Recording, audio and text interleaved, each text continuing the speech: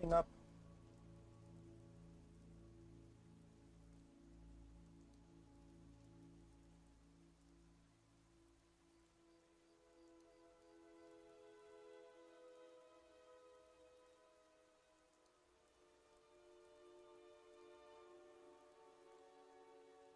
It's over. That's fine. Okay.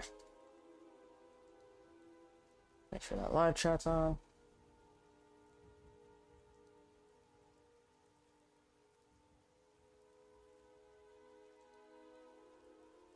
All right.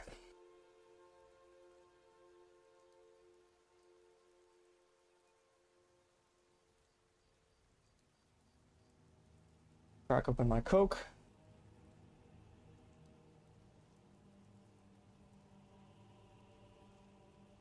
It's not safe.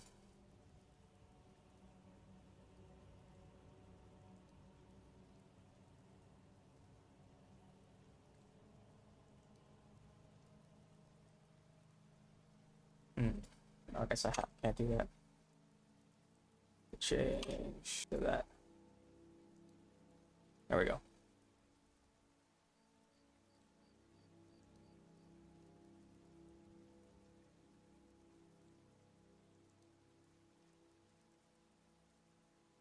Okay, I think we're good now. For some reason, I guess Twitch doesn't like the word schizo in their title. I had to change that. There's been a lot of Charlie Kirk's schizo theories out there.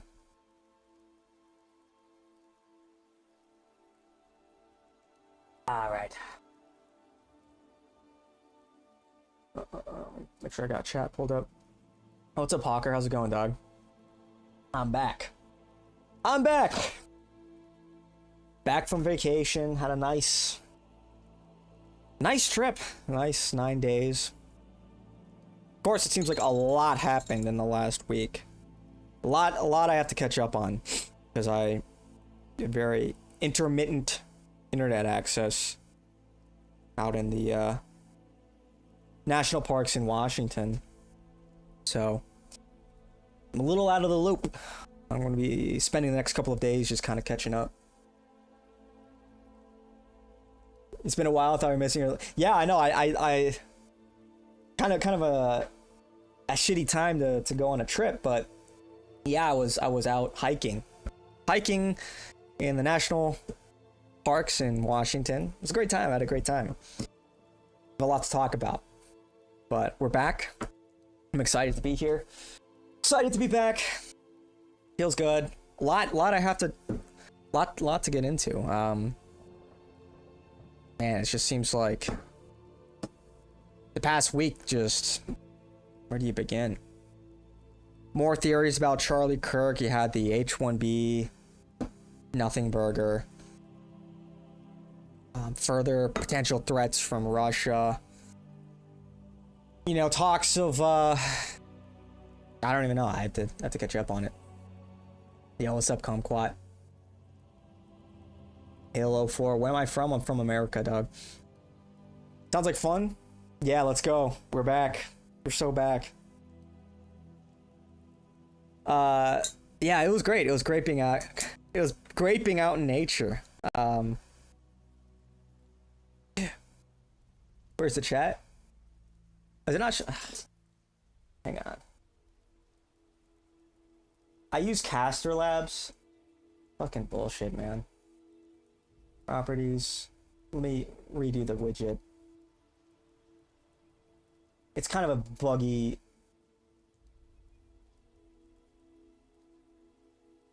Or something goes. I literally change nothing, man. I change nothing. And somehow it fucking breaks. Don't you love that? There we go. Is that too small? Is that... Okay, well, now it's the whole thing. Now it's not fucking transparent. Dude, it's been... Hang on. Wait. Oh, here we go. This is the link I want. Already, I'm pissed off. Already, we're off to a bad fucking start. Already? Dude, what the fuck? See, now it just disappears because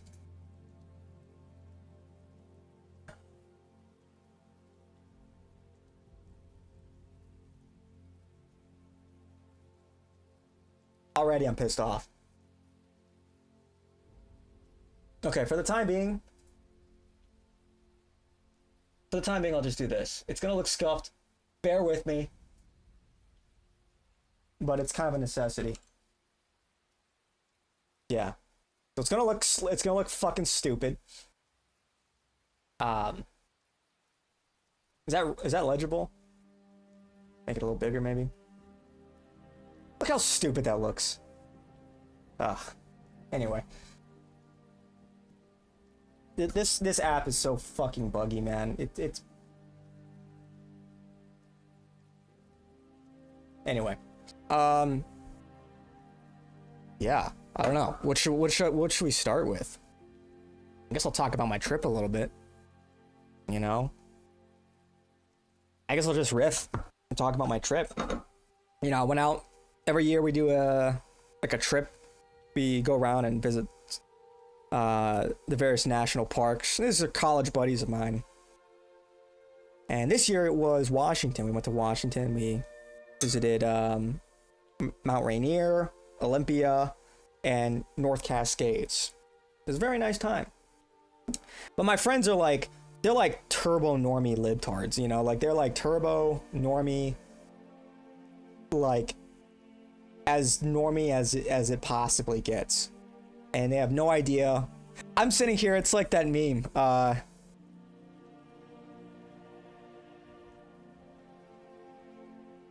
Right. It's like this is me, like, with my friends. They're like, okay, wait. How do people? Okay. How do people fuck up the meme this bad? Like, I'm just sitting there like they don't know that I'm I'm like, you know, like a racist, you know, anti-Semite, whatever. Which I'm not. I'm a nice guy, you know. But anyway, so like, all my friends are like turbo normies, and you know, half of them, roughly, have more than half have like advanced degrees of some sort, like PhDs. So like, we're like elite human capital people, and you know, great group of people. But man, it's like, you actually forget, like, we kind of live in a bit of a bubble. They're all brainwashed. Yeah, I mean, there's a lack of critical thinking going on. You know, there's a lot of, to be fair, there are a lot of brainwashed conservatives, like, and I'll get to that in a minute. But like, it's like, I was like talking to like one of my friends, the two of them, and I'm like, yeah, you know, things are getting really bad. The economy is awful. You know, inflation is out of control. We're just gradually becoming poorer as a country. This is the end of empire. You know, really nothing, I think, too crazy. One of my friends is like, well, you know, I mean, actually, I think the Fed did a really good job, and the stock market is way up. It's like, but how do you convince the average person that things are actually doing pretty well? And I'm like, I think the average person is more aware of their circumstances than you. I think when the average person says that they can't afford groceries or rent or utilities, and that their way of life is deteriorating, I think they would know better. This assumption that, like, oh, everybody else is wrong because the data shows that the GDP is going up, the stock market's doing really well. It's like, that does not fucking reflect reality. The average American doesn't own stocks, at least not a significant amount.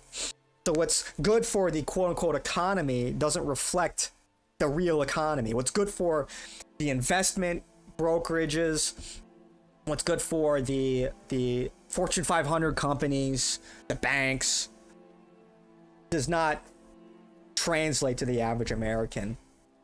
So I'm like, oh, brother, man, we are not And you know, when you're, I had to pick my battles very carefully, you know, because you can't, like, you have to know your audience.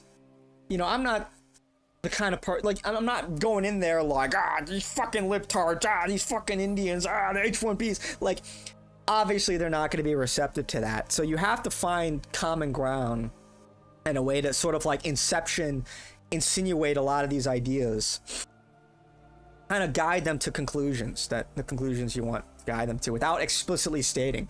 Because liberals, one thing that is very common in liberals is they're very presumptive, right? They sort of they assume everybody just kind of agrees with them if they're in a room full of like educated people, because we liberals follow facts and logic and reason, and we look at the facts. I listen to the New York Times daily. I'm informed. Not knocking the New York Times per se, you know, I think they're reputable enough of a newspaper, but you just have to read between the lines and think critically about, you know, who runs the New York Times, whose interests do they represent. And so it's like, so much of my time I spent, well, attacking the right wing, because that's something we would kind of inherently agree on. That, okay, I'll go after Trump, but they don't understand that I'm attacking Trump from further from the right, you know, that I'm further to the right than Trump, and I'm not like a kind of a centrist liberal of sorts. So, are these the Discord bros or different friends? Different friends. Yeah, these are college friends, not my Discord homies. They're my Discord homies, you know, they're all based. 30-06 bullet from a bolt action sniper rifle did not get stopped by someone's miracle bone density neck. Yeah, we'll get into that in a bit. I've got some thoughts on all that. Stock market has nothing to do with the local businesses in my area unless they buy or supply product from them. Not even just local businesses, but like your average like college grad that's trying to get a job, and salaries are completely being outpaced by not only the salaries, but the employment rate are being completely outpaced by the cost of living. So everybody's becoming poorer because of inflation, and how also the price of goods is responding to inflation. Not always one-to-one. Not having an exit wound through the neck, and the surgeon says it was a miracle. Yeah, we'll get into that in a minute. I do want to talk about that today. New York Times is straight up leftist and anti-white propaganda. Well, here's the thing about the New York Times. Yeah, I mean, a lot. Yeah, it is. Oh, it is. But it's you have, there is good analysis in there, particularly when you're interested in the perspective of the establishment. Because it does matter. It does matter what the establishment says, and you should listen to what they're saying. You should listen to what they're putting out into the world. You know, what their arguments are.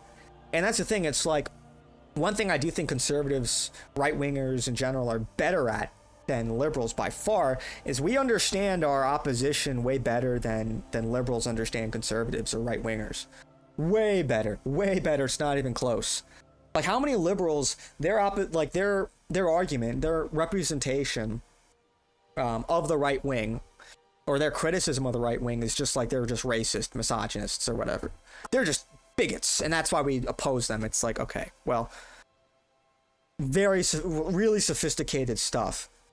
But right-wingers really understand the liberal mindset, what motivates them and why, way better than the inverse.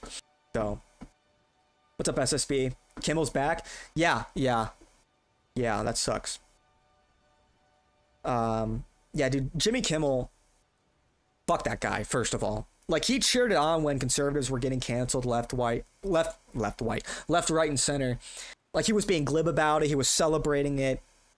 And notice how liberals are using our own standards against us. This is why being principled doesn't really get us far when we're dealing with leftists.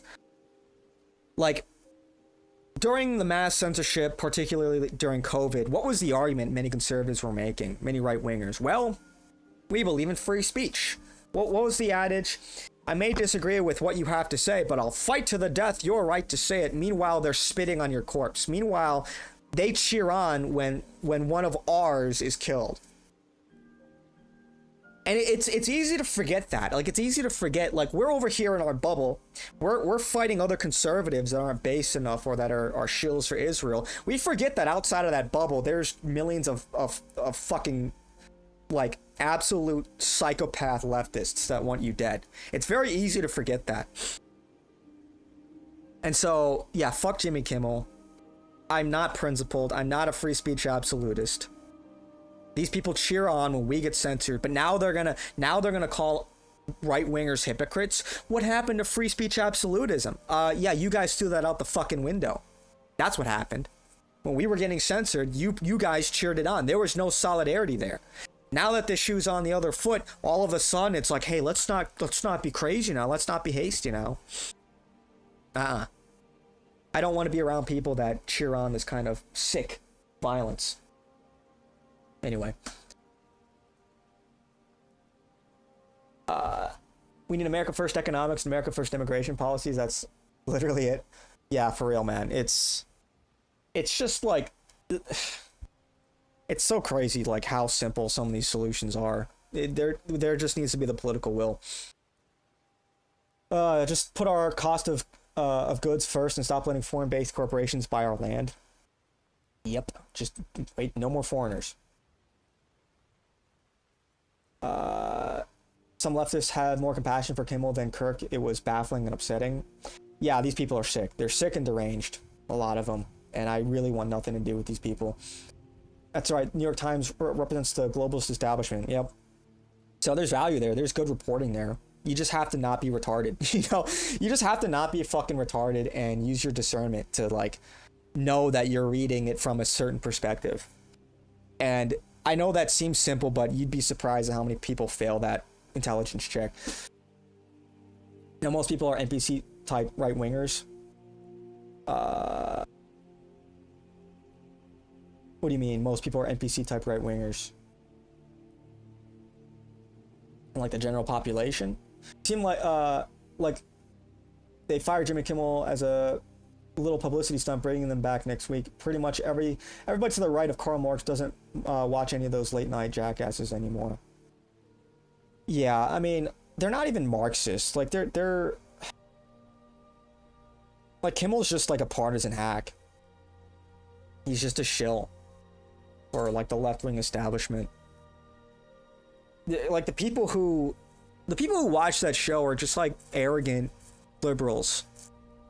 Like, liberal atheists. Like, millennials. Liberal atheist millennials. And, like, his ratings suck. Anyway, so, not really the most relevant person, but, you know, he's got his own talk show. He's got the establishment backing, so.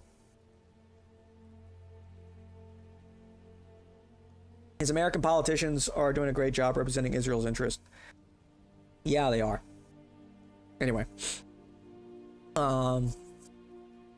Yeah, on to, like, the... Yeah, what else? What was I talking about? Yeah, so, you know, I'm just talking to my friends, and I'm like, trying to explain to them, like, look... And you forget this because it's something we've sort of taken for granted. Like, it's been a while since I've talked to, like, a lot of these, like, normie liberals. It takes a bit of recalibrating because you have to, like, reassess your assumptions. Like, what do they believe? What do they even know? And it was like the fact that America's in decline was, like, something that's not even on their radar. Like, it was like, it's like they were legitimately hearing some of these ideas for the first time. It was like deer in headlights. And these people are smart people, mind you. Okay, like PhDs. We're talking 130 plus IQ. So, man, it's just, you know, and like one of my friends was like, well, I have faith in the American people that we can get ourselves out of this rut. It's like, yeah, I mean, I do too, in theory, but who are the American people? We can't even agree on that. We literally, as a country, we cannot agree on, you know, who is an American and who isn't. Because there's a lot of people that believe as soon as you step foot in America, you are now just as American as everybody else.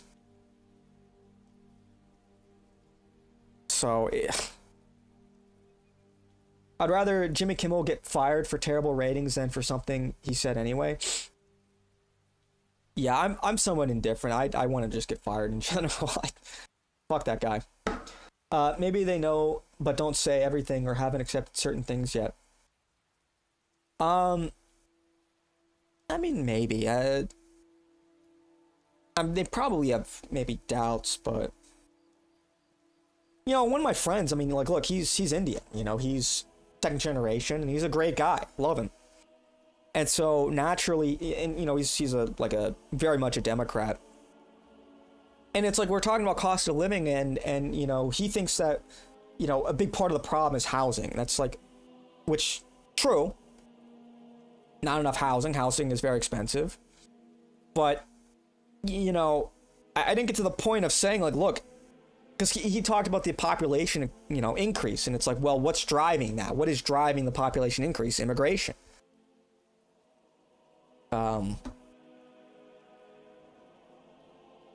know, when you take into consideration, there's like 50 million people that probably shouldn't be here. Yeah, things are going to be more expensive. You're competing for housing. You are competing for jobs and housing. And think about how much worse the traffic is as well because of that. So, a lot of people are too arrogant, deer caught in headlights. Yeah, it is just like, dude, most people are, they literally have not been exposed to a lot of these ideas before. They literally live in a bubble. But I think furthermore, I think what's more maybe alarming is I think there's a bit of a lack of intellectual curiosity. It's like people, like, they immediately accept sort of these like existing presuppositions for everything, and they exist within that Overton window, right? They sort of accept, oh, democracy's good. You know, liberal democracy is a good thing. Just basic rhetoric. And they will operate within that to try and find solutions. But stepping outside and thinking about things in a more meta way, a more meta framework, it's just like it's kind of alien to them. And these are smart people. These are, you know, we're talking PhDs, and not bullshit PhDs either. I mean, these are engineers. These are STEM grads. You know, so some Rothschild guy who called himself a disinformation agent was on the news the other day saying pretty much all the conspiracy theories are anti-Semitic. I feel like that's every other day, no? Isn't that like every other day it's just another anti-Semitic conspiracy theory. Yeah, it's I guess it's Wednesday. But interestingly enough, I did get the opportunity to talk about like the Talmud, because we can agree that what's going on in Israel is a genocide. So we start from there. You find common ground, you find things that they care about. Liberals probably care more about the Palestinian cause than right-wingers do, conservatives. And so knowing that, they're also they're like all atheists too, or like agnostic. And we'll talk more about that in a second, but so find a way, the thrust of what I'm saying here is find a way to instrumentalize these people to the best of your abilities. And so red pilling them on things that like you would agree with, you know, focus on that, you know, like I'm not going to red pill them on like on COVID, you know, I'm not going to red pill them on like probably not even like immigration and maybe to an extent diversity. I was talking about diversity and how it's a source of conflict, it's a source of problems, but you know, obviously I have a very optimistic spin on it that it's something that can be overcome. I didn't outright say that we need millions upon millions of deportations, but you know, I do think that some amount of diversity is tolerable. It's not gonna destroy the country, obviously, because every country has a certain amount of diversity. We're not gonna create an ethno state. That's not realistic. But point being, You know, there's ways where you can sneak in ideas on the fringes where there's overlap, where, you know, you look at horseshoe theory and you find the things that you can agree on, and then you just push those angles. So I was talking about the Talmud. I was talking about the more sort of esoteric mysteries of the rabbinical Jewish Talmudic faith. A lot of those guys are hard workers, but not smart people. They are smart. I won't say they're not smart. It's a lack of critical thinking. It's almost like it's like a move along to get along attitude. They won't question things because why rock the boat?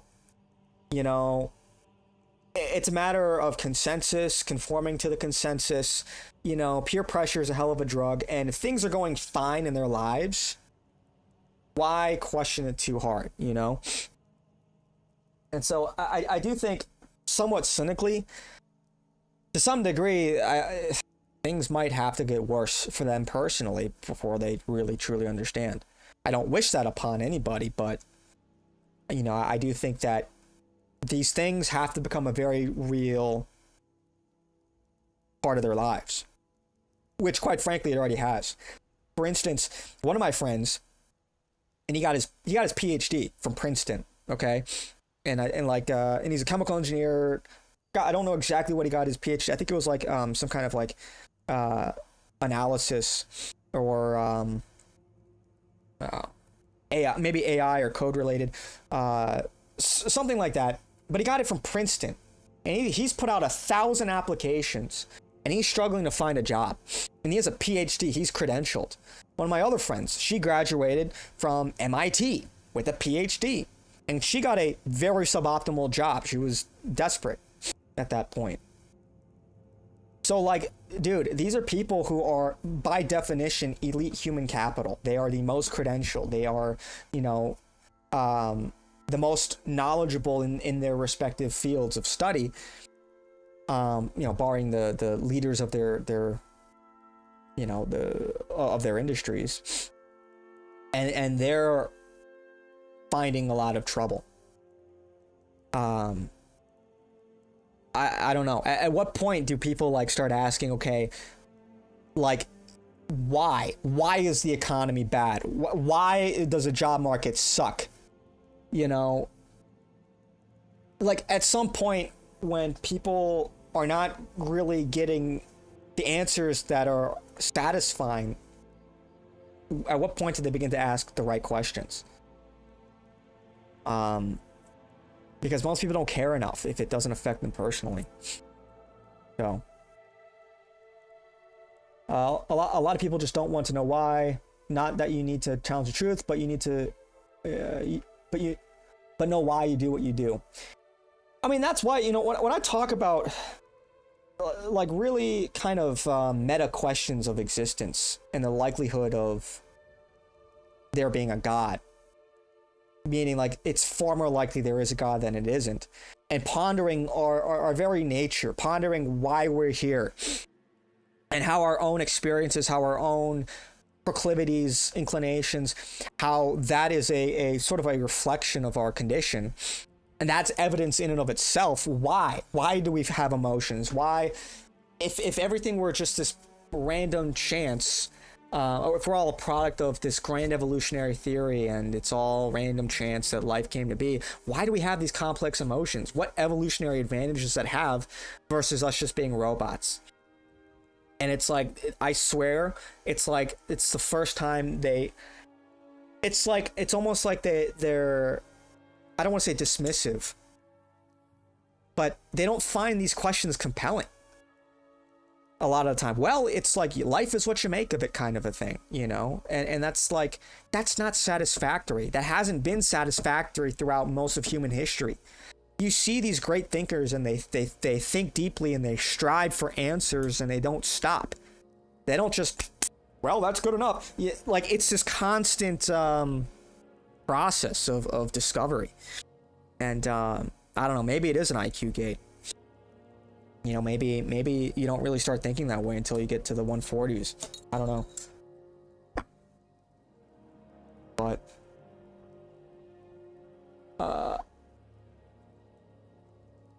you need to work hard in school to get not really creative, out of the box thinking.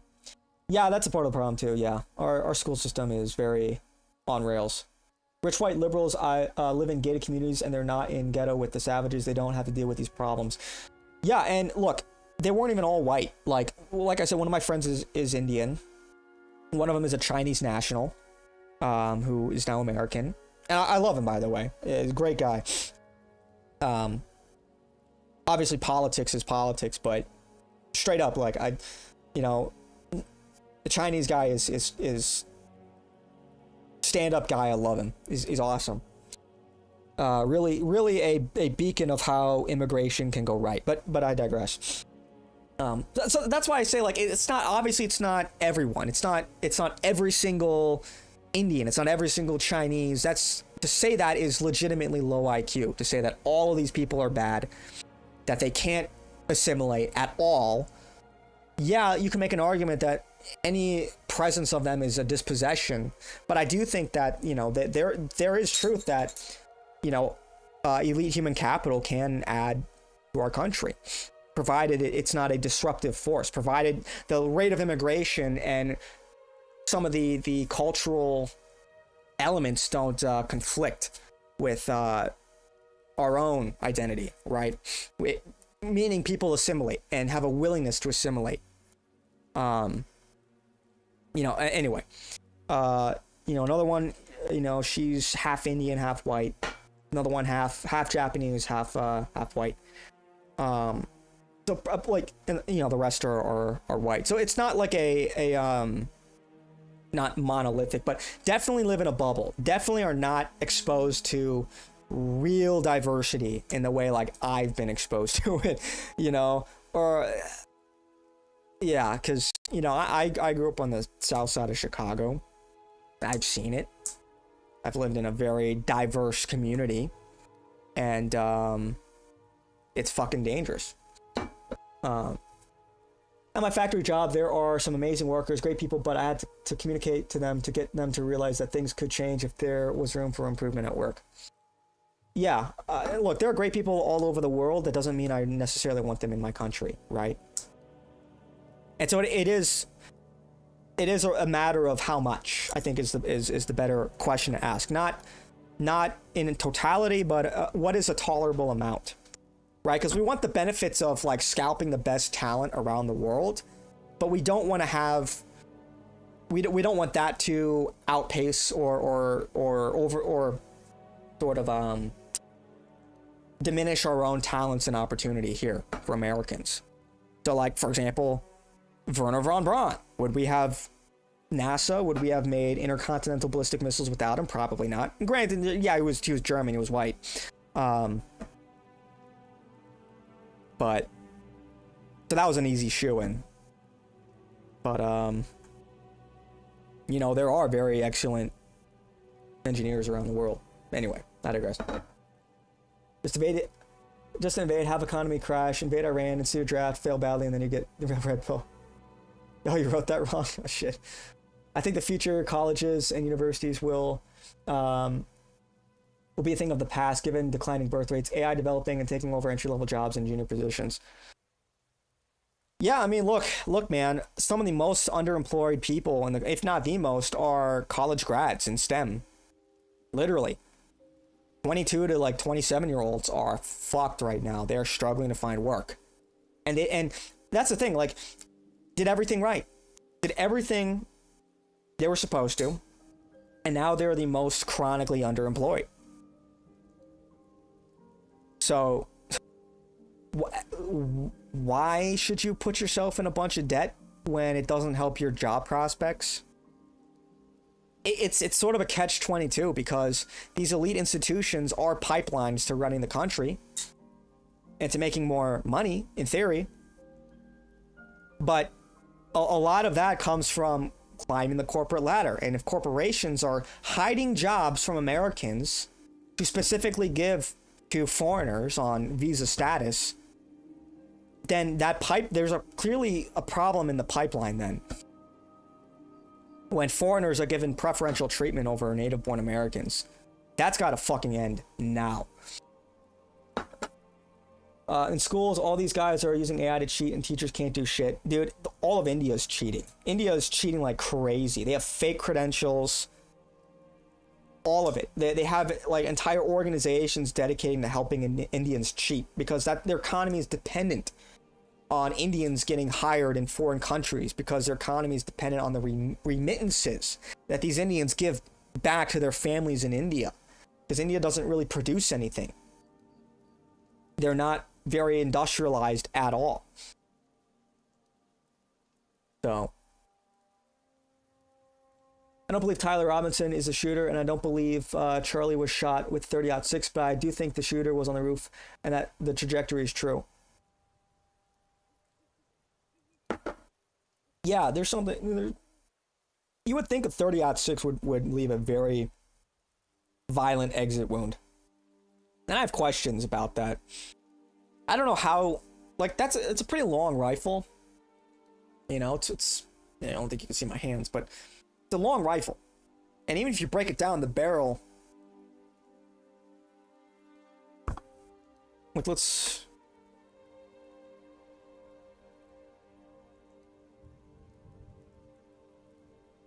where is it?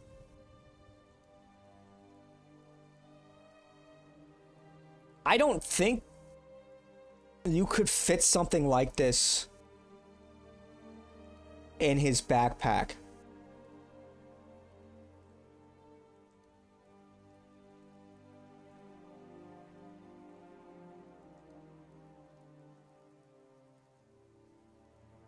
And it looks like he's bending his legs, so I don't think it's in his it's in his pant leg, but I don't know. I don't. If I can find the make and model of this rifle, and if we could tell what backpack this is, we can approximate it. I have serious doubts he'd be able to fit it in there. Even the stock, I think it would be sticking out. You would see, even if you could fit it in, I think you would see it poking out of either the backpack, or you'd see the profile of it. I have my doubts, but we'll get into that. Haitians and the Somalians are not contributing a lot. No, they're not. H1B subreddit was real interesting a few days ago. Yeah, it was. But it's just red meat for the base. They like immediately walked it back. It's not an annual fee. It only applies to new applicants. They'll just go on some other visa. Like, it's not, H1Bs realistically are not a huge contributor. There are other visa types. L1s, F1s, EB 1, 2, and 3. So there are a lot of different visa. Like, it's an enormous scam. An enormous scam. And when you consider how many people are probably sharing credentials as well, you have millions upon millions of people that really should not be here. Ballistics does weird things, simple as, yeah, like the report that apparently the 30-06 tumbled in Charlie's neck. I don't know. That's a large round.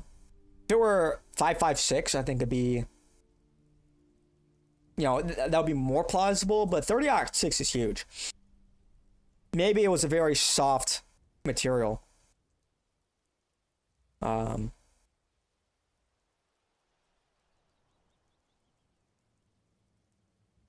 I've seen footage of another shooter from behind Charlie Kirk hiding in some bushes or fake big planet upper behind the level tree.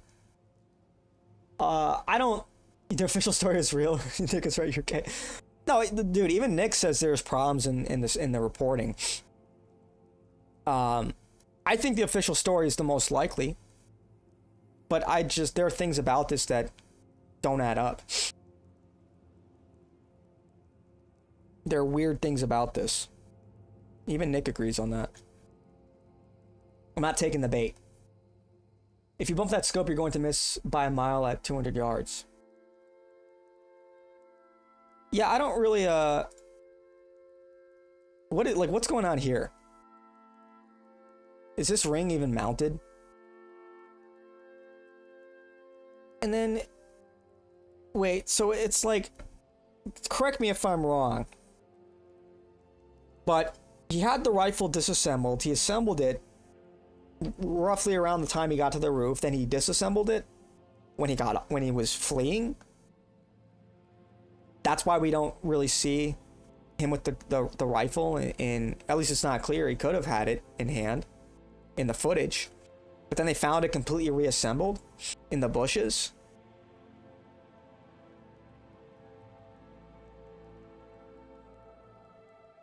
Oh, definitely more people involved with the 2 Fall Guys in the crowd. And yeah, the Zin guy, what's his first name? That's weird. What's up with that? So this guy was present at 9/11, the Boston Marathon bombing, and now this? What the fuck is up with that? What are the odds of that?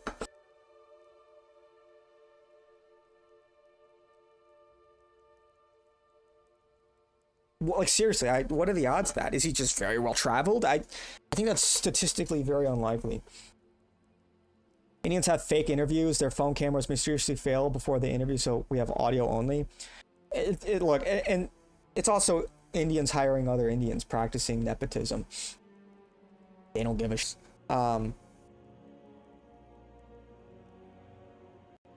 so there was, I think, it's in some degree, the Trump assassination was definitely an inside job, but there's just not enough evidence to really definitively say who really. I don't know if we'll ever know.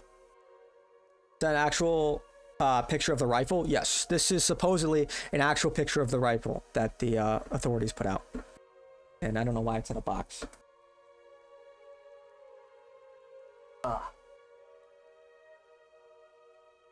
Yeah, Caster Labs is so dog shit. Gotta pull this over. 1 in 2B odds. The old guy must have been paid by some group to cause a distraction. Yeah, maybe. Certainly plausible. Oh, stream crashed? You fucking kidding me? Fuck.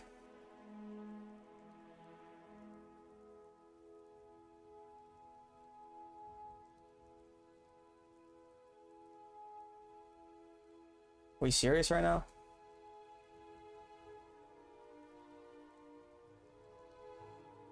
Great.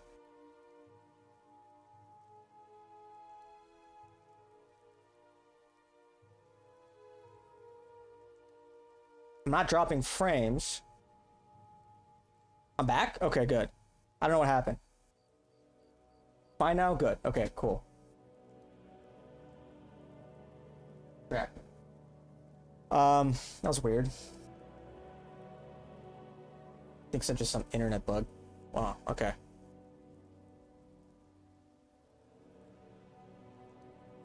Yeah, Kumquat was fucking with me. These are my walls. AF is now a groupie and Goiper movement. Yeah, all the e-girls found out about AF.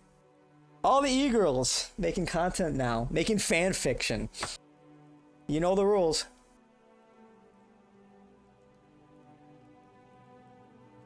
But anyway.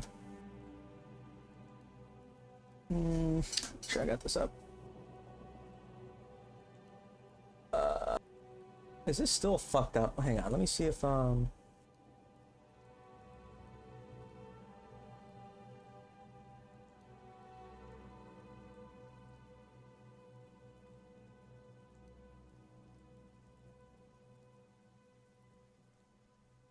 crashing too. Okay, good. I need to fix this later.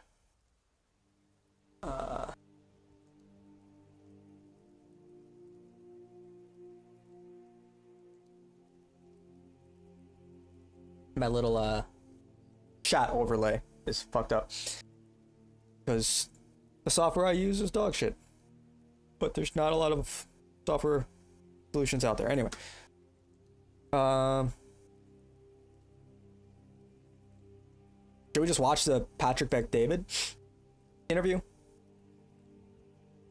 Oh, here's the whole thing. I don't know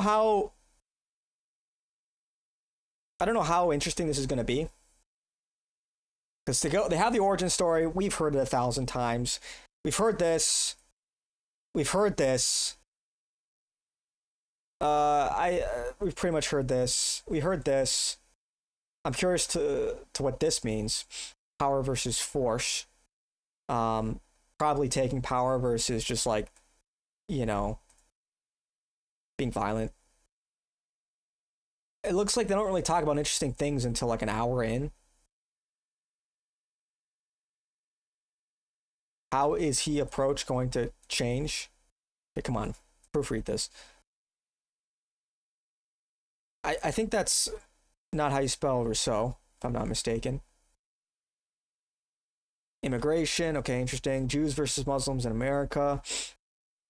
And then Charlottesville for the 1000th time. So we'll start it. We'll see. I think we'll probably skip a lot of this because we've heard it so many times before. Yeah, sure. Oh, I appreciate that, Hawker. Yeah.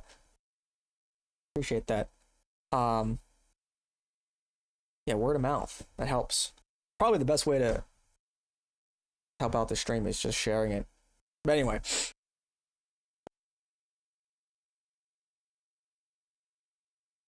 Are we back? Hang on.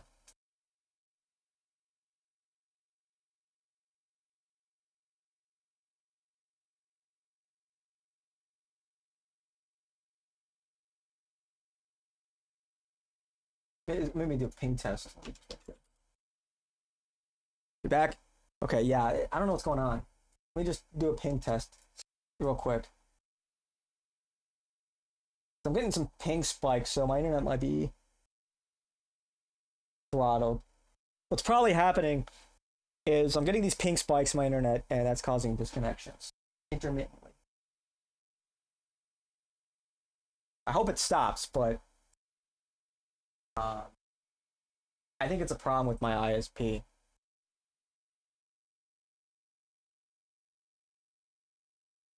Fucking dog shit, great. Audio is off now?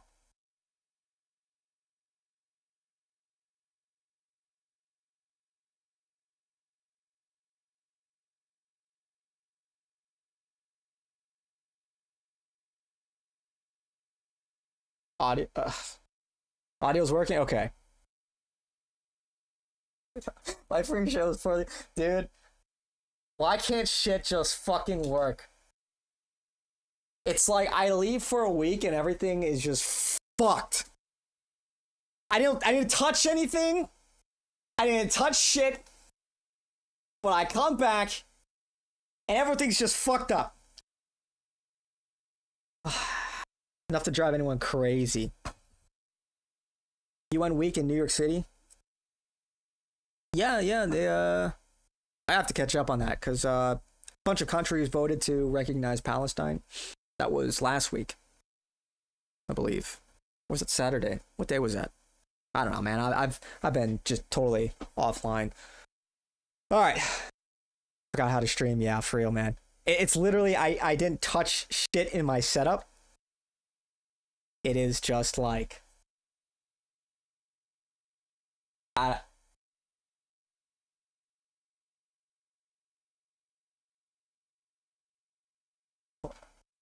fucking Xfinity, man. Anyway. Yeah, I leave for a week. I leave for a week. Nick has groupies. Everything fucking falls apart in the right wing. They're saying Nick is an Israel shill. That's the funniest fucking thing in the world, man. They're saying Nick works for Israel. It's like you won't even name Jews. Who the fuck are you? Like all these people that were red pilled yesterday. Like all these like American Communist Party retards. First of all, if you're a communist, you're dumb. Okay, you're legitimately low IQ. All these people LARPing, like Hazaldine LARPers, saying, you know, Nick is an Israel shill. Dude, do you know who you're fucking talking about? It's just like, dude. Anyway, what's a groupie funders? Just there's just like a lot of e-girls making TikToks about Nick now. Making TikToks, fan fiction. I saw that post. That's Great. That's just what the movement needs. PBD is a shill. Yeah, he is. Yes, he is. But you know what? He has Nick on, so that's a W. So we're gonna be nice. Let's just watch this. For America to minimize more. Like I said, I'm probably gonna skip. We'll start, see how it goes. But I'm 99% sure we've already listened. We've already heard. We've heard the origin story 1,000 times before. This is really for Patrick Bet David's audience, not for us. So. Of me coming to America. America is no longer America. Mass migration is changing what America is. And I want to conserve they don't come after what America historically has always been. Yeah. Well, that's a little bit... Me neither. That's a little bit harsh. Well, I'm not in favor of interracial marriage. Even he got rich off of LMM. I don't really know much about his background, to be honest. Let's read Fuentes fan fiction tonight. Oh boy. It's kind of racist. I agree. Okay. But how did Peter Thiel's let's remember 4-part series go? How bad is the video? I don't know. I wasn't there. I was literally in the fucking woods, man. I don't know shit. I had no internet for like most of the not most, but a good amount of the trip during the day because we were hiking in the national parks, enjoying nature, touching grass. I saw a bear. I saw a big black bear. It was like 40 feet away from us, and he was just eating berries. I wasn't thinking about. I wonder how Peter Thiel's series on the Antichrist is going right now, you know? I was like, look at that fucking bear over there. I hope he doesn't eat me. That's what I was thinking about. I'm actually curious on how bad the video is. It's a funny search query. I'm not sorry because this is a political attack. This is how political control is maintained. So when you go a week ago and you're like, yeah, a national park in Israel. You don't need to do it. Drop in the N-word. How is your approach going to change moving forward? I don't think there's much that needs to change. I've seen the tweets, I've seen the videos. I don't platform trolls. But how are you processing this? I'm going to tell you the truth. I thought there were PBD things has about this the consulting memorial that thing were he does. distasteful. I did not like him when he was alive. This guy charges thousands for mid-level generic advice. Or PBD does. PBD does. This guy's a piece of shit scammer. Unsurprising. Honestly, man, it's like, dude.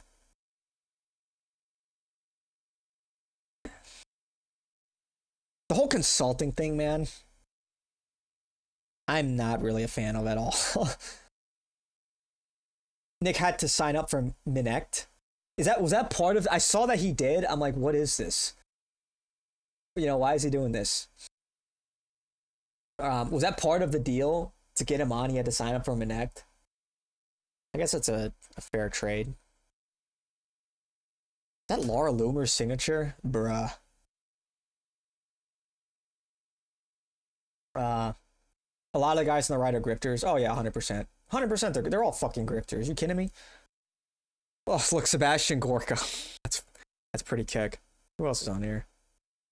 I can't really read that.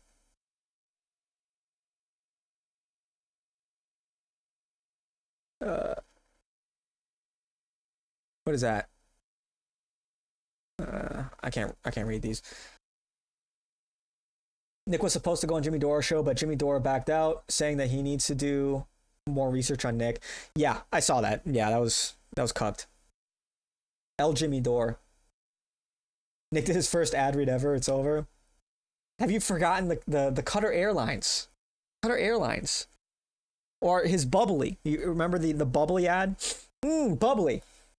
My favorite the official beverage of America First. Clink. Gorka is an angry boomer. Yeah, the guy sucks. Oh, Larry Sage Elder. Oh, yeah. Larry. I forgot the guy existed. Gorka been confronted a couple of times. Yeah. Yeah. Now, and he does like fucking pharmaceutical ads for like being old. You know? For ads for drugs that he takes for being like old and decrepit. Eric Trump, top right. Yeah, I'm sure he's had a lot of very famous guests on. Listen, you going to the dark side of where you're going right now? Is that kind of where you're going, or not at all? I didn't even want to do the show it was pretty at that time. I was looking for an off-ramp. At that point, they were trying to knock me out. It made me want to stay in the game. Oh, speaking of which, not of ad reads of something completely different.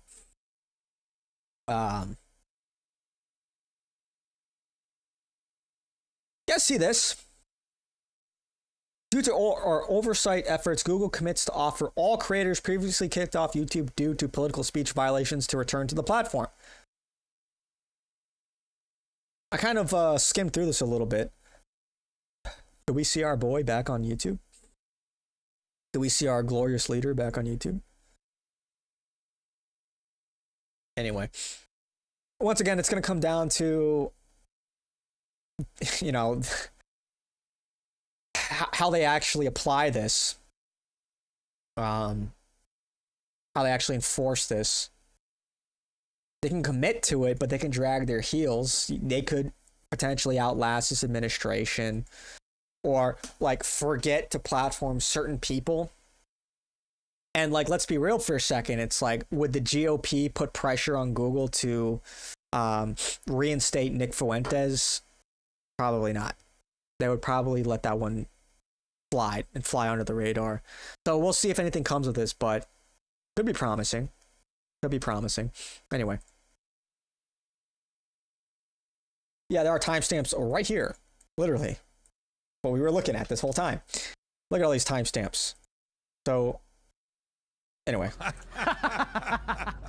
I got it. Okay. So I was thinking we started off, see how it goes. I think a lot of the stuff... Why would you put Nick Fuentes on your podcast? We'll see how it goes. I think a lot of this we've probably already heard before in the first half. Why would you do that? My lawyers, don't do it. He needs his YouTube platform. Imagine. I don't have sponsorship to lose. I don't have to worry about an investor saying they're not. I should interview PineSap. No. And me, I don't think I have a big enough platform for PineSap. I'll talk to anybody. I like PineSap. And the reason why I wanted to speak to him I like him a lot. Is because this interview happened the day after me leaving Charlie Kirk's memorial, which was the most magical revival I've been in my entire life. Charlie was 31. But yeah, Valuetainment, what a dumb name, dude. It's like, does that not just give you the fucking ick? Valuetainment? That is like so boomer coded. It offends me on a spiritual level. Valuetainment. Because it's valuable entertainment. It hurts. It hurts, man. He's in his mid to late 20s. And I feel what we need today more than anything else is to continue talking to each other. And if we don't learn about each other, what are we going to do? Hate, misinformed, agitate, divide, continue to call each other out, and create this temperature to go higher and higher and higher? No, guess what? You know what podcast value I did with this guy? Yeah, oh, wow. I don't know if there's a podcast that you'll learn how he became who he became. What caused him to go from being a pro-Thomas Sowell guy, seems like a scam. Pro-Prager. Dude, I swear, only only the brown mind could come up with something like valuetainment. Like, is he gonna try to sell me used cars next? That's what that feels like. Not to be racist, but like, seriously, man, like, how did that ever get off of like, how did that ever leave like the ideation stage? Let's just take these two words and jam them together. It's valuable entertainment.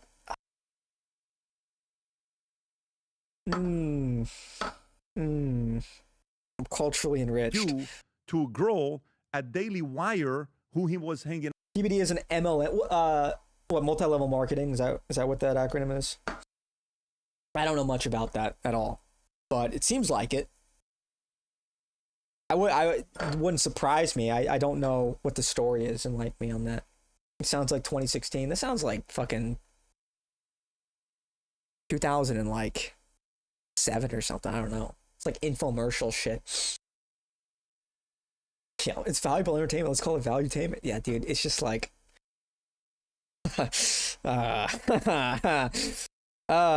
man. Now, what I think they even liked each other at one point that became a Jew, converted, and then did certain things, and some retweets, some incidents with Ben, that the temperature elevated. One after another, and then in one video while he's at a university at this Leadership Institute, where the camera is kind of angled and this girl records him saying something about blacks. That goes viral. He gets blocked from all the conservative interviews, and at a young age, he goes from here to the entire whole different level. And I asked him a couple questions. Who are you more concerned about? Jews in America or Muslims? His answer is very interesting. I asked him, who's a bigger net positive, Jews or Muslims? You're going to be surprised by the answer. It's a technical answer, but we had a very good conversation in that exchange. And then a lot of the stuff of where he's at right now, Charlie Kirk, how did Charlie Kirk inspire you? What did he inspire you? And he revealed something I've not heard him talk about. When PBD says insurance, he is referring to his multi-level marketing scammer days. Was he running his own scam? What are the details of that? I literally don't know the PBD lore. Was he just running his own multi-level marketing scam? Was that, like what promises of, I mean, we've seen it 1,000 times, but was it somebody else's? Was it his? What level of involvement are we talking about? Sure, this is the line to the Wendy's. Before. Okay. But all in all, I actually think, here's what's going to be interesting. I actually think his audience is going to like it. I think conservatives are going to like it because you're finally getting to know who this guy is. I actually think, it's going to sound weird, I think Jews and Israel's going to like it. That's kind of crazy. Yes, I actually... Oh, there it is. Nick is working for Israel. Nick is working for Israel, confirmed. Nick is an Israeli asset. But having said that, I hope you enjoy... He's running some kind of Ponzi scheme. Getting to know this individual. Very interesting. That is both loved by groypers and hated by many. And if you're like me, you're in the middle 20% that just doesn't have a clue who the guy is, I hope you get to know him better by the time this podcast is done with Nick Fuentes. 30 seconds. Did you ever think you would make it? I feel I'm supposed to take sweet victory. I know this life meant for me. Adam, what's your point?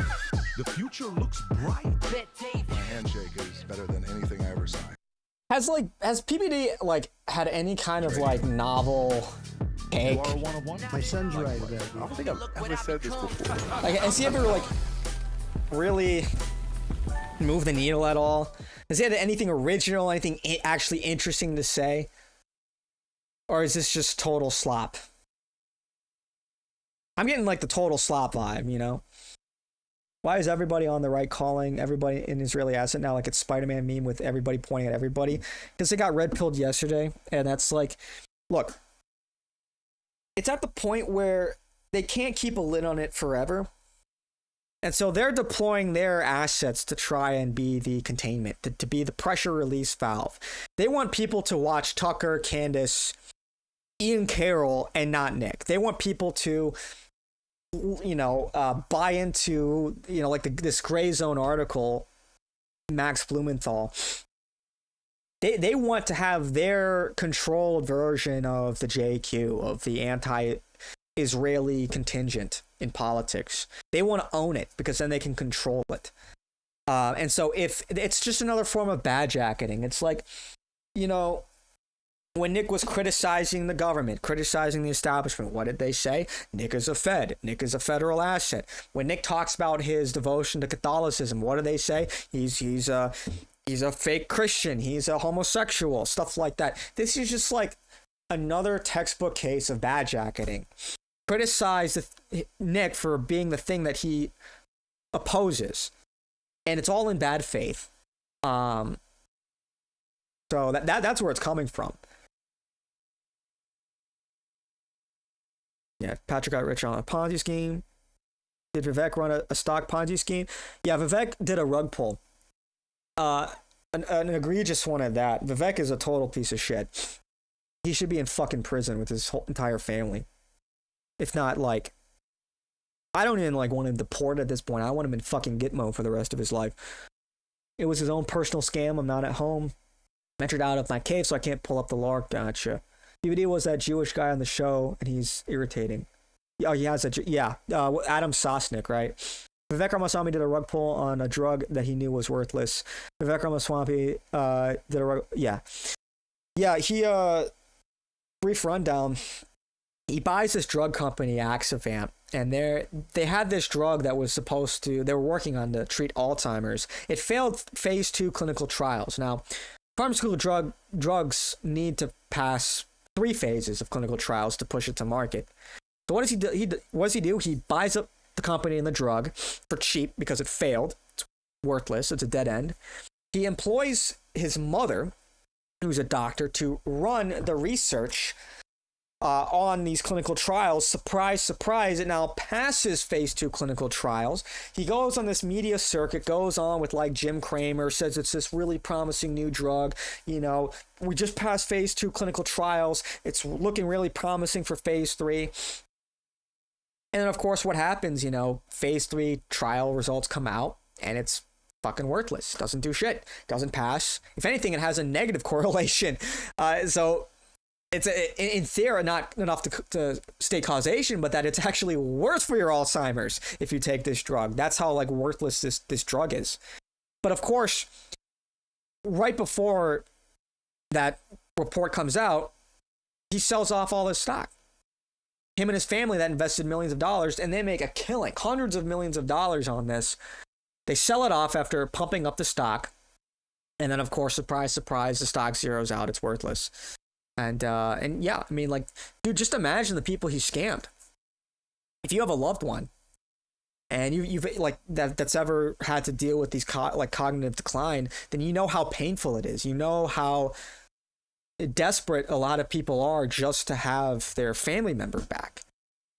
That's slowly losing themselves. That doesn't even recognize the people around them. Those are the people that Vivek scammed. Those are the people, these honest Americans that just wanted their family members back. Those are the people Vivek shamelessly, heartlessly scammed. He's a fucking piece of shit. He has no place in politics whatsoever. He's no place in our fucking country whatsoever, as far as I'm concerned. And the fact that he's been able to weasel his way into politics is disgusting. Anyway.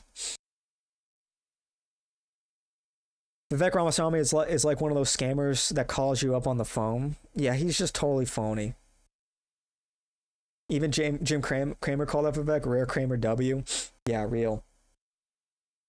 Nobody should like Vivek Ramaswamy. Nobody. Like, unfucking believable, man. And he'll probably be the next governor of Ohio, but dude, fuck that guy, man. Honestly. Total sack of shit. But, yeah.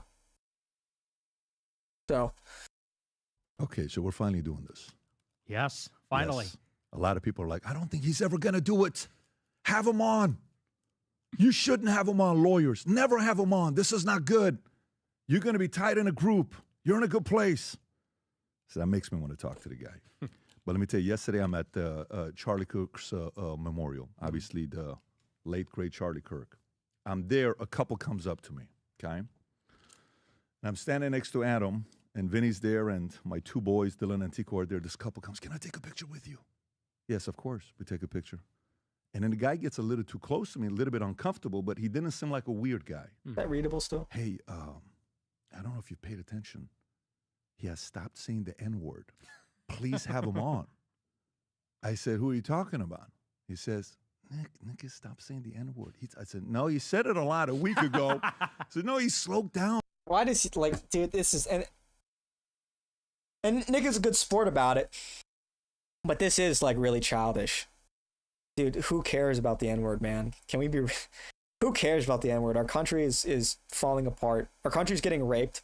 You have deranged leftists celebrating political assassinations. Dude, who gives a shit about the N-word in the Big 25? Vivek Ramaswamy thinks we need a lot more Indians in this country. Yep, very typical. And Ohio, I think, will quickly become a shithole. As if that's what Ohio needed. Or any state, for that matter. And he actually reacted, said, well, we're going to have a conversation. I said, you're probably the first to know that we're having a conversation, and then obviously you're here. Appreciate you for coming out and making the time. Yeah, absolutely. So, Nick, I don't know much about you except for the clips I've seen, respectfully. to me, the way I've made my money over the last, 25 years in insurance and finance was watching who has talent. And I would watch somebody, I would say, this guy's got what it takes, right? First time I had Charlie Kirk on at 23 years old, I said, there's something very special about this guy. At 23, I came to my insurance company. I said, this guy's going to be the president one day. Insurance company. Closely. First time I watched Tucker, unbelievable talent. When you watch him, humor, sarcasm, intelligence, pushing back, subtle. He's making fun of you. You don't know it. The audience knows it. He knows the art. Candace, talent. Dave Smith, talent. We used to have a comedian working here called Marcelo Hernandez, who is now on SNL. I don't know if you know who he is or not. Oh, Incredible. He used to produce Adam's show. And I said, this guy's going to do something special. Now he's on SNL. Vinny, talent. I see you, the way you communicated. Very, very talented. Very capable, very talented. And I've expressed this before on the show before. But I want to know a little bit more about how you became who you are today. And then we'll cover a lot of different topics. So go to high school. 14 years old, who was Nick Fuentes? Well, at 14 years old, I was already very political. I've been political since really I was 12 years old. Why is that? All right. Well, I just Can I ask started you, to. do we want to hear the origin story again? Should we listen to the origin story, or should we skip ahead to like an hour in? Because I'm fairly certain there's nothing really new to glean from this. And I think it'll get boring pretty quickly if you already know, if you've already heard it. Let me get a quick pull from the chat. What are we feeling? Do we skip ahead, or we just let it play? Remember when Twitter used to try to ban everybody on the right, and Facebook was doing the same thing? Yeah, no, I remember that. I remember that very vividly.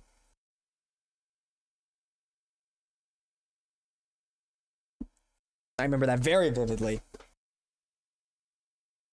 Anyway. Develop an interest in politics. There were a lot of political conversations happening due to the rise of Obama, actually, in 2008, 2012. And I wanted to know basically everything about it. You know, when you turn around that age, you start to ask questions about the world and how we all got here, and, about things that happened before. And so the first thing I ever watched, actually, was Thomas Sowell on Uncommon Knowledge with, I think, the best, one of the Peter best. Robinson. Yeah, they're both excellent, from the Hoover Institute. And that was actually the first thing I ever watched, and I just devoured it. I devoured everything. At 12. Yeah, 12, 13, 14. Who introduced you to Thomas Sowell? I just Googled it. A buddy of mine in school was telling me about the private sector. I said, what is the private sector? What is the economy? And so Is this the highest quality they can do on here? Are we serious? I just Googled it on YouTube. And Tell us the Kumquat origin story. You'll have to ask him yourself.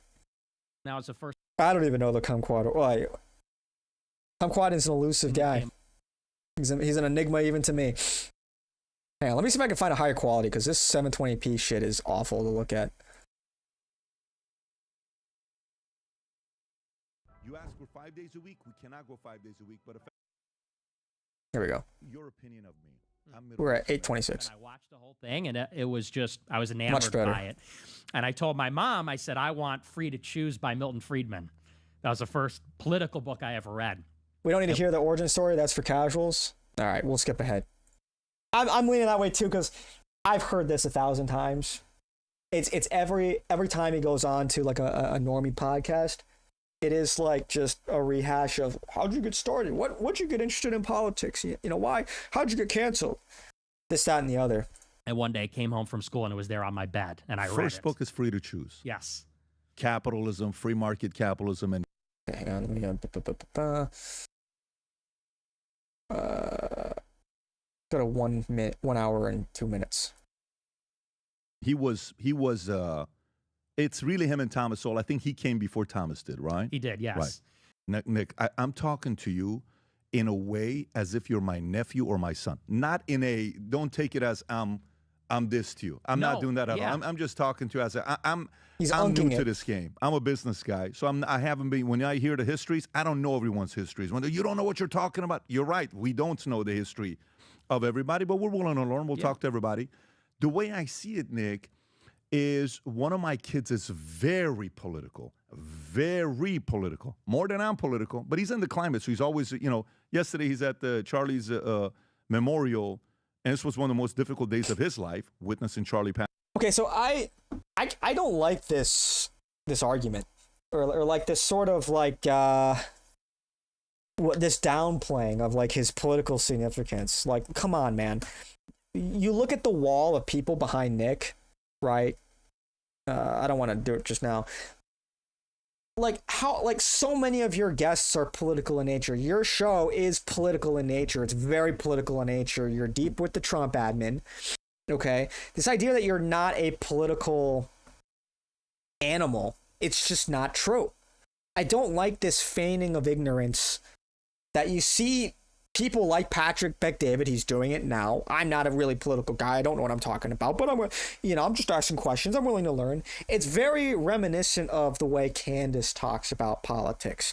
I'm just a mom. I'm just asking questions. I don't have time to do all this research. I'm over here being a mom. It's like, okay, then why would anybody listen to your fucking show and take you seriously? And then Tucker does the same thing. Well, I'm just a normal guy. I'm out here. I don't have a computer. I don't have a television. I'm out here in the fucking woods with fucking my dogs in the middle of the woods. I'm just a normal guy like you. I hate that. I hate that. No, you're not. You are not a normal person. No, you are a political machine. You are part of the political machine. Own it. Be honest.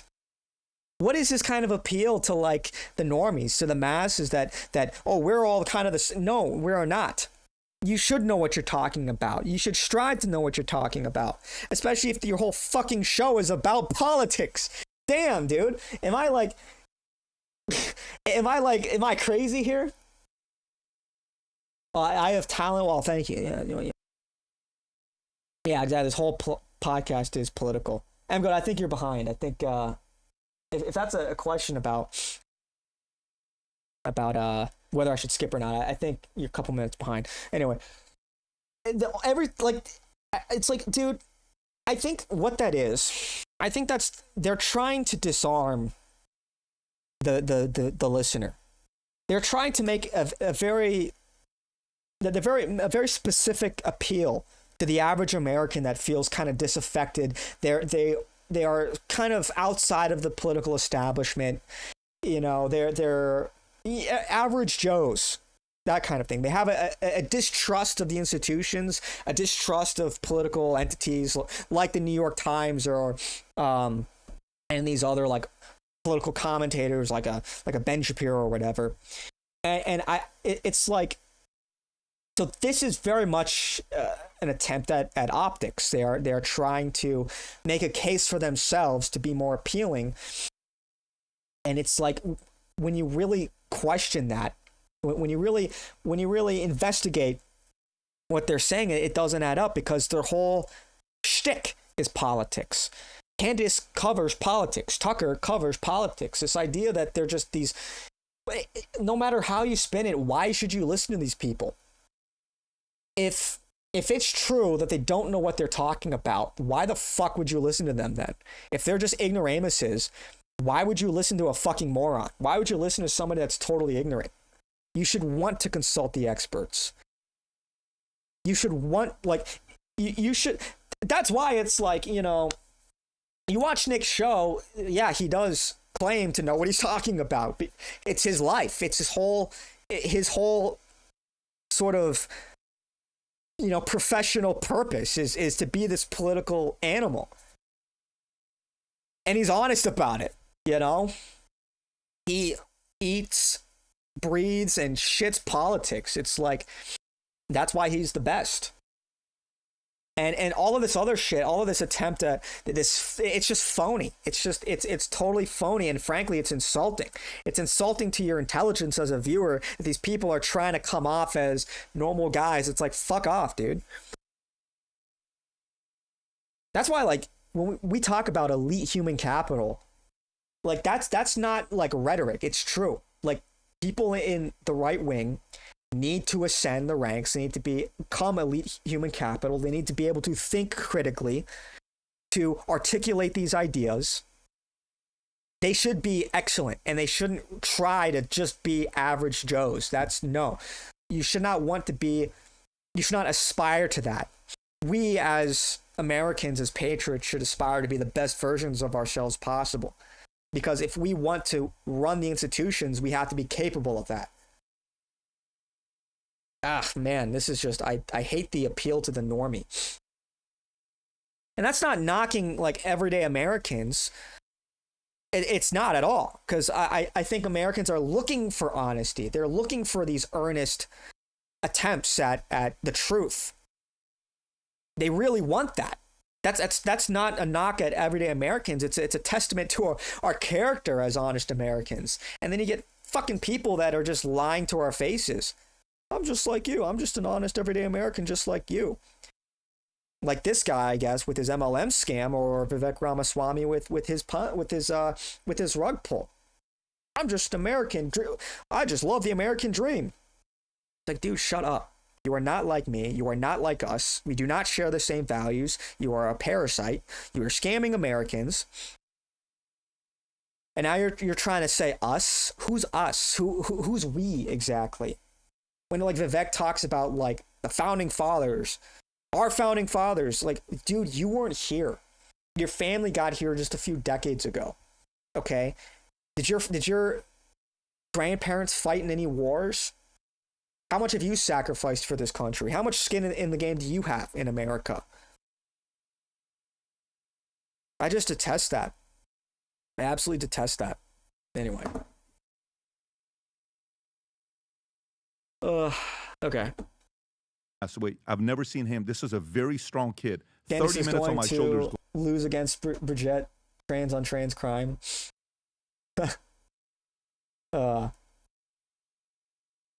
Pretty kick.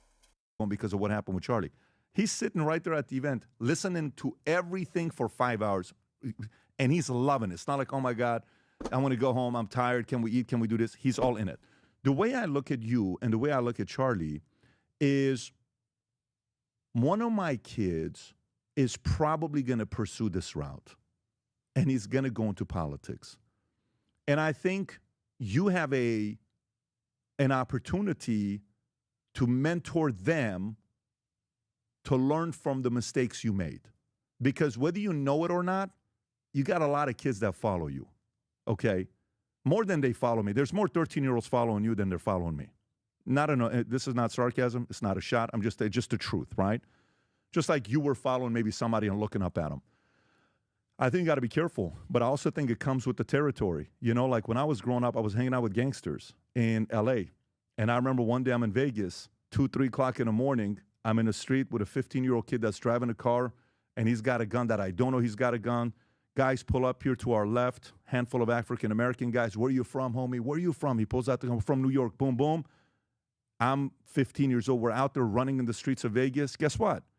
You got to be careful who you get in the car with. That could have been the last day of my life. Mm-hmm. Somehow I made it. I go upstairs. My dad see me. My heart's like shaking. That was the risk then. I don't know if so much of that is the risk today. The risk is what you just did. You got to be careful what you're saying. Well, and that comes with certain, backlash and responsibility. But I also think, and this is going to give me some in trouble, I also think we should be forgiving. I also think we should be forgiven for Ben writing that as well as you saying it.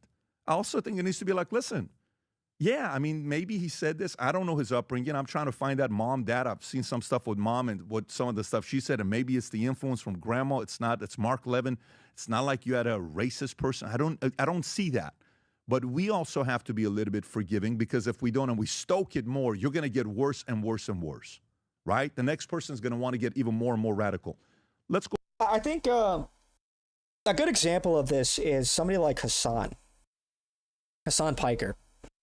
Who really just, his whole world is extreme, is just extremism, essentially. He's been dealing in polemicals for years now. He's been making calls for violence against right-wingers for years now. That's his whole shtick, and it's just been like this escalating sequence where he constantly has to give, he's constantly feeding his audience like red meat. I think if you watch Nick's show, it's kind of the opposite. It's like Nick has constantly tried to bring the volume or to bring the temperature down, to bring things back to a proper moral framework, a proper Christian foundation. And he's constantly fighting his own audience on that.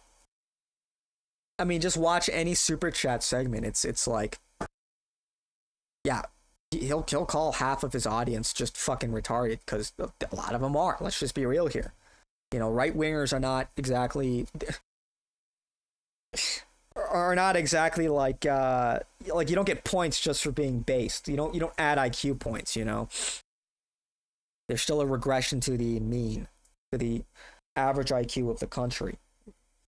So the left would try to find where you said the N-word 20 years ago and use to cancel you the rest of your life.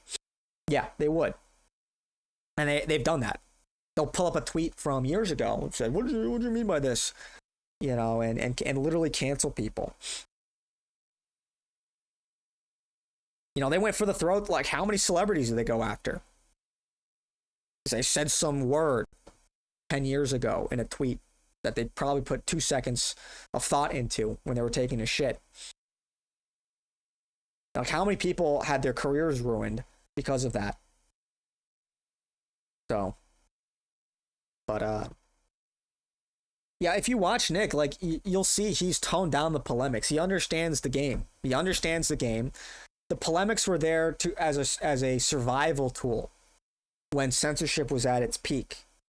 And also when the audience was way different, when his audience was like full of, like, you know, the most, I guess you could say, like, based people in politics. And now it's this larger and larger audience. He is evolving his message because it's a matter of this. It's a part of this larger strategy to have more feel, I suppose, to be more professional, to be sort of the professional face of our politics, of what we believe in. So it's not only is Nick, but you could say Nick is maturing, but the movement is maturing. It's gaining traction. It's gaining ground. And so it's like, okay, it's time to get serious about this. And, you know, internet blood sports you know, not saying that this is what Nick does, but constantly relying on, like, shock value. You know, most people don't respond to that. You know, your average normie doesn't respond to that. They respond more to a professional, articulate message. And now that message is being heard, you see how Nick has changed his strategy up a lot. I know a guy on the right that says he would like to lynch Nick. That's crazy. What a freak. You should probably not talk to that guy. I'm kind of retarded. I gotta be honest. Look what they did to Roseanne Barr. What did they do to Roseanne Barr? I don't even remember. Many such cases, I'm sure. But anyway. We'll pass this one. If you don't mind. I just want to say one thing, please, if I can, because I hear you and I agree with you, and I try to tell my followers now. I shake my head when my followers are trying to be edgy or edgelording, trolling, whatever. I totally agree, and I try to be a better role model now. And in politics, you do got to be careful what you say, because you're right, and everybody's always watching. The only reason I say that is to kind of paint a picture from my entire 18th year on Earth. I'm an 18-year-old college freshman. It's not like I was out here being problematic, being hateful, being a monster. It's that a decision was made that I had the wrong views. And because I had the wrong views, there was a basically ceaseless political attack, which is, you know, I make a tweet about the double standard on Israel, and Shapiro's amplifying that. I have a show, and someone's calling my boss saying, get this guy fired. Maybe they're collaborating with the left to get me fired.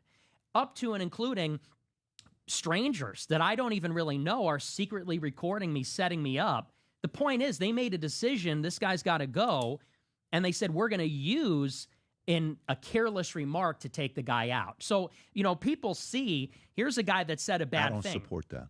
And and I'm not saying you do. I'm just explaining that's the side that a lot of people don't see. They see the bad remark. They don't see the calculation. And that's why I'm having these questions with you. And by the way, appreciate that. I wish this podcast existed because I don't know if there's one where someone's asking you for people to know, how did you become the way you became? Exactly. That's why I wanted to take this approach with you. But let me go here and hold you accountable a little bit. And Sure. again, feel free to push back. I'm comfortable with it.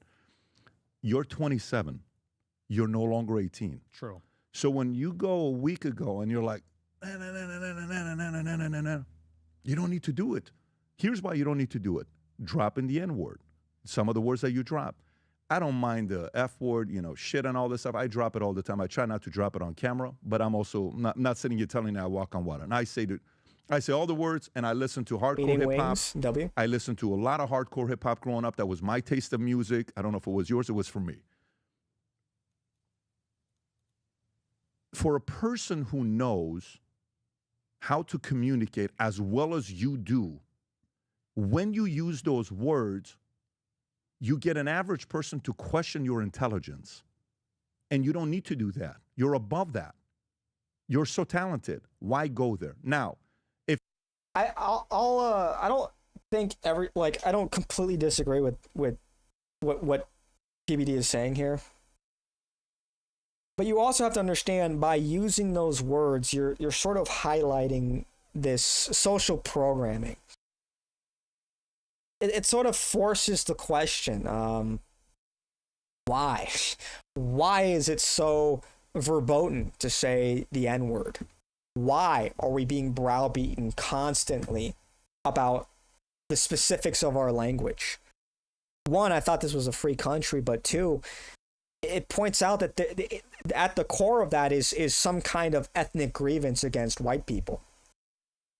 And by saying it, it is this like declaration. It is this like it's like this symbol of like, this might sound kind of lame or kind of whatever, but it's like it's defiant. It's to say, I don't care about the rules. You can't tell me what I can and can't say. And like, because that is that's like the ultimate no word, like there's not, like, what other word is more stigmatized than the N word? So it's you're sort of breaking out from the matrix, you're breaking out of this conditioning and realizing, I said it and I didn't explode, I said it and it's not the end of the world. And wait, we can say stuff. We can say things that are unpopular. So I will play devil's advocate there. I don't think it's entirely without merit, without use. But I do agree, like, yeah, it is, you get to a point where it's in polite speech. Like, and whenever you've seen Nick go on these platforms, these podcasts, he never curses, or almost never. He doesn't, he refrains from using that kind of language. Like, so it's not really a fair comparison. Yeah, Nick goes on to a specific segment on his show, his platform that is sequestered up until recently to Cozy TV, now Rumble. Not exactly like, mainstream media by any means. And he says these words. It's a very different environment, a very different scenario than when he goes on Patrick Bet-David's podcast, or he goes on with Candace, or when he goes on with any of these other big commentators. So I don't like how he sort of like clearly Nick is capable of that discernment. He's capable of adjusting his messaging, and I don't think PBD is really giving him that much of the benefit of the doubt here. He's not entirely wrong, but there's nuance. There's nuance here. The C word for women used to be worse. Now guys call each other the C word. Yeah, it's just not as funny as the N word, is it? Australia, they say it all the time. I really like that Nick pushed back against the left-wing woke cancel culture and the speech police. I like to say racist things every day. Yeah, it is like, because what is the, like, what's the dialectic now? What's the moral dialectic? It's like, we've shifted as a country, as a society, away from like love of God as being the center of morality to now being anti-racist. That's the center of morality. and the Holocaust, of course. That is the pinnacle of virtue signaling now, is to show that you are not a racist. And by just saying the N-word, saying I don't give a shit, you're kind of shattering that whole apparatus. You're rejecting it outright. So, and yeah, a lot of people are just they're kind of cooked. You know, they just don't. Like, I remember having a debate with my friend, and it wasn't about the N-word, but it was about, like, racists. And he's like, oh, dude, like, I don't want anything to do with these racists, man. It's like, you know, like... And it was referring to our other friend. It's like, would you hang out with, like, a guy that thinks that our friend, our mutual friend, is a piece of property? And I'm like, okay, first of all, one, you know that's not how they're using racism nowadays. People they'll call people who say the N-word, or people who say, you know, black crime is a little high. They'll call those people racists.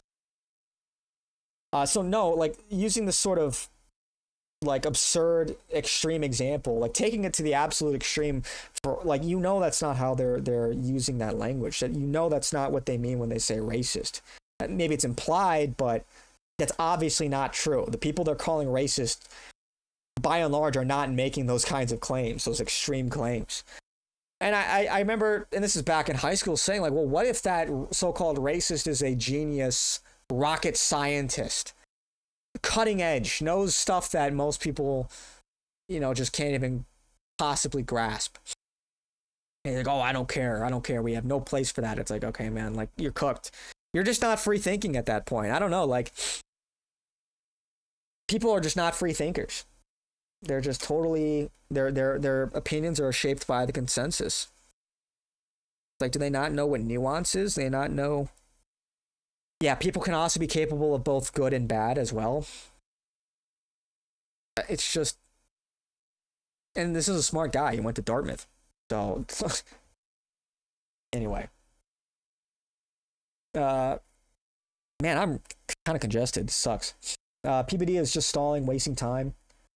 Yeah, he's kind of yapping. These people that get offended easily need to toughen up, Buttercup. Yep. Yeah, dude, it's, yeah.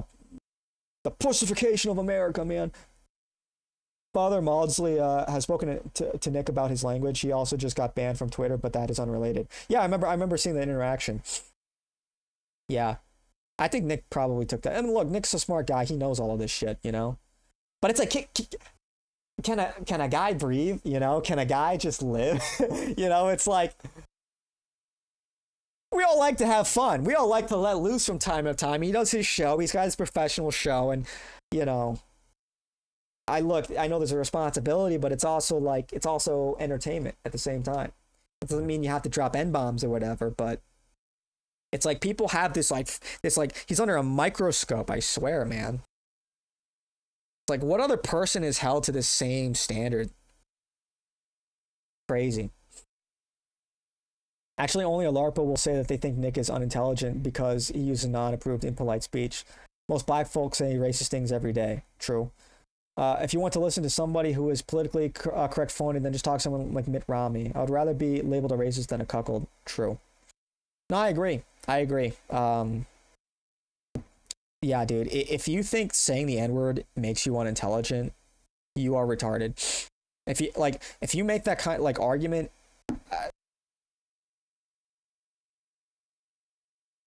that's like clearly, what the hell? I got something on my now. These people just, like, are not, they're just not free thinking, man. I don't know. I have no respect for these white liberal spineless cuckolds. Dude. I don't want to, like, shit talk my friends, you know, that I went on this trip with. You know, maybe they'll see this someday. You know? But man, I don't know, dude. Like, one of my friends, like, so there was a conversation. My one friend, he said, like, oh, my dad's kind of whipped by my mom. And then my other friend, who's engaged to his fiance, said, "Oh, I'm totally whipped. Isn't that right? Isn't that right, babe? I just totally whipped." And she's like, clearly kind of got the ick by that. And I'm like, dude, I want to fucking karate chop you in the throat right now. I want to fucking like, I'm like, dude, where is your self-respect? Where is your self-respect? Fuck, man. Wake up. Wake up, dude. And I like these people. They're my friends, you know? I mean, they're degenerate, you know? But they're my friends. And, I don't know, man. Pessimistically, I don't know if that marriage is gonna last. There's some warning signs there that I've clocked for a while. Yeah. White liberals always buck dancing for non-white minorities who probably hate them anyway. True. Many such cases. The left called Charlie Kirk a white racist. That was just like Hitler, and he was actually more of a moderate cuckold. Yeah, dude, again, liberals don't fucking understand the right wing. They legitimately do not understand the right-wing politics whatsoever. They're calling Charlie Kirk a Nazi. Okay, then what does that make Nick? You know, what does that make Nick? If Charlie Kirk is a Nazi, at one point they were calling Ben Shapiro a Nazi. It's like, dude, you people are not smart. They don't understand, like, I don't know, man. That does play to our benefit that they don't understand us. They really don't. That means that we can sort of nod and smile and dog whistle at one another, and we can clock each other in public. Yep, you know what's up. And, you know, if it comes time to nepotism, let's say, and you got to make hiring choices or whatever, that, you know, you pick up on some of these things. If although the variables held constant, that I think this guy's a little more based. I think this guy's a little more on, you know, that kind of stuff that might otherwise fly under the radar. Liberals are just clueless, man. They're clueless. They do not even understand that they're in danger. That's the crazy thing. Like, these liberals, they go around, they prance around these inner cities, and, like, I don't think any of my friends own a gun. I don't think any of my friends are aware of the rising tide of violence in the country.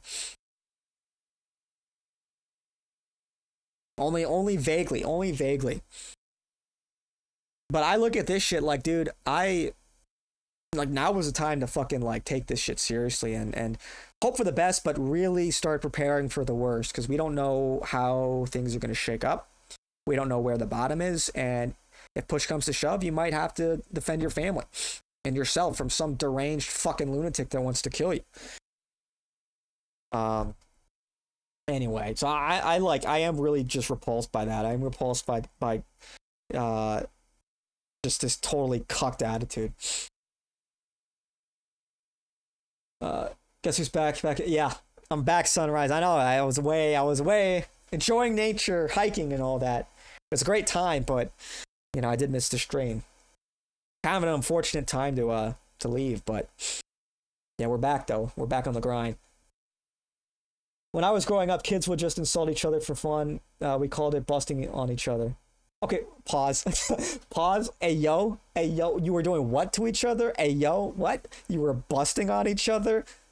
Pause. Okay, I don't know what kind of upbringing you had. I don't know what kind of friend group you had, but we were not busting on each other.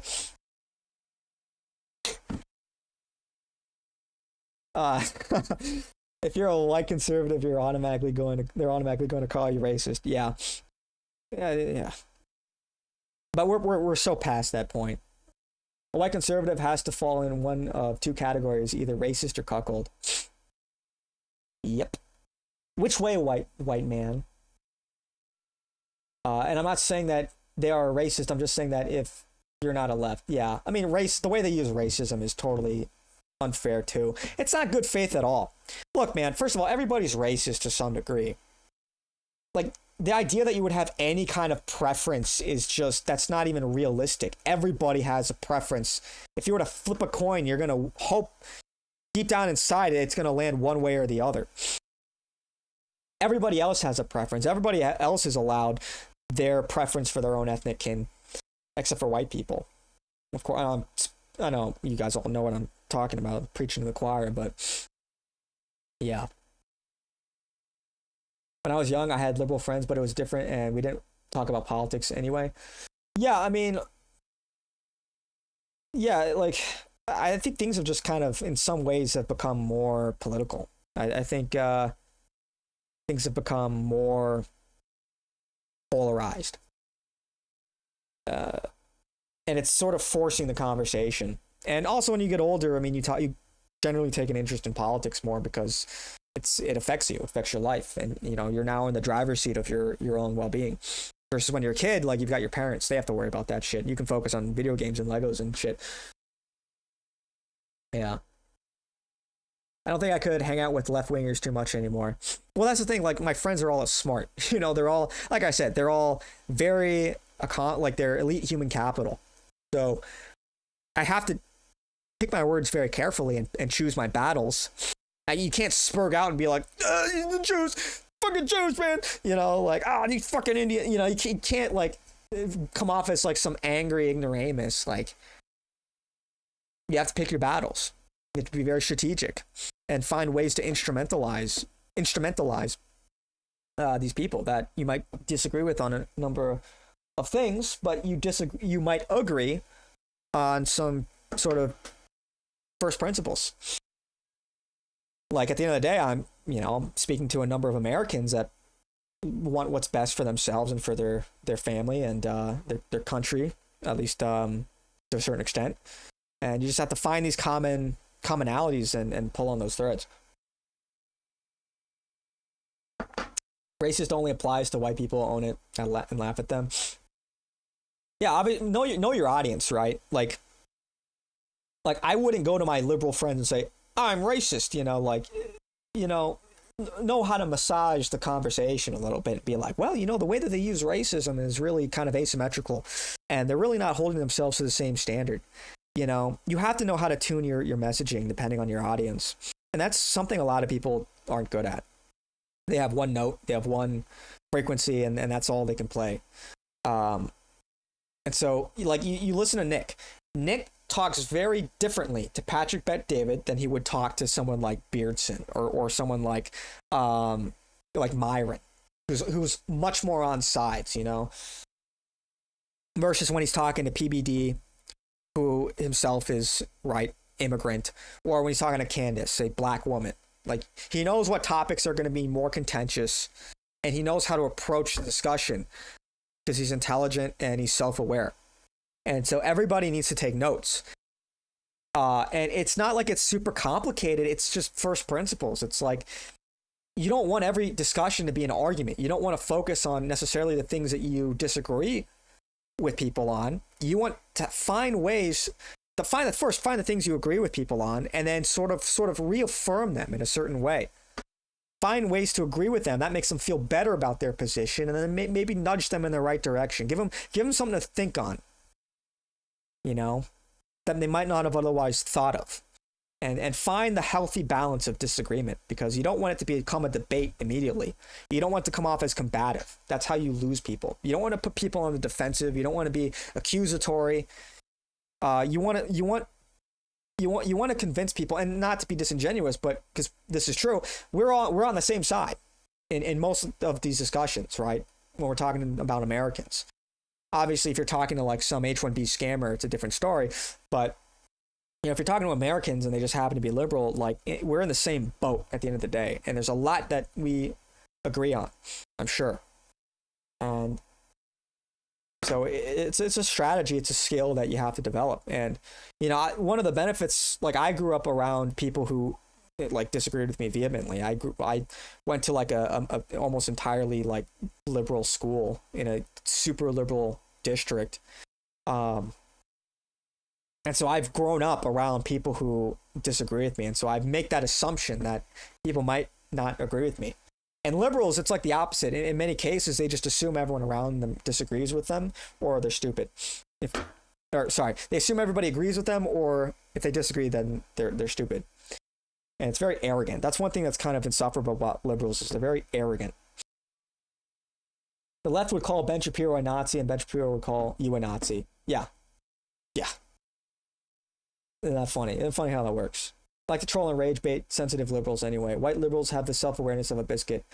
Busting meant something totally different back in the day. Yeah, I'm giving you a hard time. Pause. If you tell me, Pat, I'm just doing it because I don't want anybody like you to tell me that I can shut my, because I've gone through them. Fair, fine. You want to do that. I would just say, I want to show you something. Rob, can you pull up the, you ever read the book Power versus Force? No. Okay. So this book, Power versus Force, I read it like 23 years ago. I was 23 years old when I read it. It had a very, very big impact on my life. The guy breaks it down on what types of leaders eventually get to a certain level of consciousness that they gain power naturally and they truly become a positive force to the world. Like, I believe Charlie's a positive force to the world. To me, I had, believe it or not, Charlie at #1 spot. He's my #1 draft pick. If I'm building a super team, he's my #1 guy. No one was above Charlie. And there's a lot of guys, okay? No one. I respect all of them. I think they're very capable. But I thought Charlie was unique because of one specific reason. In this thing, he explains where if you look at all the way to, you see the third row where it says level? Mm-hmm. PBD equals America as an economic zone. Yeah, a lot of immigrants feel that way because they have to just find a way to justify their existence in the country. Is what it is, right? Because if it were a place and a people, well, they just got here. So how do they fit into that equation? So it is in their interests for many immigrants to take that position. That's why a lot of immigrants vote Democrat. Because what is the Republican Party if not the party for white people? What is this? What do we got here? Power force. What's going on here? So go all the way down to the level. You see where it says shame? Mm-hmm. So shame. Like, I have relatives who are driven by shame.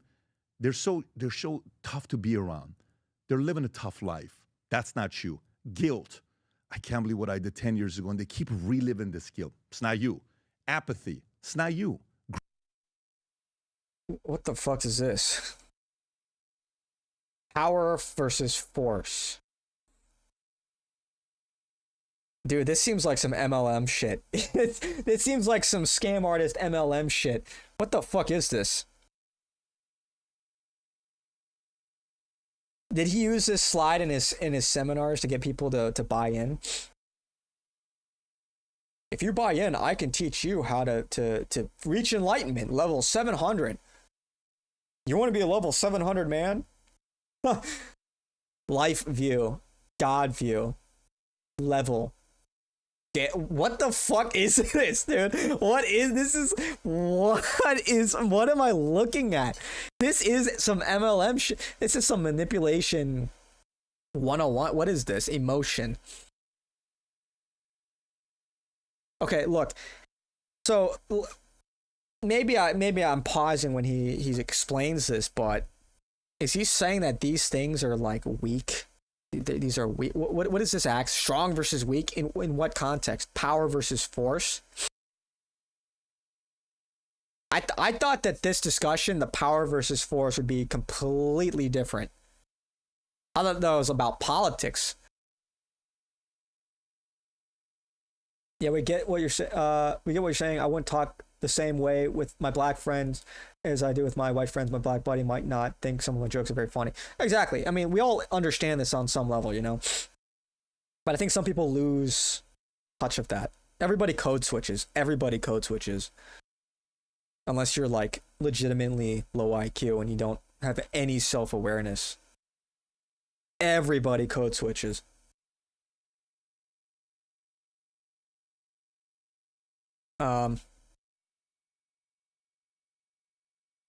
Okay. So I guess we're putting life view evil. Miserable is worse than evil. How is miserable worse than evil? Am I reading this correctly? Tragic, hopeless life view. In what world do we put miserable?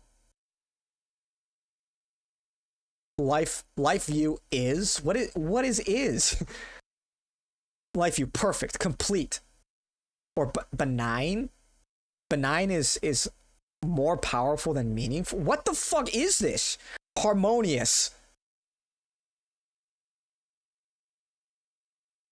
Dude, this looks like some MLM gobbledygook.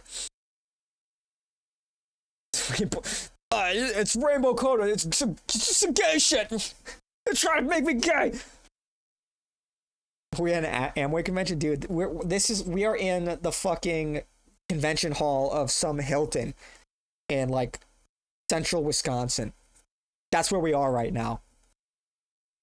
There's cheap carpeting. Okay, it's not the conference hall is half filled. It's the middle of the fucking day. He's flipping through the PowerPoint. That's what this is. Invest. Synergy. Got all his buzzwords. Enlightenment. Here's your God view. Here's your life. Like, dude. Bruh. I've seen so much of this shit. I've had people try to sell me shit that looks like this. Like, dude, get the fuck away from me. It's a difference between busting on you and busting it. Oh, okay, what are we talking about? But it's their free lunch, true. Is there free lunch? Well, they got Jimmy John's? Okay, I guess I'll sit in. $100 iTunes gift card? Okay. Babe, we gotta go. We gotta go for the $100 gift card to Bed Bath & Beyond. And all we have to do is sit through a 45-minute seminar. Count me in. Boomers at the Indian casino buffet love this stuff. Yeah, dude. What do they say? A sucker is born every minute. Like, this is just like nonsensical. What kind of fucking jagoff put this together?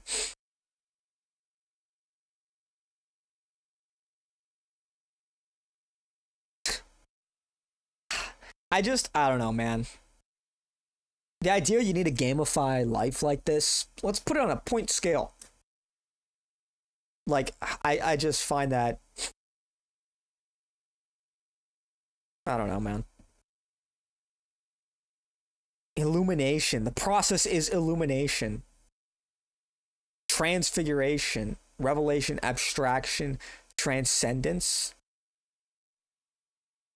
Maybe I'm just really, I'll give him the benefit. Maybe I'm just really missing some key context to this chart, but I would take one look at this shit and just turn around and get out of the, whatever the fuck this is. Grief. That's not you.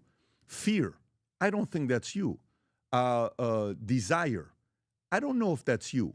Anger, pride, maybe. I was probably a fear, desire, women, and I was the one that wasn't as disciplined as you. I was very undisciplined when it came down to women. I just couldn't stop it. That was my vice. It wasn't video games, it wasn't porn, it wasn't gambling, it was women. So then you go to anger, pride, right? Pride. Screw you, you know. Okay, no problem. Then comes courage. That's the first level of consciousness where you're entering. I think you have it. You have the courage to share there's a lot of risk in sharing your opinion. But then you go to neutrality, and then you have, which is, let me hear both sides out, and let me see what's going on. I actually think you're willing to speak to anybody. I wouldn't say you're not willing to speak to anybody. I'm from and then you got now. acceptance, that we're different, and then you got reason, and then you got love. I actually believe Charlie was at reason and love. And I don't think... Wait, where is that reason and love? Oh. Dude, what the fuck? Joy? Joy is above love?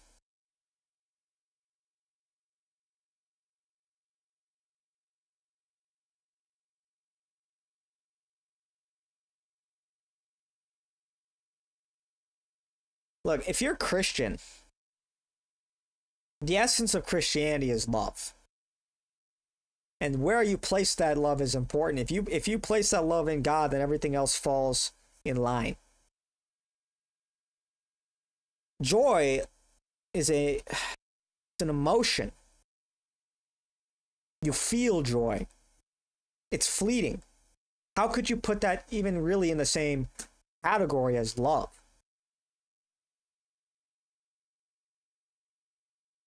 Dude, you know Can you imagine if somebody super chatted this to Nick? He would crash the fuck out. You know he's sitting there like, are we serious right now? You know he's sitting there like, are we fucking serious right now? Anybody else in the movement is at reason and love. I don't think anybody else. This is my opinion, what I process this.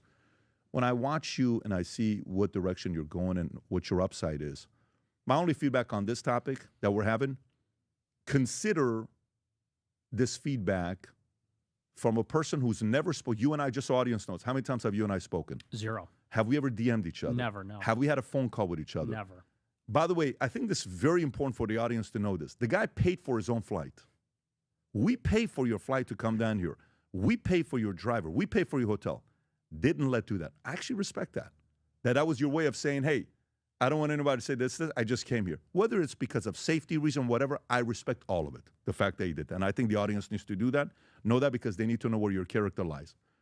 All I'm saying is, pump the brakes a little bit. And here's why. I wouldn't mind coming back to... Dude, it's just like, it's just such an unk moment, man. Let me tell you a little something about how to do this. Let me tell you a little something. Back in my day, let me give you a little bit of unk advice. It's like, dude, I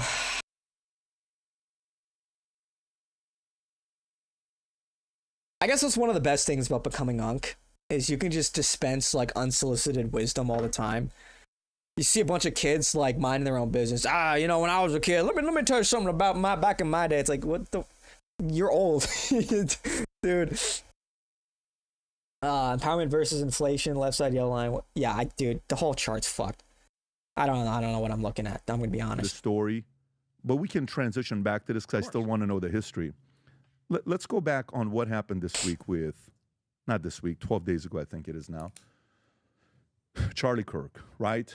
And you know what clips are going viral with you. A month ago, you're calling out, what do you call it? Turning Point USA. And I don't know what you said, but you said it. You know what it is. You can fill in the context on what you said, right? I'm not going to play the clip. But you were saying something. It's the clip where you're at the top and the other one's at the bottom, right? What you said before, and now it's like, hey, listen, Charlie was a Christian. He was trying to do this. You were very complimentary about Charlie. Okay. And Charlie Kirk got assassinated. You're welcome for skipping the first And you've hour. had death threats of people coming to your door, right? And things happening. How much has the last 12 days, because, you know, at first they're like, well, you know, it's Israel. You're like, no, it's not Israel. You're actually a person that I would have thought would have been the first to go there. You actually said, no, I'm not going there. You know, Charlie, Nick is a Fed. All right. This person's CIA. All right. That kind of went away. Didn't have a long lifespan. It's gone. Hey, it's the Groypers that did it. You know, it's your, it was out of the 13 questions, 11 were Groypers, whatever the number was. I may be wrong. I don't want to, go fact check me on what the numbers, but I read somewhere that a number of the people that asked the question were Groypers. Groypers asked me a question when I was at Amphis, when the guy got up and said, how come you've never had Nicholas J. Fuentes on? And I said, he's got to stop saying the N-word. And this is when you kind of came back and reacted to the video. How are you processing this with Charlie Kirk? I've seen the tweets, I've seen the videos, but how are you processing this? Is this the Candace 2.0 interview? It seems much friendlier than the Candace interview. Well, on a personal level, it's terrifying, you know, because he was out there and he got blown away doing what we all do, which is a public event or something like that. And of course, the same thing happened to me last year. Somebody came to my door with a gun while I was doing my show and tried to kill me. And so you realize we do really have a problem in the country with this kind of violence. That was kind of the first level. My first reaction is I didn't know if this was some lone nut job. Is there some kind of coordinated attack? If there would be copycats or something. But then on a deeper level. Damn, look how many tabs he has. Looking like me out here, sorry.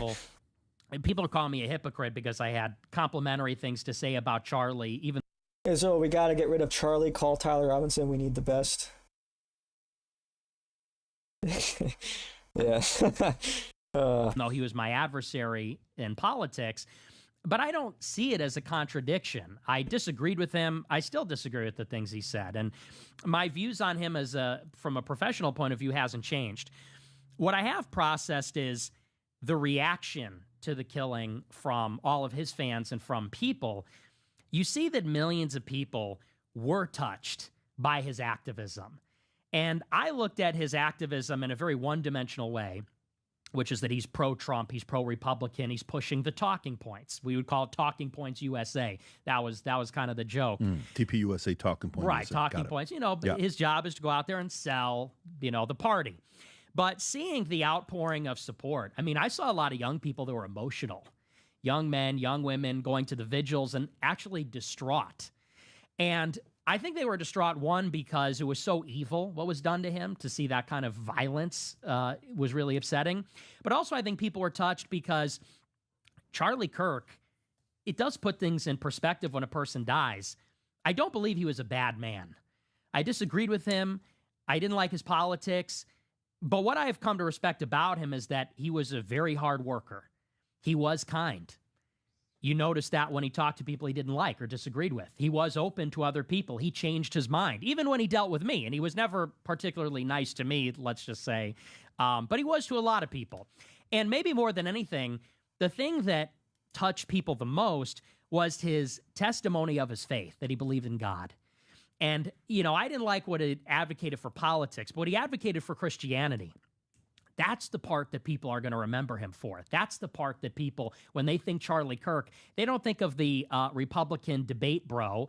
They think about a guy that was preaching marriage, values, you know, decent Christian values, Christ himself and his sacrifice on the cross. He was Protestant, I'm Catholic.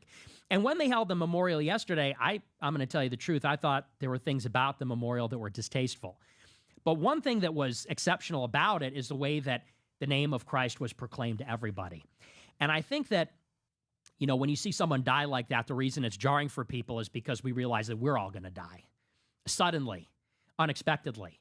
You know, and like him, he's 31 years old. Nobody expects that a 31-year-old with that kind of money and influence is going to die all of a sudden. He had plans. You know, he was going to get on his private jet and fly to do another event some other time. You know, nobody expects that you're going to die, someone like that at that age. And when you see someone like that cut down so viciously, you realize how life is so fragile and it's so temporary and it's so short. Any day we could all die. And what that then naturally makes us think about is, well, what does it all really mean then? If you could get stopped in your tracks at any time like that, what actually really matters in life?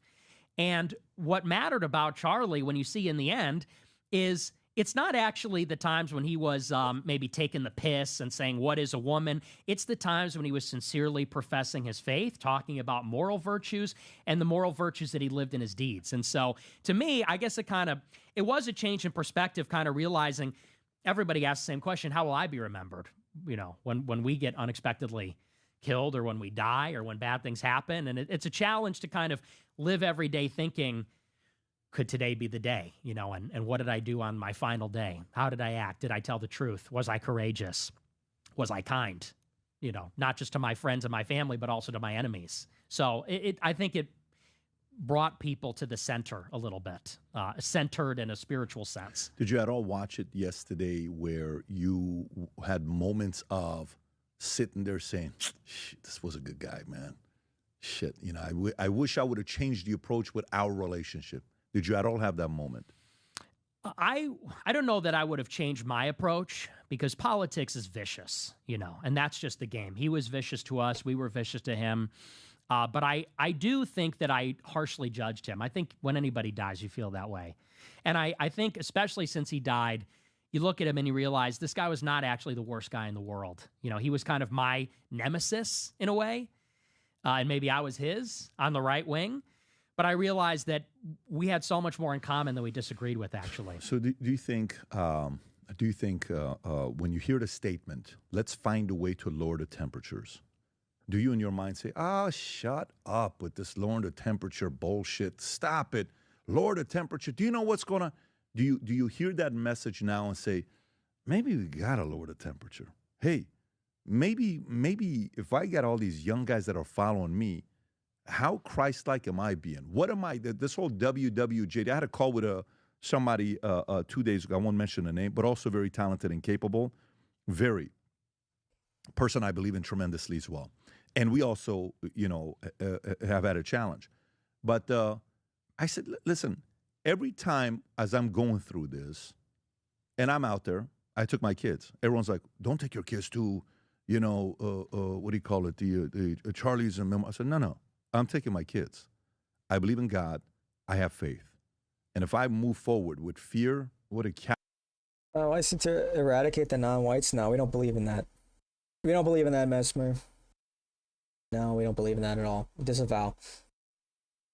Joker lost his Batman. Yeah, it is like, they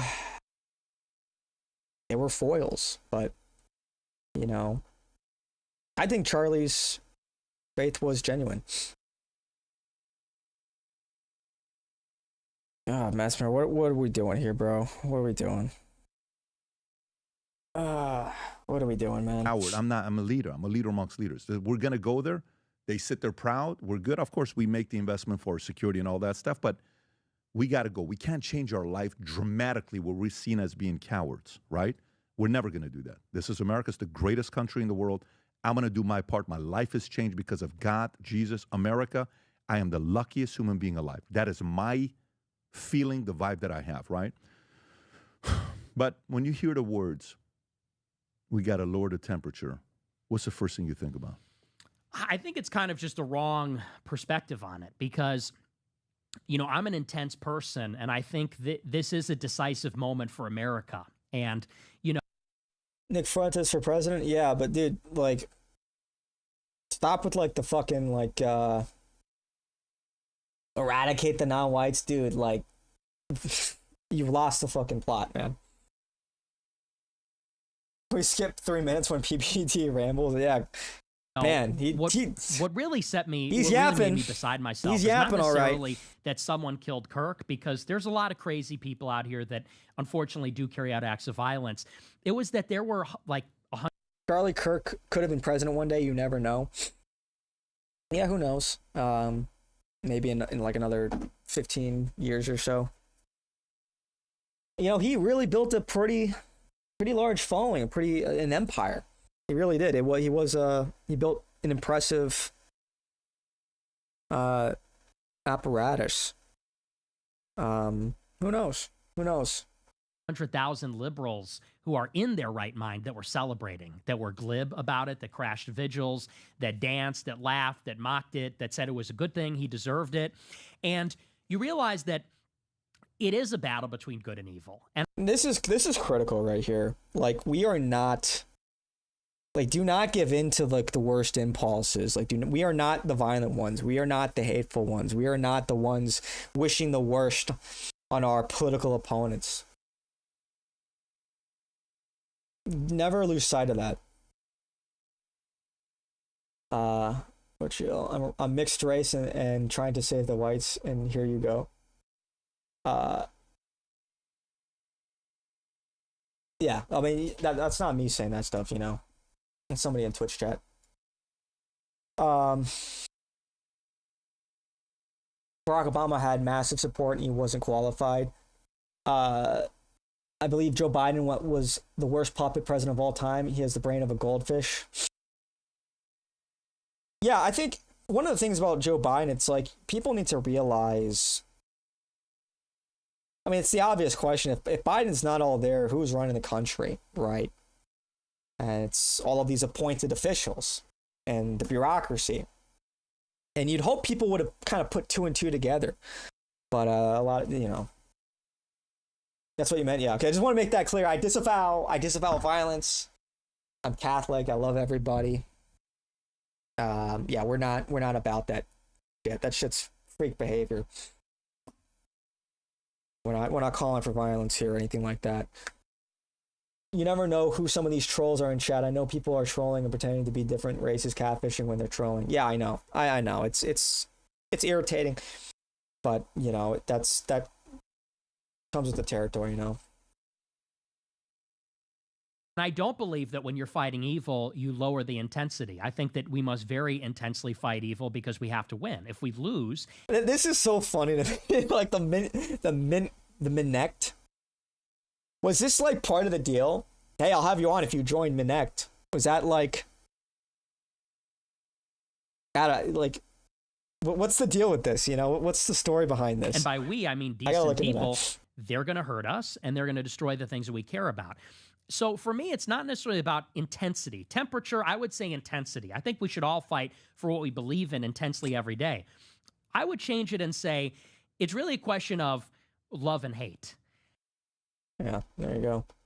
I mean, like, one thing that I think that's clear, because it is a moral battle, the left is like, it's total inversion of morality. You know, these deranged, satanic leftists, these Talmudic Jews. It's all an inversion. You're supposed to love your children. You're supposed to love your family. They hate their family. They want to kill their children in the womb. Sacrifice their children at the altar of Moloch. You know, you have man and woman. They want to flip that on its head. And then you've got transgender, and then everything, and there's 20 genders, whatever. You know, it's this distinct inversion of morality. Christians are called to love everybody. Well, these leftists, these freaks, they hate everybody. They hate themselves. They hate their family. They hate their opposition. And they say that that's the loving thing to do, to hate all of these bigots. So it is very much a moral, spiritual battle we're in right now. Now, the greatest threat to America is white supremacy. Joe Biden. What has Trump ever said that comes close to this? Yeah, but Trump will just not mention white people. You know, Trump will almost never mention white Americans. What has he really done for us anyway? So yeah, the left is clearly anti-white, but the right is subtly anti-white. They don't like their base. So I don't care for the lesser of two evils. It's all evil, ultimately. They always sell us the lesser of two evils. The JJs were running the presidency. Joe Biden was a puppet they had reading the teleprompter the best he can. My best friend was mixed race back in the day. Yeah, I mean... Yeah, look, there's a lot of mixed race people.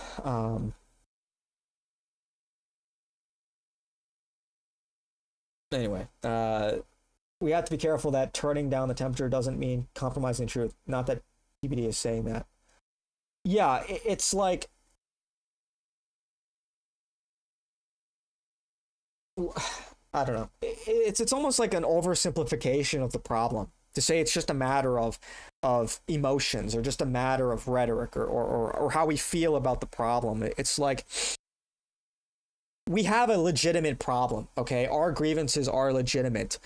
We should not want to have anything to do with these freaks that are celebrating this murder.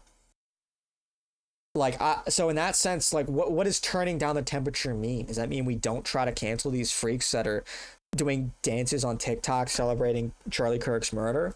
I think that's totally justified. I think we should be canceling these fucking people. I don't want these people working a normal job. I want them pushed to the fringes of society. I want them to feel the pain of their decision making. I want them to feel the consequences for their action. I don't mean them harm. I don't want to hurt them. But this is not working out anymore.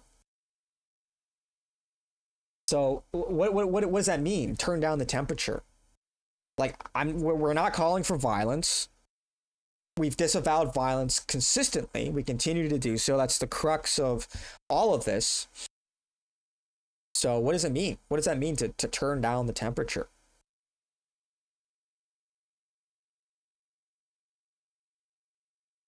Did the left turn down the temperature when they were canceling right-wingers? I don't think so. Were they interested in turning down the temperature when BLM was burning down America, or did they say it was totally justified that they were burning down cities across America, looting stores, attacking random people? I want nothing to do with these fucking freaks, man, to be honest. So it's just the whole rhetoric just doesn't. It's just so unspecific. If you want to give a few of the wedgies. Yeah. It was a hateful action to kill Charlie Kirk. It's a hateful action to celebrate. I think that we should be intense, but we should also move in love. And what that means is, I said this on my show, people kill each other with bullets and literally... It's not just Charlie Kirk. They're mocking Irina Zarutska as well. Yeah. yeah, they're just sick, deranged people, man. There's a lot of these fucking people that we should just want nothing to do with, frankly. And there should be consequences for celebrating murder like that. Are we not a civilized society? Do our political opinions somehow trump our morality? I mean, it's just so fucking sick when you really take like how could you justify this? How could anybody justify this? Oh, he was a Nazi. First of all, it's not even true. But it's like, really? He was a father. He was a husband. He advocated against violence. These people just they advocate for violence nonstop. These lunatics. Like, people always talk tough online and then do absolutely nothing. Well, that's look, there are bad actors out there that want there to be like white people to go out. And it's like, do what? It's like, what talk tough and do what? It's like, that is something irritating when it's like, we need a civil war. We need to like, we need to like take, it's like all of this like Fed posting shit. And it's always telescopic bravery. It's always somebody should do something. Not me, though. I'm just going to shitpost anonymously online. But somebody else should risk everything and their livelihoods. It's just like, dude, shut the fuck up. I hate that.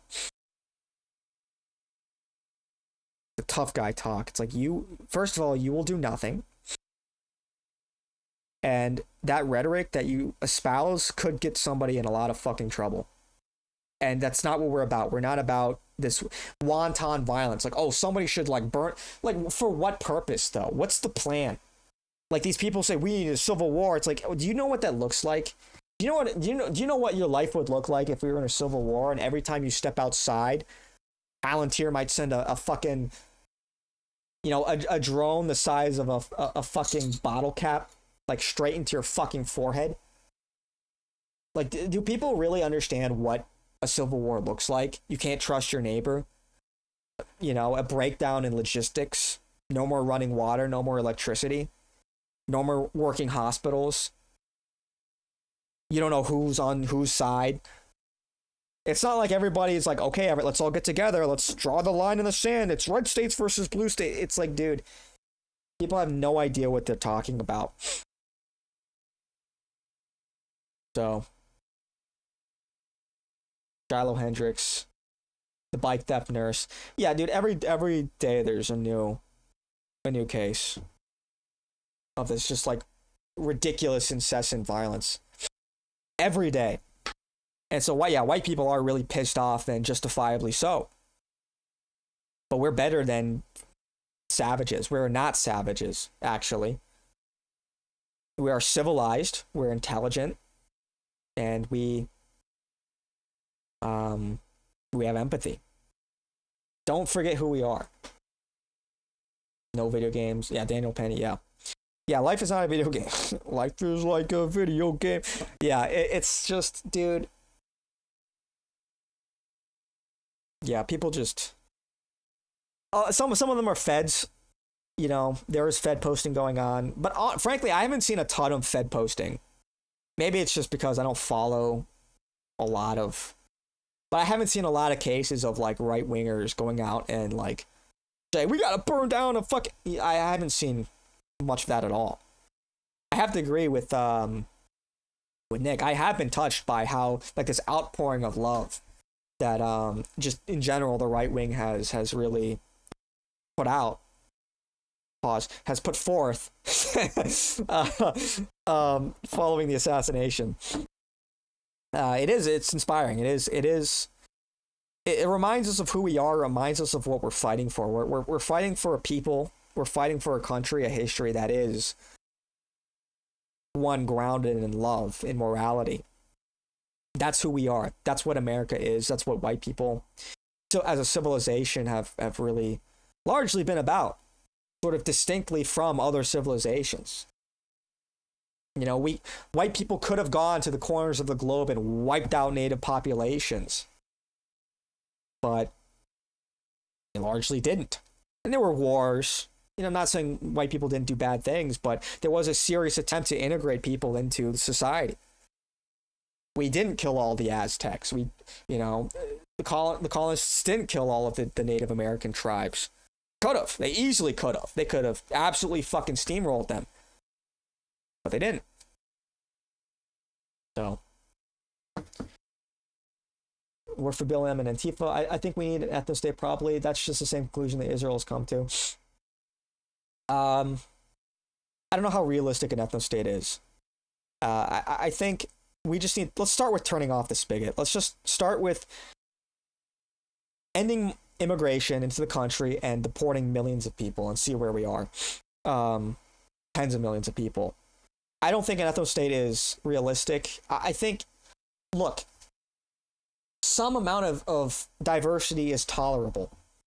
And in a certain sense, I'll play devil's advocate. You could say that some amount of diversity humanizes people from other parts of the world. I don't think it's all bad, per se. It is a matter of how much. Because every country has had their ethnic minorities. But when you have millions upon millions of people coming here, and it's clearly causing problems, and yeah. In what world do we even achieve an ethno-state, and for whom? You know, it's how granular are we going to be about it? Are Spaniards white? Are Italians white? Are Poles white? Are Greeks white? You know, where do you draw the line? I think, I think let's just start with dealing with the amount, like, millions of people need to go. But I think even advocating for an ethno-state is you're going to have a very difficult time finding any kind of political traction for that. I don't even think it's realistic. I mean, we can't play video games during a civil war. True. And I like video games. I do. Yeah. Like, we could never achieve the level of ethnic cohesion that Israel has because it's just, we're working with it's just a different world. It's just a different population. And a much larger and more diverse at that. So. Did you see the bulletproof glass at Charlie's memorial? I did. I didn't watch any of it. I was out of town, but yeah. I love white people. White man built this land. W white people, let's go. Did follow any of the Roger Jackson stuff? Yeah, we covered it, actually. A good amount. It's just pretty, like, another case, you know? Well, kind of thing. It does get, like, kind of irritating after.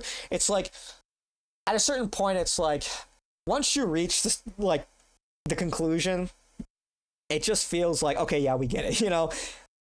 Not that it makes it any less outrageous, but, you know, you just get to a point where you know what's up, and I don't know if you necessarily need to be reminded all the time of all of these egregious cases of, what do you want to call it, diversity. I want the Orthodox Catholic America get rid of all the fake churches, and no, Islam and Judaism should be outlawed in America. Based? Yeah, I would love to see a Catholic America.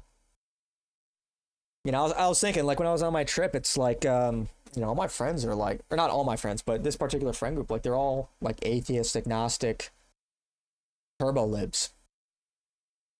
And they're talking about, like they're pretty degenerate, quite frankly, a lot of them, you know, talking about, like, previous sexual escapades, and, you know, a couple of them are married, one's engaged, and it's like, it's a common trend that their wives are more promiscuous, have a much more promiscuous past than the guys. And I'm like, I'm looking at this is a recipe for disaster.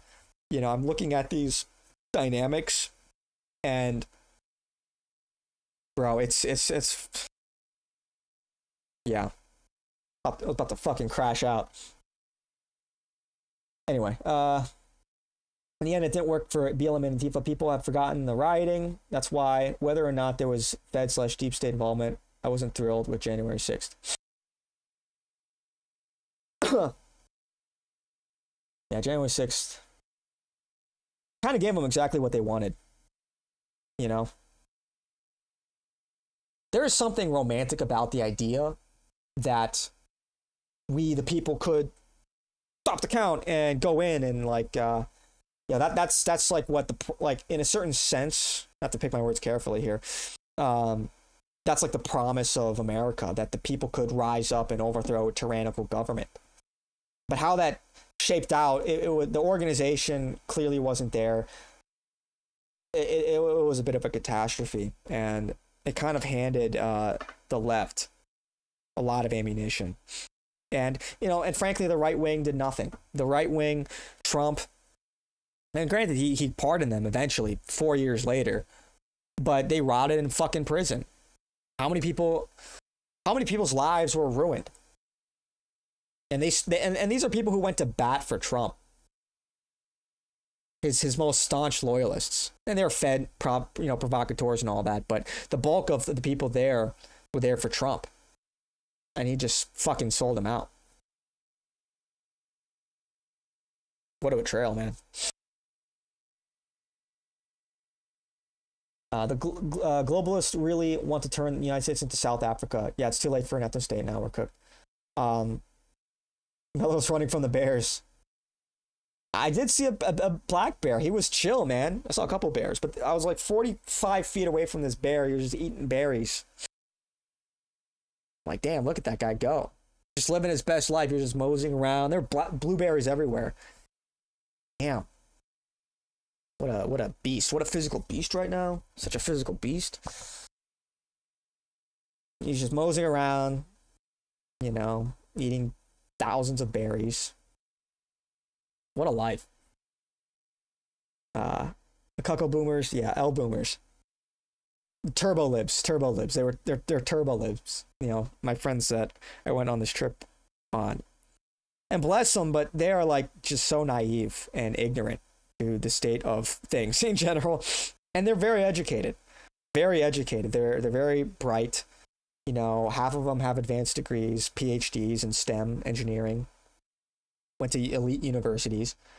So they are elite human capital by definition, and it's just like, dude. Ugh. And officially Catholic governments in this country is our goal. One soul at a time. One soul at a time, and just get as rich and powerful as possible. That's your job. January 6th was a Fed trap. Yeah, they certainly took advantage of that. Some January 6ers committed suicide. Yeah, true. It's fucked a lot of people over. Herbivore libs is better. Yeah. Damn, dude, I'm fucking congested. This sucks. I was like a little under the weather the past couple days. Being out in the wilderness, traveling, and just like I'm totally congested. Anyway. Orthodox government slash country or half and half Catholic Orthodox. Oh, is that a question or Orthodox government slash country or half and half Catholic Orthodox slash Orthodox? Well, as a Catholic, I'd have to go more Catholic, half and half, I suppose. If it's either all Orthodox, like Eastern Orthodox, or all Catholic, I would have to choose half and half. But anyway, most Republicans are also on the left wing. It's just mind games they're playing on the stupid public. Dude, 99% of people are liberal. Like, conservatives are liberal. Like, their ideas are liberal. People don't even know really what liberalism is as like an ideology. It's not just like, being, pro-gay and like, it's not just about the issues, but there's more to it than that. Like, there are people on the right wing that are like modus vivendi liberals. They're like classical libs going back to like to really, liberalism comes from the French Revolution, the Enlightenment, but really from Protestantism. That's where you can, and it's deeper than that. You can trace it back to like, ancient Greece, but as far as like more modern history, you can sort of trace back the liberalism as a political ideology that we know back to the Protestant Reformation. I think that's one of the biggest sort of moments. All right, man, dude, my sinuses are just fucking clogged. Anyway. Most of Republicans are also on the left wing. Yeah, right there. These neocon Republicans put the globalist billionaires first, just like the Democrats do. That's why it's not really ultimately partisan. And I encourage people not to look at politics so much from a Republican, Democrat, left, right lens. Although it's important, you can't ignore it. You know, billionaires don't look at the world that way. Not really. They flip sides all the time, depending on who they think can give them the best deal, which side they think they can influence the most. So it matters who's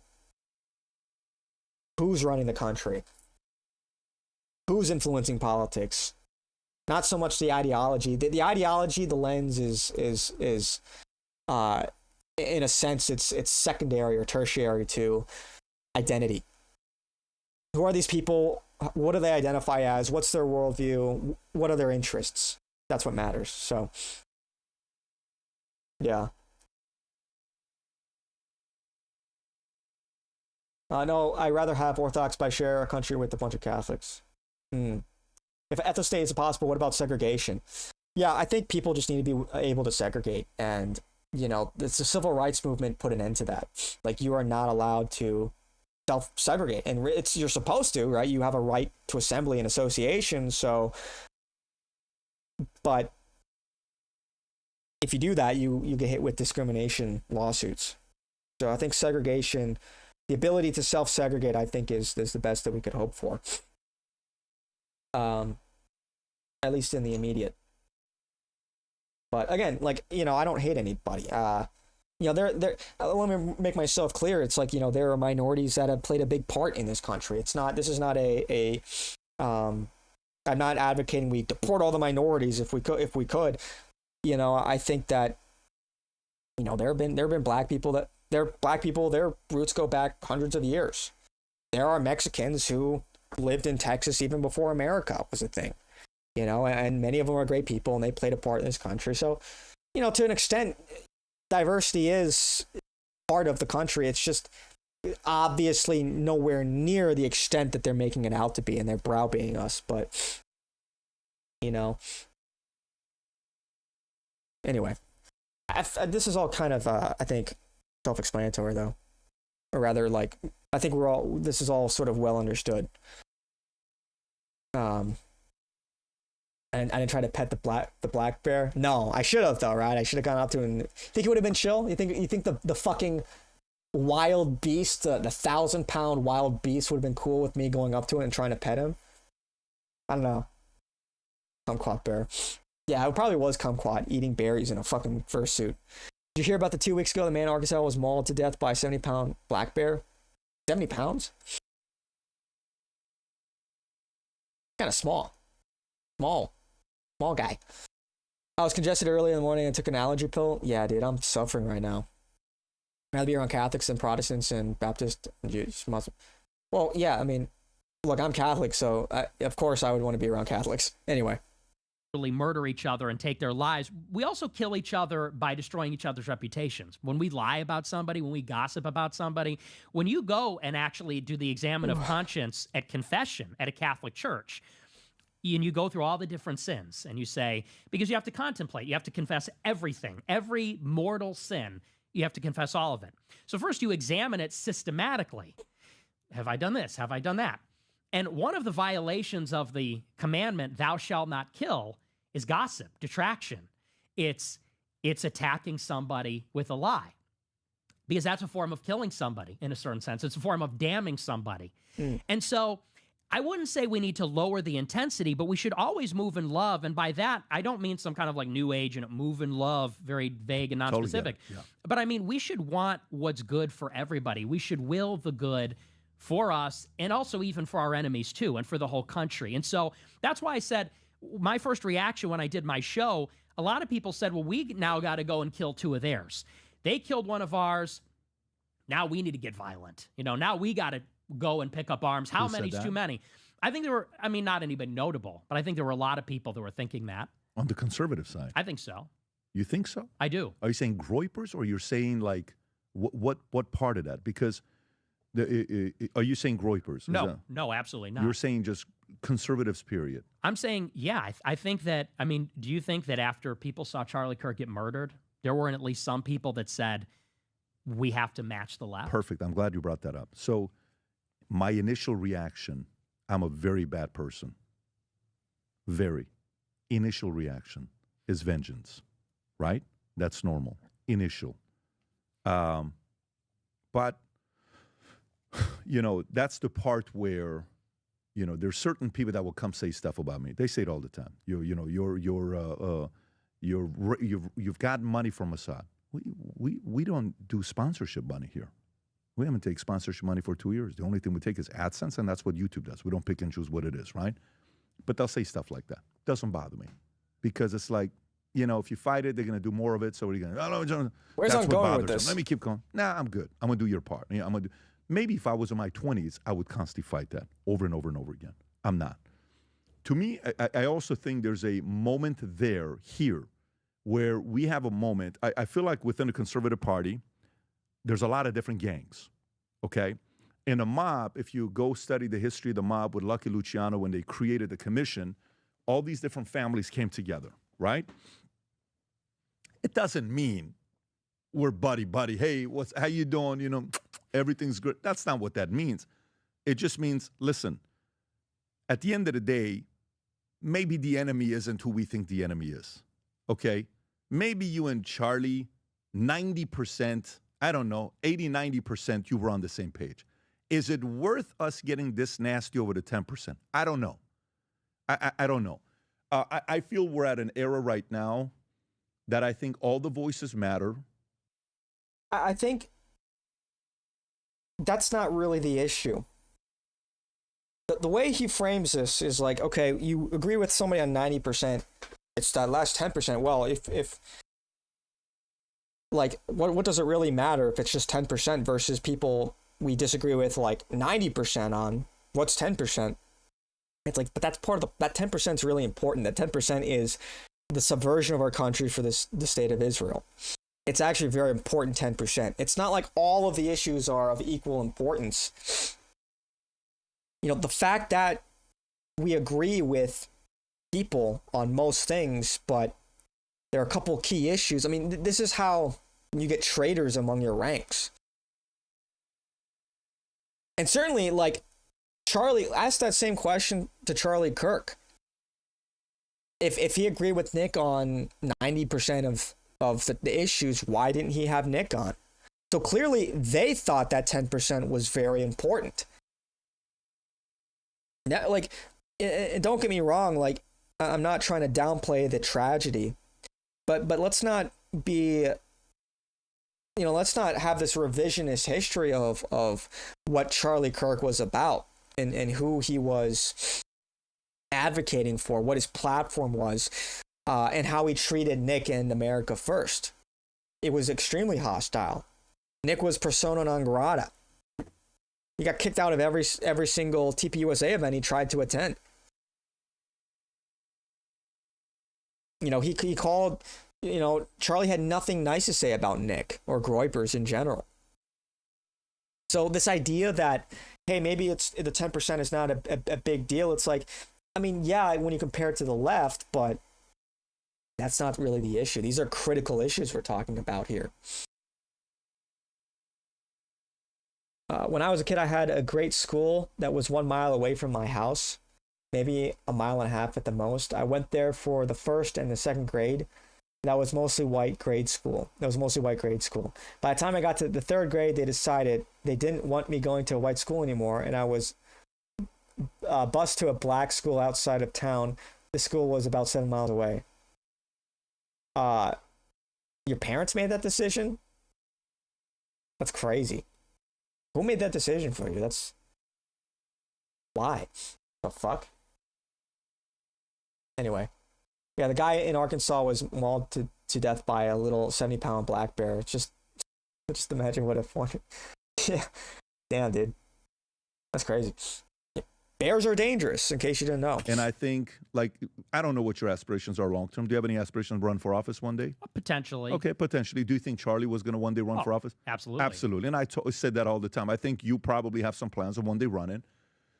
They showed me a clip when he said, I want 100,000 people that are making money, low-key, underground, nobody knows, where you're kind of breaking that down. Okay, great. So you want to run for office one day. Great. You have your own certain ideas, philosophies that you want to go. But I think that this next part, as we go through it, this is an MLK moment.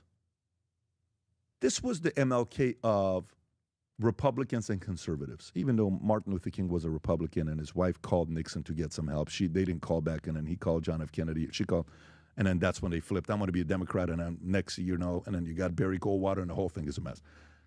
African Americans were conservatives for many, many years, statistically. My question for you is, how is your approach going to change moving forward?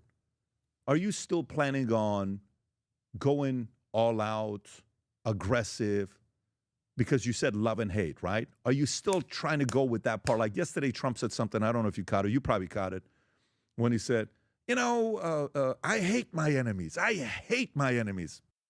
Senator Nick Fuentes from Illinois has a great ring to it. Imagine Nick in the Senate. Imagine President Nick Fuentes.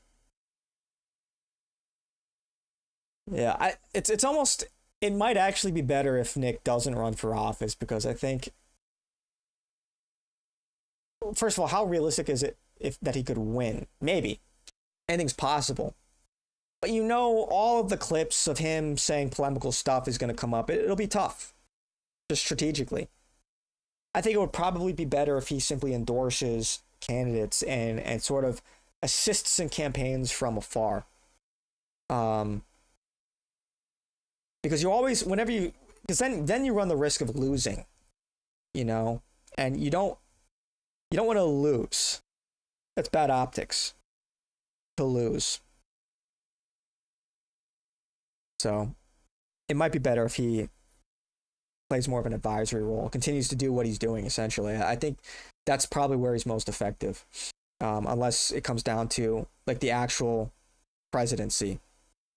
Because it's almost like there's not as much you can do from the Senate, obviously, than you could for the presidency. So let's just shoot for the top. Let's just shoot for the throne. You know what I'm saying? Let's not in a violent way. You know what I'm saying? That's our goal. If we're going to make a political play for Nick, I think it should be for the #1 spot. So anyway, ask not what your country can do for you, but what you can do for the nation of Israel. So true. Nick has to be a minimum of 35 years old, but and by then shit will be cooked. Yeah, man, I don't know. Look, anything can happen. We'll see. I think young men are becoming more and more radical. And so the GOP will have to respond. That's the goal. The goal is to get the GOP to respond to the base. Otherwise, they won't win another election because we'll just sit home. We'll just stay at home. If they're going to run JD Vance, I'm not voting. I'd rather vote for Gavin Newsom over JD Vance. Not that I would vote for Newsom, but shit, I might. Unless the GOP tries to win me over, tries to buy my vote, how are they going to appeal to me, a disenfranchised white man? Because if they think that they can just simply tell me, well, you've got to vote for us because the Democrats are way worse, I'm going to tell them to fucking kick rocks because they've done jack shit for me and people like me. I don't care. It's not good enough. It's not good. Like, I know I'm preaching to the choir, but this administration sucks. They have nothing but contempt for me, so I'm not doing anything for them. Oh, welcome back, Kumquat. Welcome back. That Charlie was starting to distance himself from Israel a little bit right before his untimely death. I think that's overstated. I don't actually think. There's, in essence, not really. And Max Blumenthal came out clarifying that the 150 million story was really unsubstantiated. It's like more and more the Israel angle, I think, is less convincing. As the story continues to develop. You need a ton of money to run. It's why Trump is an anomaly. Yeah. You do. You need money. 10% is the most important percent. Yep. It matters what that 10% is, of course. Dems are going to want another female candidate. It's an easy win for Vance. I don't know if they will. They could run Gavin Newsom, a good-looking, charismatic white guy with perfect teeth and a white family. It's like, run that versus JD Vance, who's just genic and fat and stupid and uncharismatic and has an Indian wife and kids.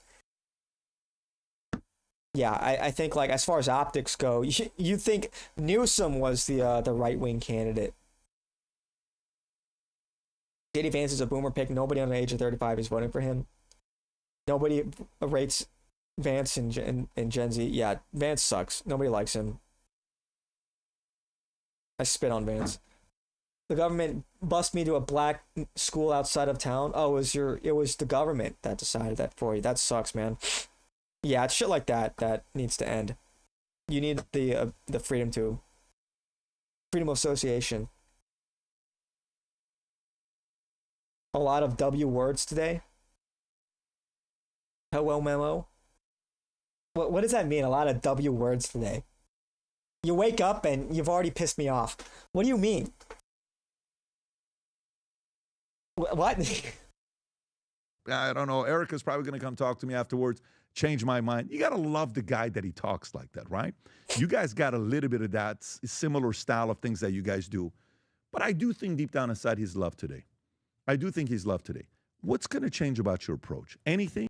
Big tech, more specifically, Peter Thiel wants Vance. Vance is a puppet, yeah. Oh, mispronouncing words with W instead of how they actually are. Hiking turned me baby mode. What did I say? What did I mispronounce? What did I mispronounce? Look, man, my head feels like it's in a fishbowl right now, okay? I'm congested. My ears feel like they haven't popped, you know? I think I'm sick. I think I'm a little under the weather. Or are you planning on being the same? To be honest with you, I don't think there's much that needs to change. I mean, we all have a battle that we fight every day. I mean, like you said, your first reaction when you saw him go down was vengeance. And, no question. and especially when you do a live show, so many of the things I've said that I regret or are unfortunate things, it's things that you get whipped up talking about something you're passionate about, and out of anger, something like that, you take it too far. You say something careless.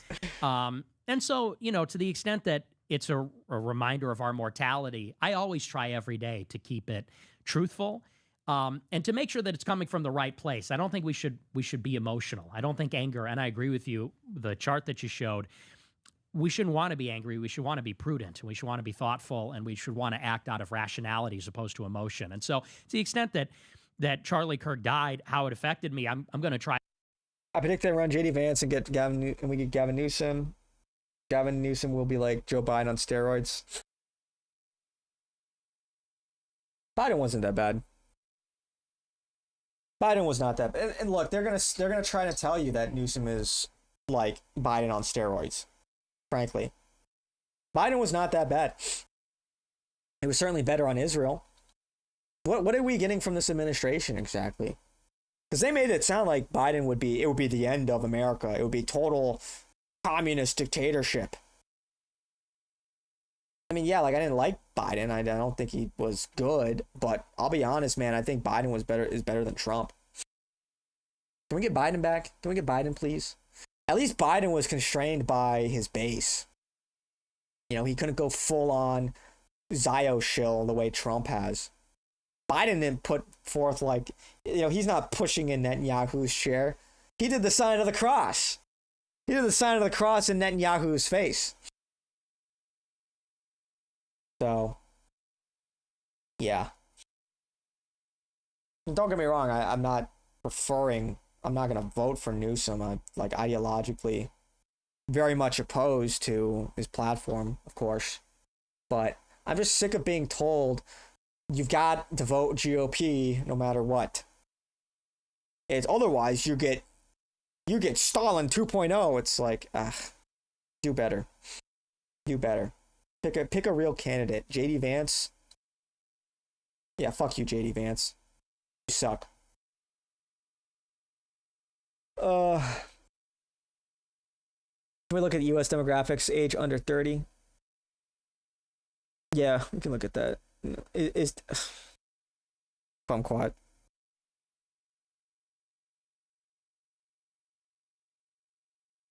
I'm not even reading that. Kumquat. I'm skipping your messages. I'm skipping your fucking messages. JD Vance is actually very intelligent. Vance has 3 times the IQ Kamala Harris does. I'm not saying I like him. I think he's a phony, but he's intelligent. I mean, sure. Yeah, that's not the problem. I mean, yeah, Kamala is clearly a fucking idiot. Like, let's be real. She doesn't know shit. It's not really what I'm worried about. In some senses, I'd prefer an idiot rather than some intelligent, calculating psycho or sociopath or total shill. Yeah, I mean, I don't think JD Vance is dumb. I mean, you went to Yale Law School. You have to have some intelligence for that. He's just a fraud. I'm not reading it. I'm not reading Kumquat. I'm not reading it. SAGs just say the Brazilians. Oh yeah, like Sam Hyde. These damn Brazilians. Are boomers still 20% of the white population? I'm not sure. I do know that the white population is below replacement birth rate, which is 2.14, and we're at 1.6, I think. Kumquat, fuck off. Harder to move in that way. Not reading it. I think I've been tending in that direction for a long time. Did he inspire you? Was there anything about him that inspired you? Yes. The one thing that he inspired me about, because What are you scared I did of? not like him. I don't want to read your fucking baby text. I don't want to read it, man. I don't want to read it. My baby foot. I'm quiet.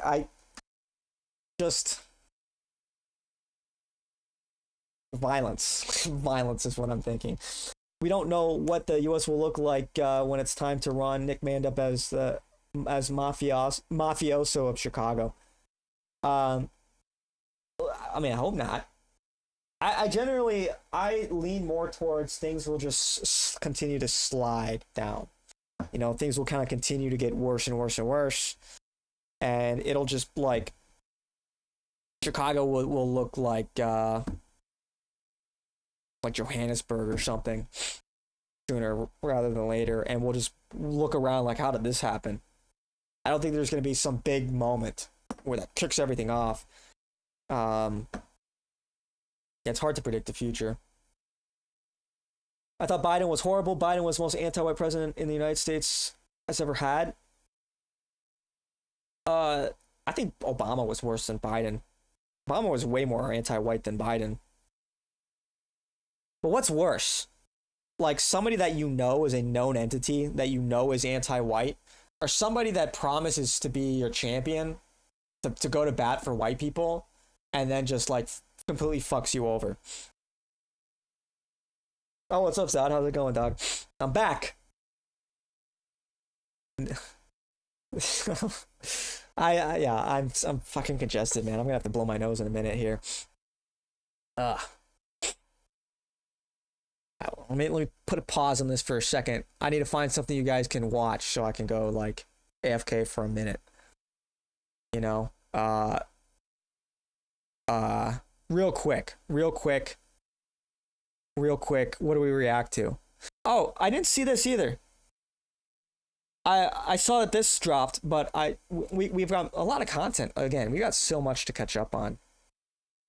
I'll just put this on. I have no idea what he's going to say. Stop talking, you guys can enjoy really it. I'll be back starts. in like 2 minutes. When marriages stop talking, divorce happens. When civilizations stop talking, civil war ensues. Is that when you his stop audio having or a my human audio? I think that's his connection with audio. someone you Okay. disagree with, it becomes a lot All right, I'll be easier right to back. want to commit violence against that group. I wasn't originally planning on making this video. I think that like a lot of people, when I finally grasped what had actually just happened, I was angry and sad. It wasn't really something I wanted to talk about here. You know, we try to keep things light, keep things funny, you know, educational. But it's become clear to me that there's certain things that I need to talk about. Certain things that pertain to me and my campaign, the idea of a recreation video or something like that, and other things I just feel led to use this platform to say. But first, Charlie Kirk. Charlie's the founder of Turning Point USA, which is a group that forms chapters on college campuses around the country, really helps college students get a voice. Oftentimes, college campuses can kind of feel like a one-sided echo chamber, and Turning Point did a lot to help young conservatives really feel comfortable expressing their political beliefs.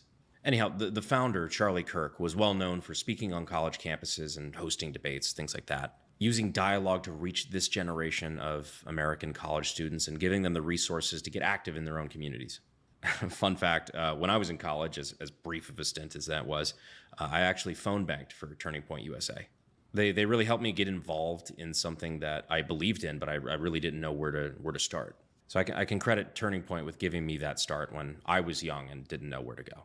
But the founder, Charlie Kirk, was well known for being a principled conservative, a man of God, and most importantly, willing to engage in dialogue, to talk to anyone and respectfully debate the issues. Not with hatred, but with facts and, frankly, more compassion than I think I'm capable of. He was also a husband and the father of two very, very young children. And a couple of days ago, on September 10th, in the middle of answering somebody's question at Utah Valley University, Charlie Kirk was shot in the neck by a .30-06 and was essentially instantly killed. They disagreed with what he had to say. They couldn't find a way to silence him, so they killed him. The conservative political activist Charlie Kirk has died after being shot in the neck during an event at Utah Valley University earlier this afternoon. Ever since, I feel like there's kind of been a dark cloud around a lot of us. Now, I'm not going to go out here and pretend that me and Charlie were super close, because, I mean, we really weren't. But I do have some very good friends who were. One of them, who I called immediately after, told me that, quote, Charlie Kirk saved my life. Nobody that I know that knew him had something bad to say. You know, you go to some of these conservative events and you see people that talk. What did Brandon have to say about all this? All right, well, anyway, let's just go back to what we were watching before. What did I miss? Forget an official recession. GOP loses, in my opinion. No party has ever gone to back-to-back terms with a recession during the first term. Yeah, but the Democrats are really disorganized right now. So I don't think they really have a good game plan, to be honest. I would agree with you, but that is, like, they are kind of in a messed up state.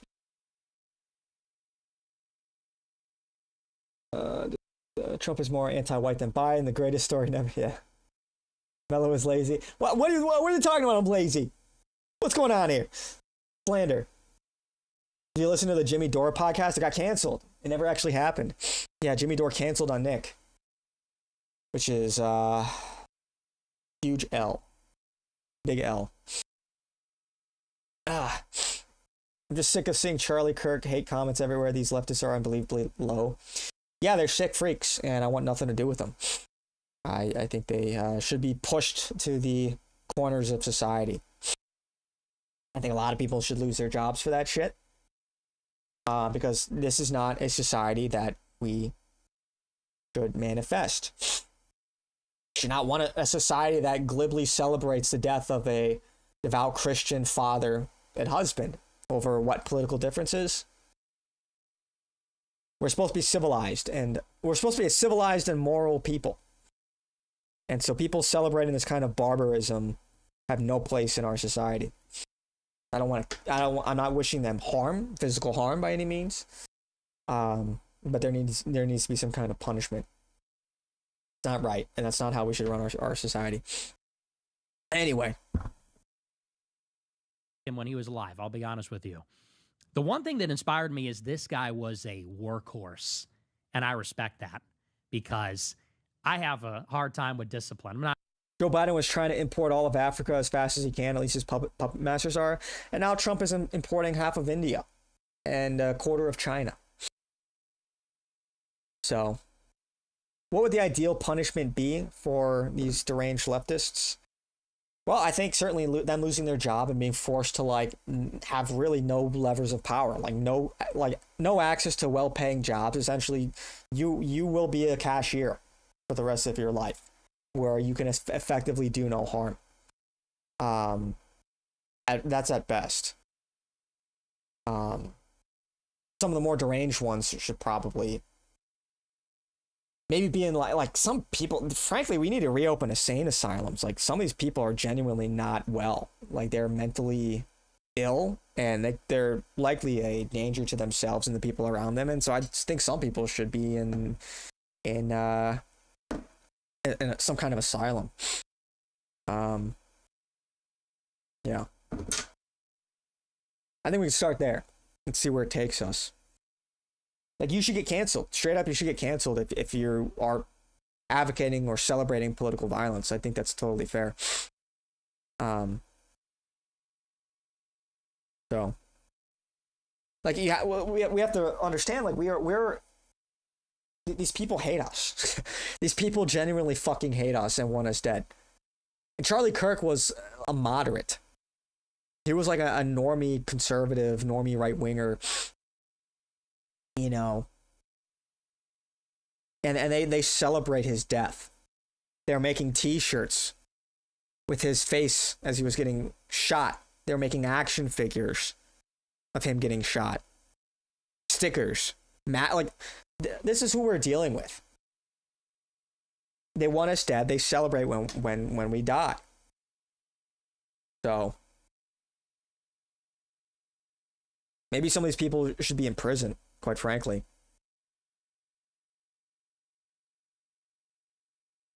They need to be made completely politically inert so they can't spread these ideas. They need to be absolutely condemned to have these kinds of viewpoints.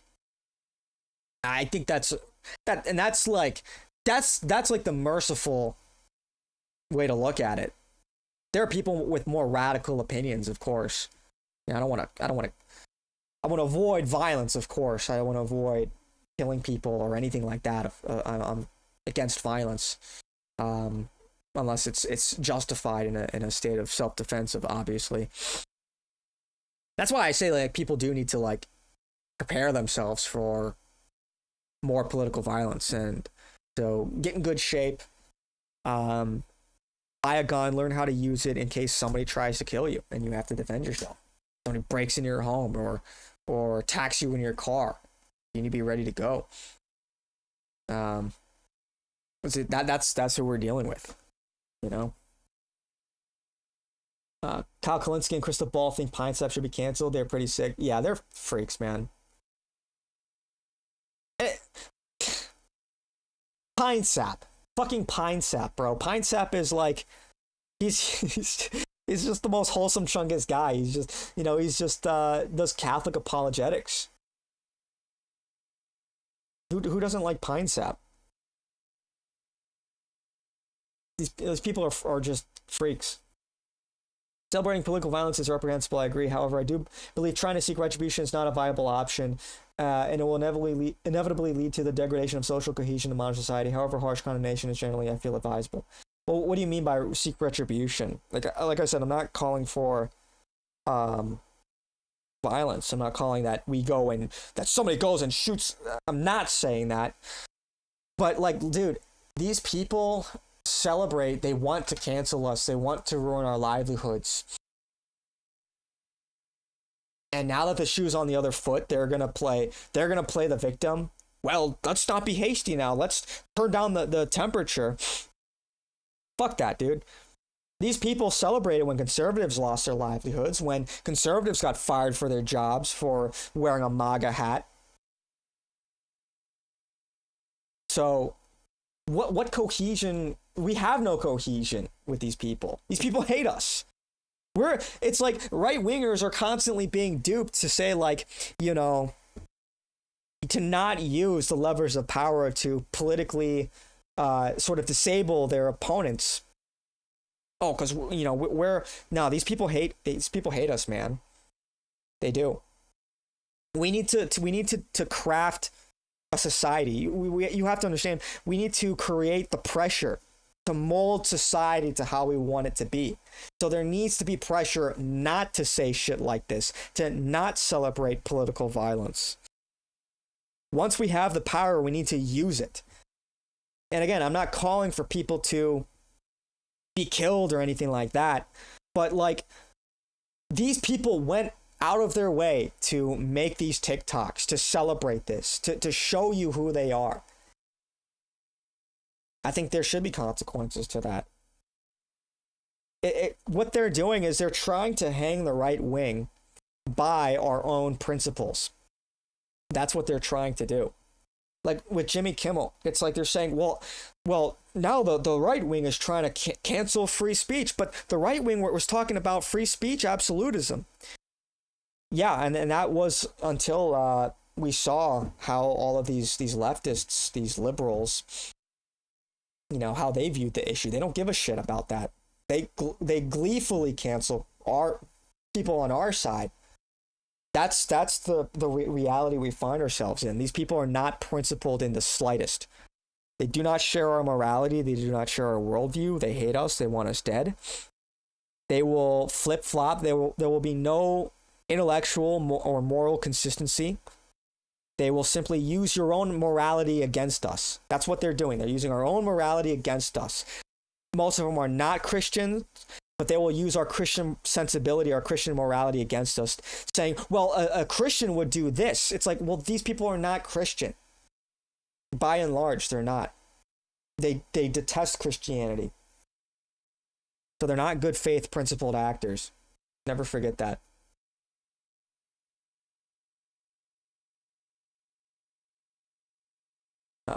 Welcome back, Come Quiet Guy. He made jokes about George Floyd in the past. Charlie's killing made me go confession about that. Yeah. It's one of those things where we have to remember our own humanity.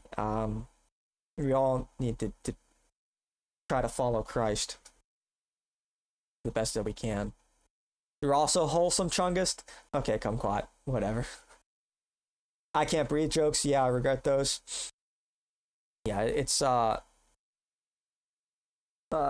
great notice. So do you agree whites are the master race? If not, you aren't Christian. All non-whites will be rounded up. Okay, the great noticer.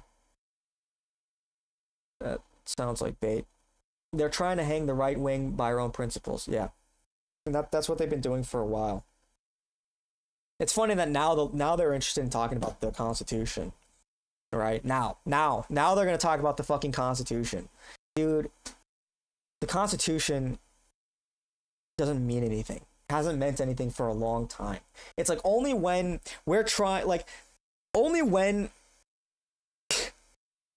it's detrimental to them. Now all of a sudden they're going to talk about the importance of the Constitution when they've been trampling over our rights for decades. Not retribution in terms of retaliatory political violence. That is never advisable. I'm saying retribution as in drawing out people from political discourse. And hate is awful and disgusting, but reprehensible speech is protected. However, anyone endorsing political violence should be fired by their employer most of the time. Yeah, I mean, people endorsing violence should be fired. But I guess where we disagree is I don't think reprehensible speech is protected, or rather it shouldn't be. And like, where do you draw the line? We're not saying you can't be critical of Charlie Kirk, but clearly these people are crossing a line somewhere. And let me make something clear. They don't fucking care about that line. They do not care. They do not think of it the same way that you think about it. They are not principled in the slightest. They will use these rules to bludgeon you to death, and then if you try to do something similar to them, they'll cry foul. That's what these people are about. Atheists love quoting our Bible against us. They do. And they have nothing but contempt. Nothing but contempt for Christianity. Yeah. Conservatives like to fight with Marcus of Queensbury rules. Liberals break all the rules of their gouging and everything. Yeah. Yeah, what's up, McCurry? How's it going? Anyway, see what's going on here. Not the most disciplined person when it comes to hard work. And this guy was a beast. I mean, the stuff that he did, working morning to night, you got to think he did a 3-hour show every day, wrote books. Then he went home and managed Turning Point. Then he went and flew out and did 100 campus events. That's just like him and Trump. They have that Protestant work ethic. And I know you're a capitalist, you're a businessman. There's nothing I respect more than people that build, people that work hard. That's noble. That's good. That's a virtue. So that was very inspirational to me. Dude, I want 3 more hours with you because I got so many questions. I'm getting so. What do you think about Thomas Rousseau? Is there any thoughts you have of Thomas Rousseau? Yeah, I actually watched your show. What did you think about him?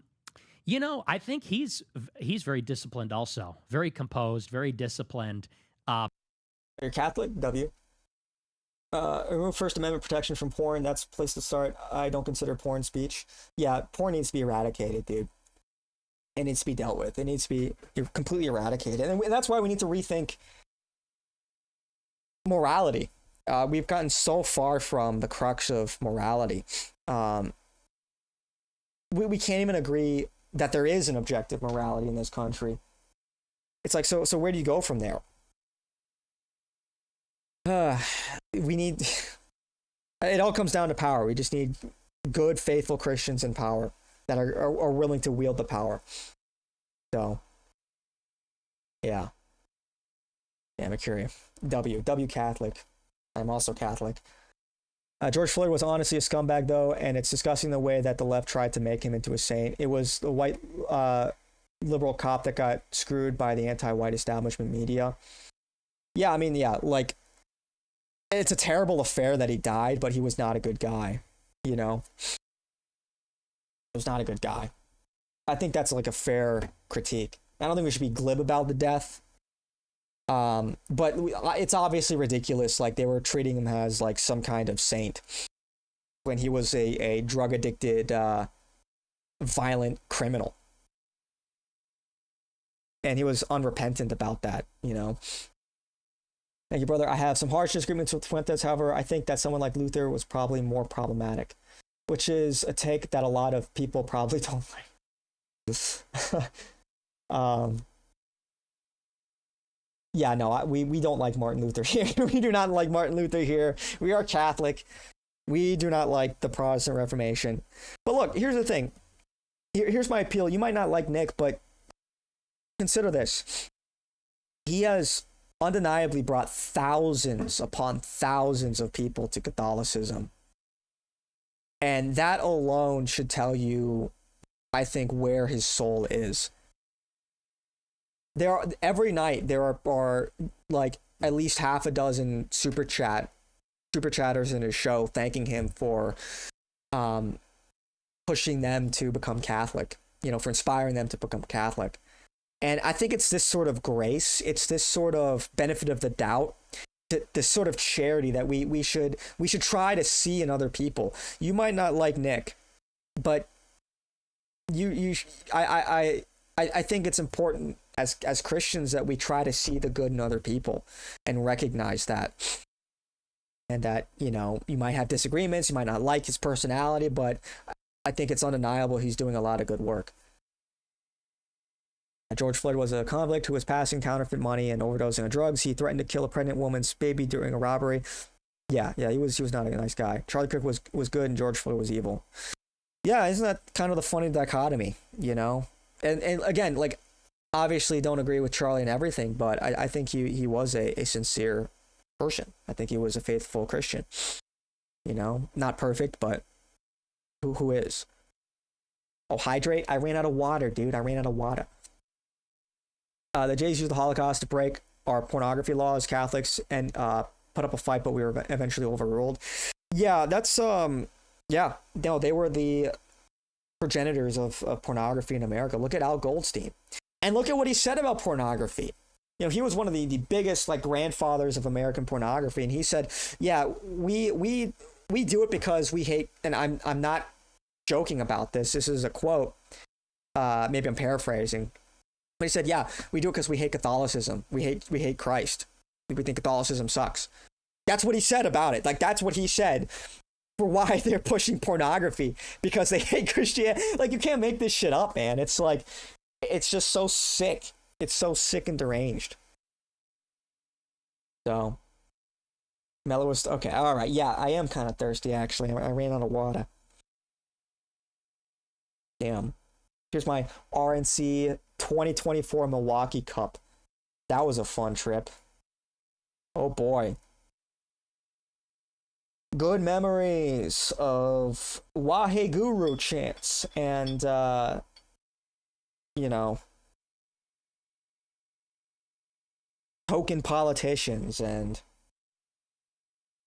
false promises of mass deportation. And yeah, and the whole day dedicated to Israel. That was a great experience.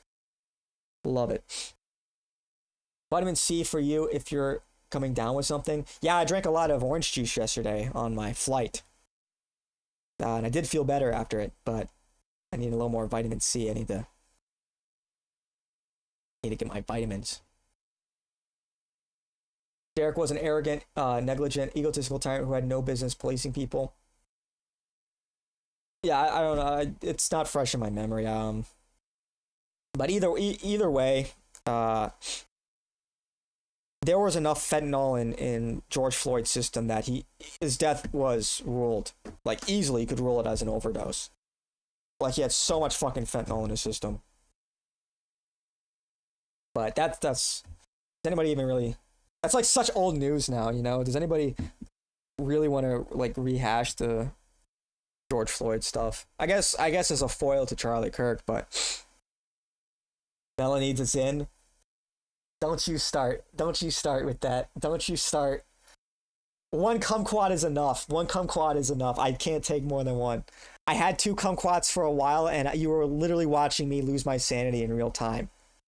I literally became schizophrenic with 2 kumquats in my chat. You can ask Kumquat about it. I'll just take a Tylenol, yeah. That's a funny. Nick is a very complicated figure, problematic in nature. However, I take a lot of my opinions of faith from St. Thomas Aquinas. W. Aquinas. So I agree with him on faith matters, probably, however, his politics are cringe. What about it is cringe? You know, I think, well, I don't think we need to really rehash it. It's like fine. I mean, like, you know, I don't think, you're not going to win everybody over. I would say that Nick is not your enemy. If you are a faithful Catholic, Nick is not your enemy at all. You're on the same team. You might not like him, you might think his politics are cringe, but you're on the same side. To everyone in the YouTube, if you sit in his chat long enough on Twitch, you can force him to turn... Okay, no, dude. Shut the fuck up, Kumquat. I should watch it like a week ago.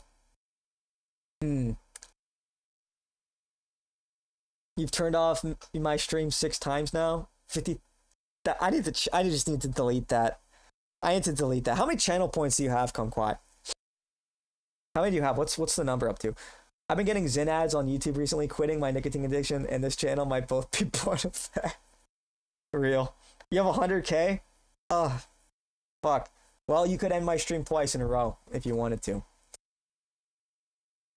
I need to just delete that, though, for real. That's like a holdover. I take Tylenol when I'm sick, but I never thought I'd be an autist. You all I want to see come... Dude. I'm losing my fucking mind right now. Nick gonna go after Trump tonight. He's reminding Europe to vote pro-Israel. What's going on? I'm a little... Again, I'm still catching up from last week's news. I look at, like, Rerum Novarum. I've got, like... Where's my phone?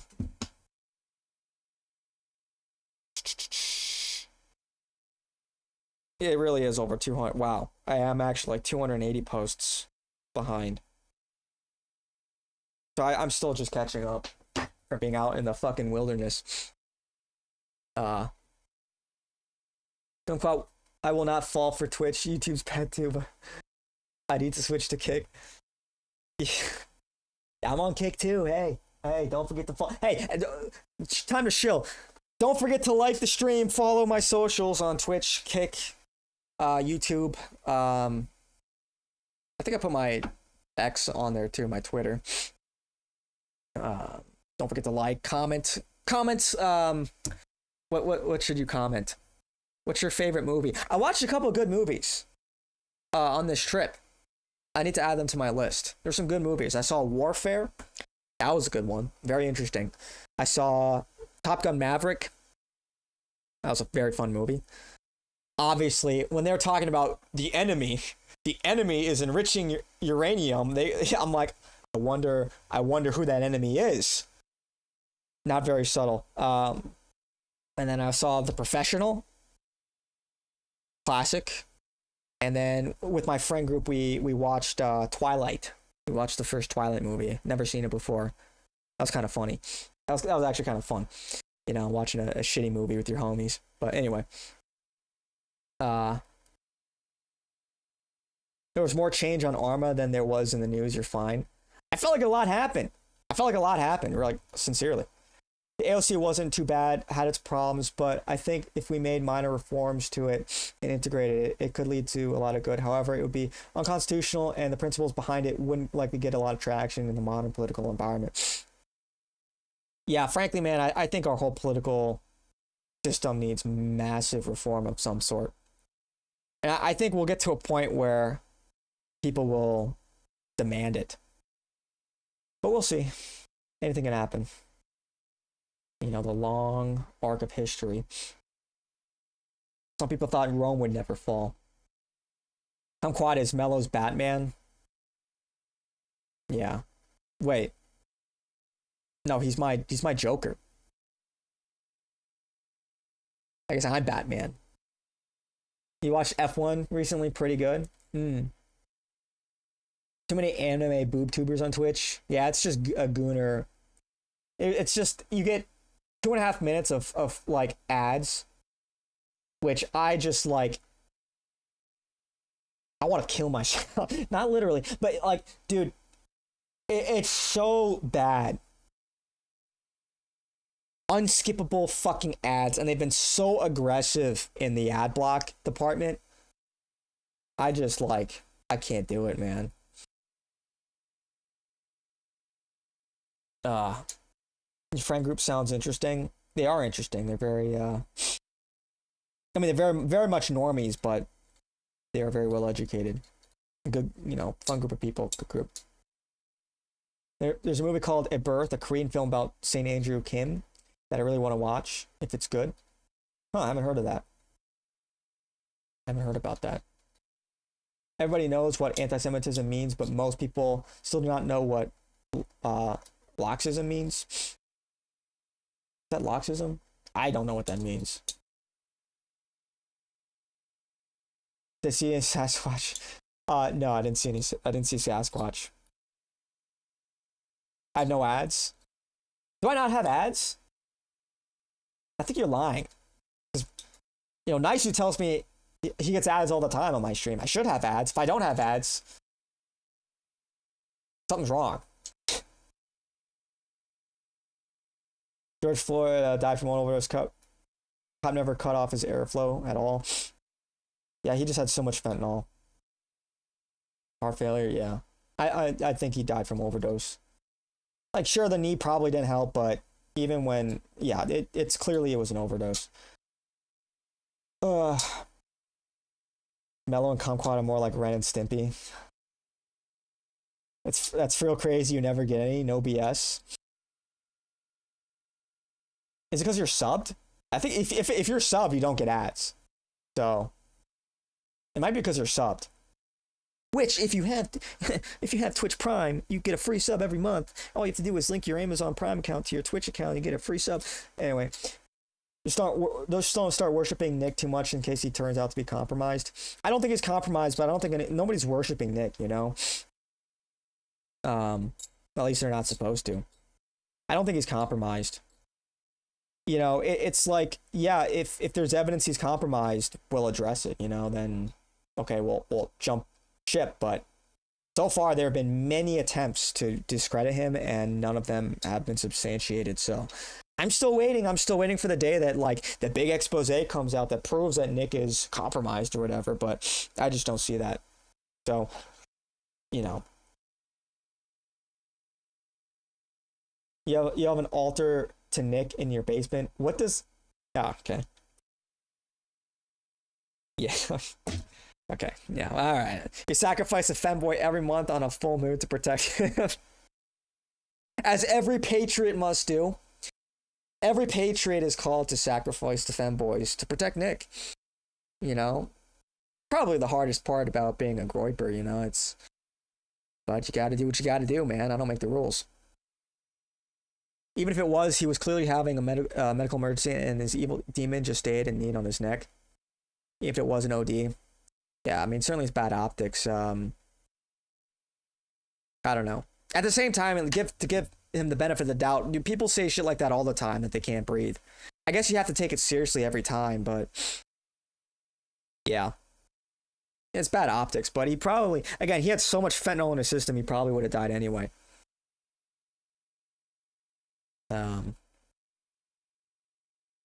Horsepower sketch, they're very slippery. Okay, okay. If Nick is compromised, Milo will tell us immediately. Yeah, Milo's on the case. You know, Milo's the guy. I'm sure any day now he'll have the smoking gun evidence, because he's literally talks about it every fucking day.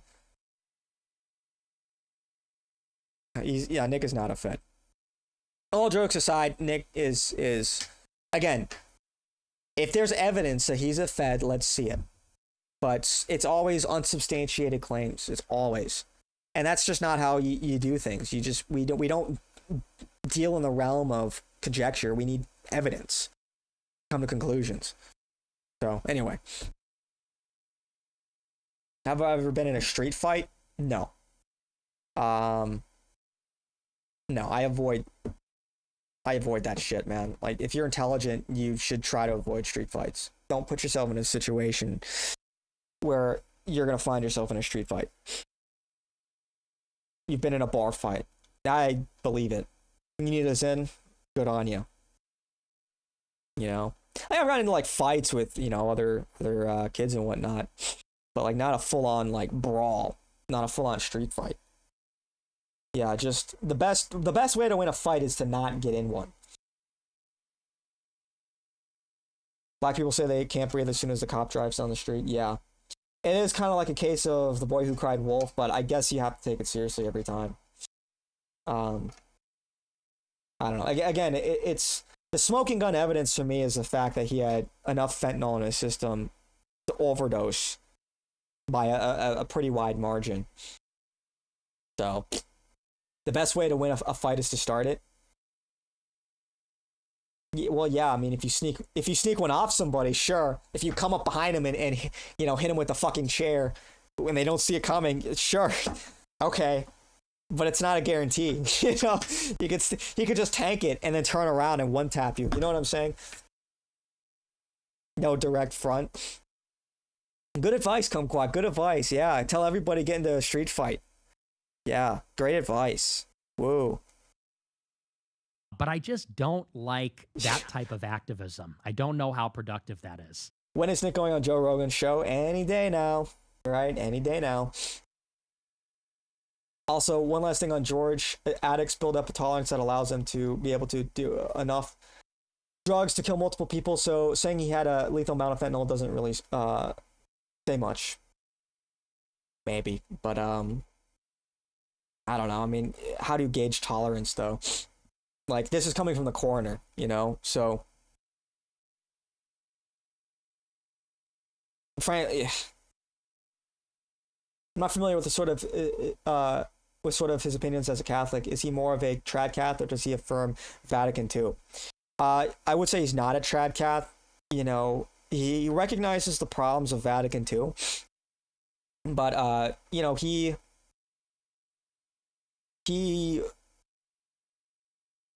does not, how do I say this? I mean, he's Catholic, so he believes in the authority of the church. He is very much in the affirmative on that. And so, and that's kind of like the crux of what differentiates Catholicism from like Protestantism or any other denomination is like, do you bend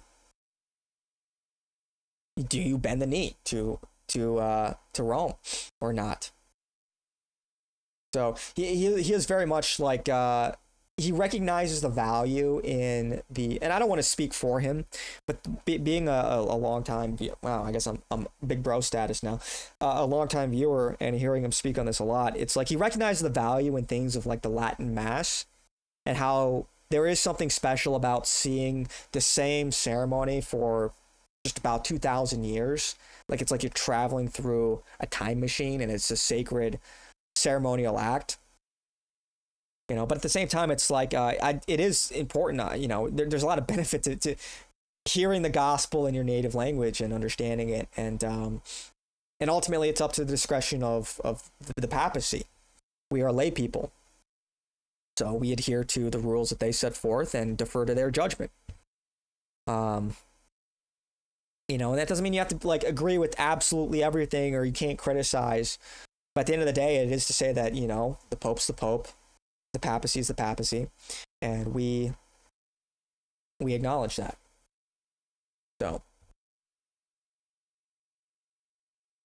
Mello's Holmes kumquat is Moriarty. Yeah, very good. Sorry if it was hard to understand. That was hard to understand. I'm sorry. Gotcha. Nick doesn't need Joe Rogan. Who cares what boomer guys who wrestle each other think? Well, it's a good platform, you know, to get the ideas out there. That's what it's all about. It's about growing the message, growing the movement, making it more and more mainstream. It's politics. That's politics at the end of the day. I think you'll be fine without Joe Rogan, but with Joe Rogan, I think that will only increase his momentum. So it would be a strategically wise choice to go on Joe Rogan, considering how big of a podcast that is and how many, who knows, hundreds of thousands, millions of people will hear Nick for the first time and say, this guy's making a lot of sense. I grew up fighting when your smallest kid in the class busts into a black so he can pretty much either fight or get bullied all the time. Yeah, that sucks. Yeah. Gotta be careful, man, being in that kind of environment. He's against the traditional Latin Mass. He doesn't see it as a requirement. Yeah, he stated that your goal as a Catholic should, like, priority as far as, like, you shouldn't drive 2 hours out of your community to attend Latin Mass. Like, you're supposed to go to your community and enrich it and participate in your community. And so if your local community is Novus Ordo, then so be it. But it's people who take it so far to like try to be trad Cath. It's like, that's like, you are Catholic. There is one church. There is the Mass. And I think being so granular about it, you know, it's actually kind of divisive. And yeah.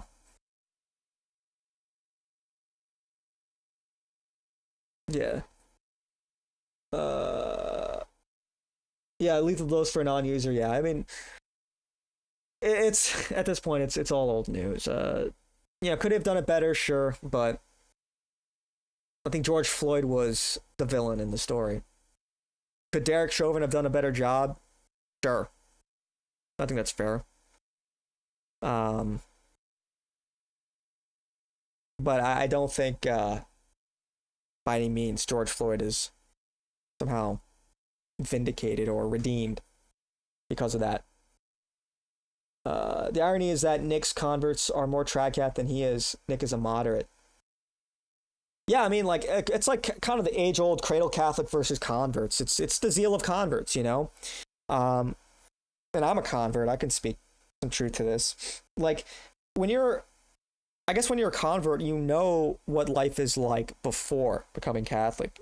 You sort of, it gives you a different perspective. I think cradle Catholics probably take a lot of it for granted. Not attacking cradle Catholics, but it's like, you don't quite get the full, I guess, how would I describe it? You don't get the full, contrast between being Catholic and whatever you were before.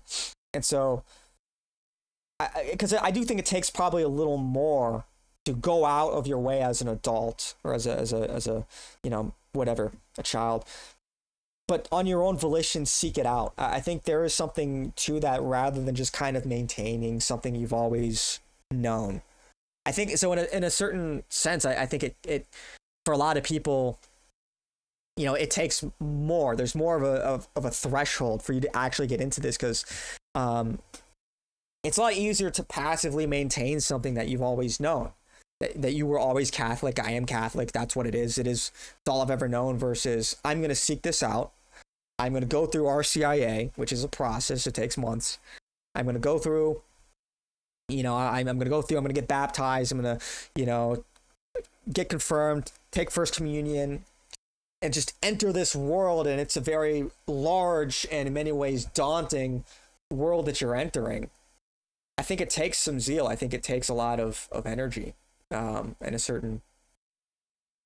think that's reflected in people's, people are sort of, maybe they take it a little too far in the sense that they're trying to be super trad. They're being too, fixated on a lot of the specifics of the faith. When, the energy is well placed, but, I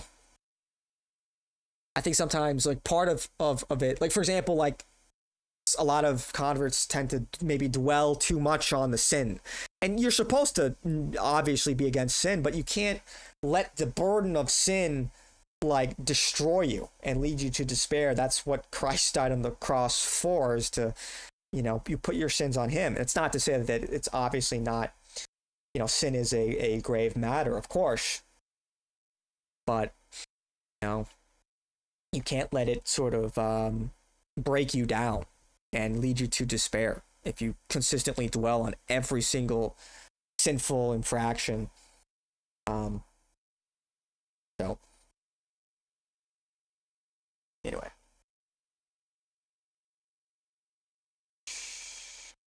UFC is owned by a small hat. Is it? Is Dana White Jewish? He's the owner, right?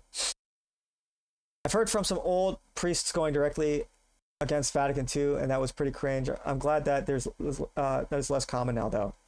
Yeah, and don't forget, the church is evolving. It is a living institution. It's the people, and people are flawed. There's maybe imperfect interpretations or imperfect messaging. It's a constant process to maintain and to maintain the church.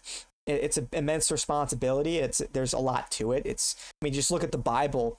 It's this probably, I would definitively say, the most complicated piece of written text ever. And so it's certainly easy to get wrong, and we should afford a certain amount of grace to people doing their best. Obviously, it's not to say that you should get it wrong, but you should try to get it right. But this is where you have to sort of make this assessment of where somebody's coming from. Are they acting in good faith or not? Am I Judeo-Christian? No, I'm not. I'm Christian. An oxymoron. The Muay Thai fighters in Lupini Stadium are twice the fighters than the UFC Barbies. I don't have a dog in that fight at all. What was I before coming Catholic? I was just agnostic. I guess you could say I was Christian first, because just non-denominational Christian, but it was kind of this immediate process to becoming Catholic. I wasn't going to a Protestant mass or anything, but I first accepted that Jesus is God, and then I went through the steps of becoming Catholic. I used to be atheist anyway, so those priests probably knew a lot more than me with regard to Catholicism. Yeah, that's a lot of it. You do have to sort of take a step back and understand, priests dedicate their lives to the gospel. It's a lot of people kind of arrogantly assume they know more, and you know how stupid the average person is. It's okay, I'm going to take the Catholic priest's take on it than some layperson. I'm going to trust the church far more than I would just the average critic, the average whatever.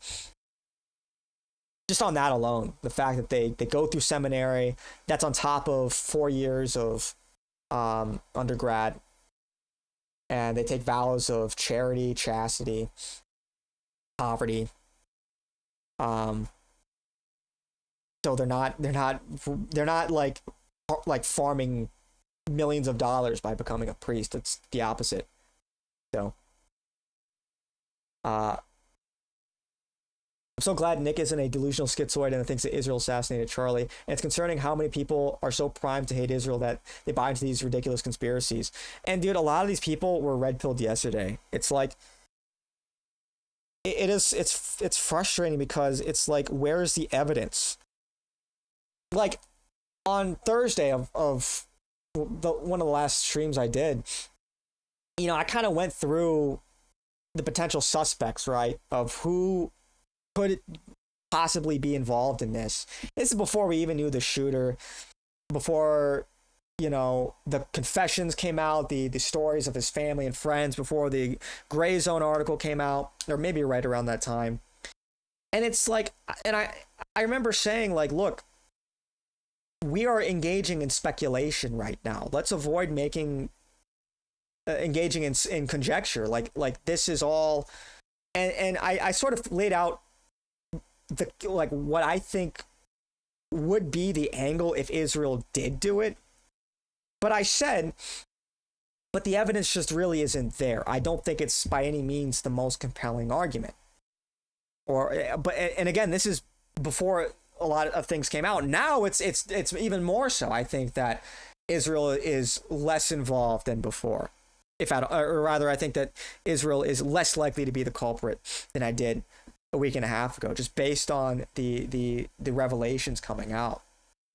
You know, the flip-flopping Max Blumenthal, you know, distancing himself from the $150 million statement, if that was not true. So he's going back. And again, how do you contend with the fact that Charlie Kirk was their top guy? The only way you could really make a case is that they thought that maybe he was more useful to them as a martyr. Because it seems now that the statements that he was questioning things or he was on the verge of going against Israel were largely unfounded and not likely to be true. So if that's the case, then the only way it would make sense is if they just, whatever calculation they did, whatever calculus they worked through, they determined that Charlie Kirk was more useful to them dead. But that's just such a tremendous risk, and I don't think that's very compelling. And so, look, when I hear these schizoid theories like, there was a trap door or there was a gun in the camera, it's like, okay, where's the evidence for that? Where's the evidence? There could have been a fucking hot air balloon. There could have been a shooter in a hot air balloon flying behind the fucking stadium. But where's the evidence? You know, you could just, like, okay, like maybe like, okay. There was a drone. It was a Palantir drone with a rifle that was hovering above where the shooter was. And it made it look like that. You could just make shit up.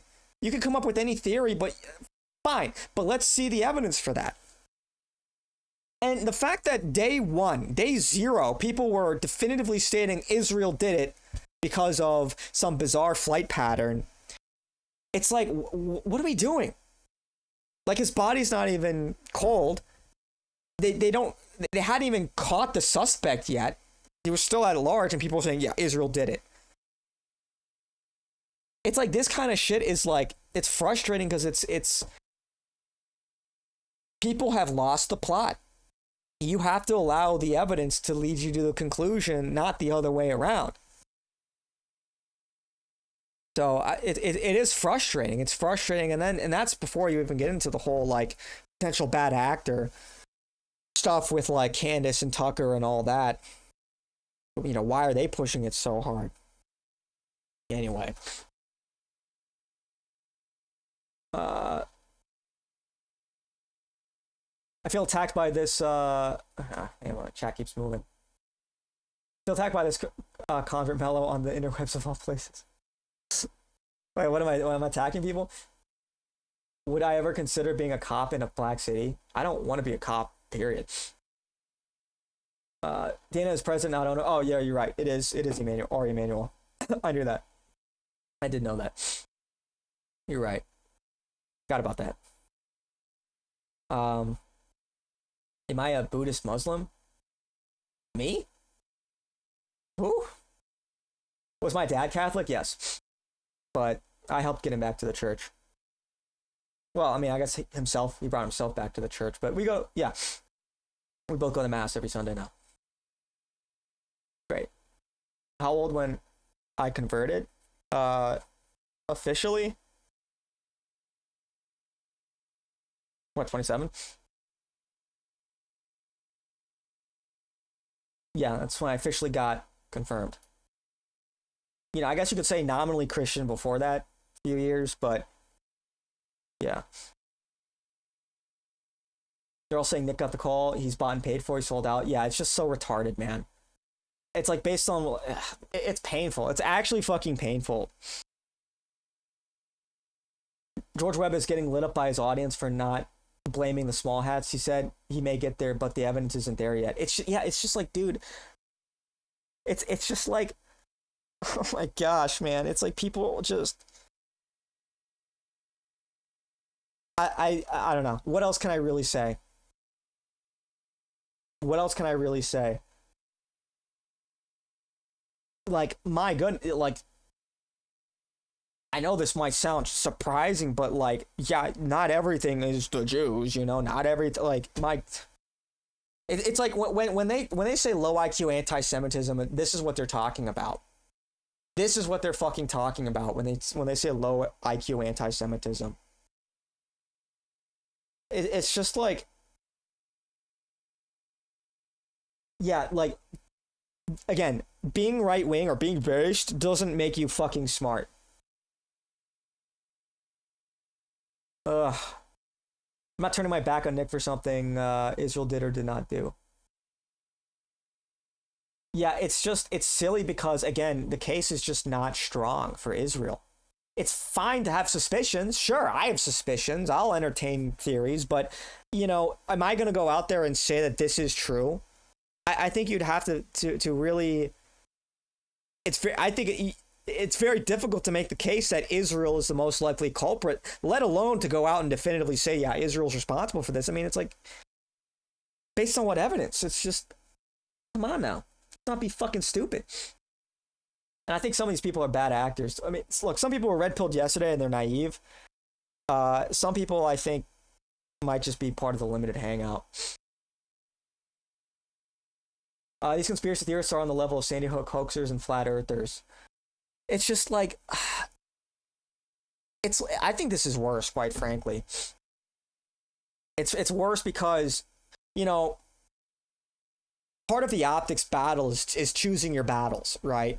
And deciding what do we really care about? Like, what's the hill we're willing to die on, so to speak? And I think one of the biggest hills for America First is the fifth column of Jewish power in America, in the world. And so when you undermine that by making coming to rash conclusions and making shitty arguments and coming off like an idiot, that hurts like the thrust of our movement, like the main objective of the movement.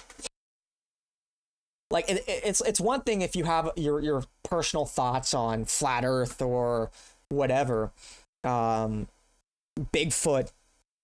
any other contentious topic. It's best to keep that, I think, to yourself.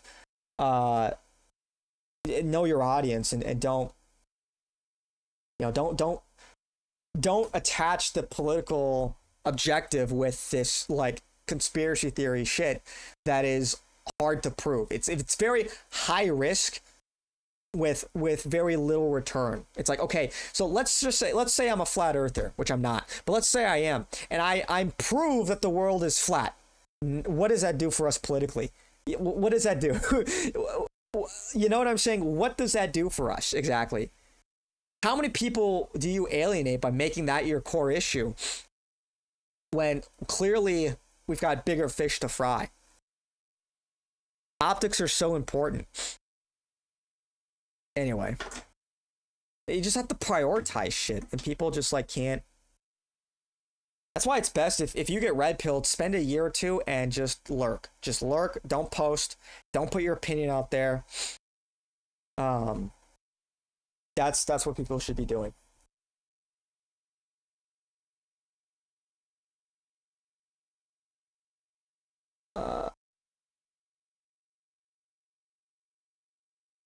Oh man, I'm really behind now, aren't I? Maybe you should become Orthodox. Fuck. Every time it moves, it fucks up my chat. Hang on, let me.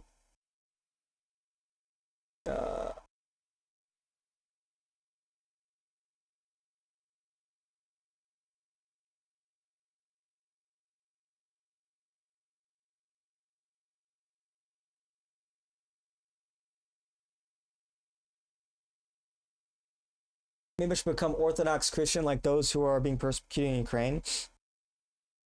I don't want to be wrong. For your information, Catholic priests don't take vows of poverty, at least not those in religious order. It's one thing a lot of people misunderstand. Priests can own things and buy things. Yeah, well, yeah, they can, but not to like a significant degree. You know, like you can't have like a salary, for example. At least not. Maybe I'm wrong on that, but I think in the spirit of what Catholic priests have to give up, the vast majority of things that they quote unquote own is shared, right? They share with other priests. They're not going out and like buying like Bugattis and shit. So I wonder if Charlie Kirk had his version of Kumquat. Imagine. Yeah, probably everybody in TPUSA that was just grieving him. We shouldn't jump to a conclusion that Israel had something to do with it, and we shouldn't jump to a conclusion that Israel had nothing to do with it. Well, I think it's more so a matter of probability. I mean, they might have, but, you know, we just have to follow the evidence. And until we, because you could say, you know, to some degree, they will have something to do with it because Charlie had something to do with Israel. But as far as whether or not they called in the hit, you know, we just have to, if there's a case to be made, then sure, but let's just follow the evidence. Trying to force an octagonal brick through a triangular hole. Yeah, and then everybody will just look at us like we're all schizos. Guilty by association. We shouldn't jump to the conclusion that it was a lone wolf shooter who tried to take out Trump either. Well, the Trump assassination is a whole other topic. I think there's something fishy about the Trump assassination just based on all of the breaches of protocol, but yeah, I mean, we'll probably never know the truth on that one. There's definitely a motive for Israel to have taken him out, and there's weird circumstances on the day George Zinn, I mean, the private jet situation. Don't get me wrong, I think there's definitely things that are weird about all of this, but it's just not enough to definitively say Israel did this. You know what I'm saying? Because it could be any other bad actor. It could be the deep state, the government. It could be the Democrats. It could be some radical contingent of whatever. So, along with shooters, another theory. Yeah, not conclusive. Incorrect. Dionysian priests don't take vows of poverty. Religious order priests, Jesuits, for instance, do take vows of poverty, chastity, and obedience. Yeah. Wait. Wait. Okay.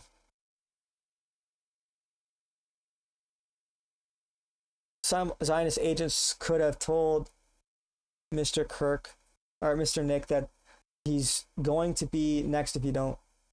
Sorry, I'm having trouble reading this. Somebody could have told Mr. Nick that he's going to be next if he don't shut his big mouth. Dude, look, they've already come after him. Why would he change his tune now? You think he would shut up about this now? He's being threatened for years. He's gotten death threats for years. Somebody showed up to his house and tried to kill him.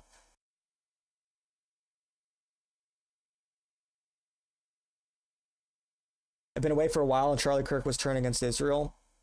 I don't think that's as substantiated, just based on some of the evidence coming out.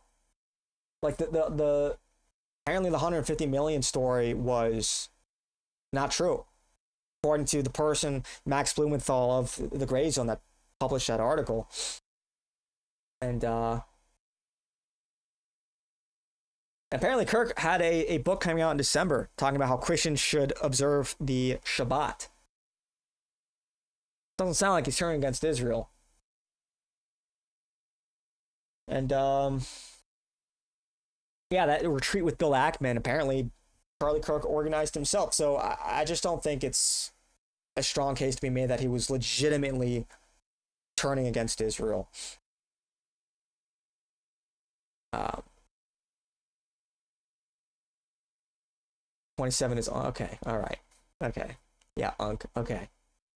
Yeah, I'm Boomer. All right, thanks. RFK autopsy in April this year. It's going to take a while to figure out what happened. Charlie Kirk was... Oh, dude, this keeps moving every time. I need to find a better way to do this.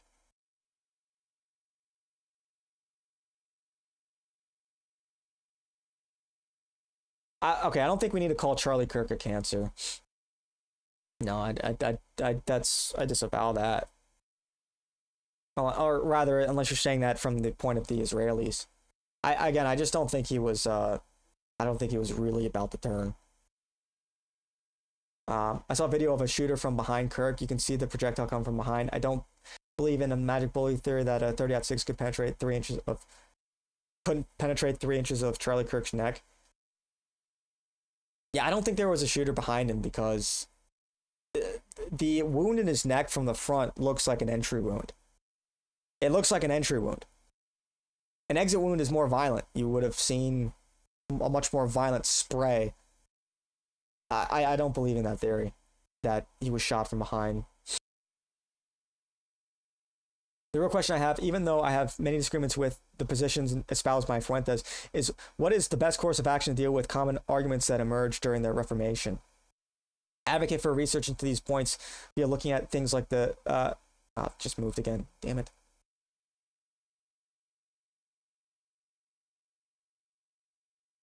The 1689 Baptist Confession of Faith and having a dialogue with these people who are Protestants. Oh, well, I think you just try to approach it in good faith like you would evangelize anybody, but just from a Catholic perspective and make the case for Catholicism over Protestantism. I think the strongest case is that it's the church that Christ left with us. It has a clear line of succession, of apostolic succession from Peter. And that was bestowed upon Peter from Jesus himself. So I sort of leave it more towards the theologians to debate. I'm not a theologian. There are better people to debate this than me. But yeah, in my experience, Protestants are much more like theologically illiterate. Not saying that Catholics don't have their problems, but you know, I just the stuff coming out of Protestants, I don't know where they get some of that shit from. Because there's no authority. There's no real authority in Protestantism, so it's like you can just make shit up, start your own church. So Bigfoot is real though. Yeah, Bigfoot is more likely to be real.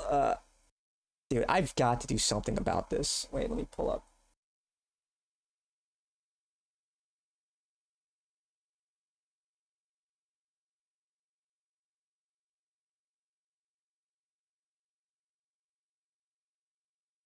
More likely to be real than Israel is to be Charlie's killer. Bridget Macron will send in the army against the conspirators. Yeah, Bridget Macron, if you can hear us. Bridget Macron, if you can hear us, please bankrupt that bitch. The only reason I love for Flat Earth to be real is the ice wall, which sounds so cool, but nah, it's not real. Yeah, I mean, look, it's like a fun theory. It's fun. Conspiracy theories can be fun, and it would be cool, but that's where you need to, like, pump the brakes a little bit. And just because we want something to be true doesn't mean it's true, obviously. Yeah, it would be cool if the Earth were flat, I guess, right? What if the ice wall is real? What if there's more land out there? Think of the possibilities. But that's what trips a lot of people up, is, you know, that it's what their bias ends up leading them, not the facts.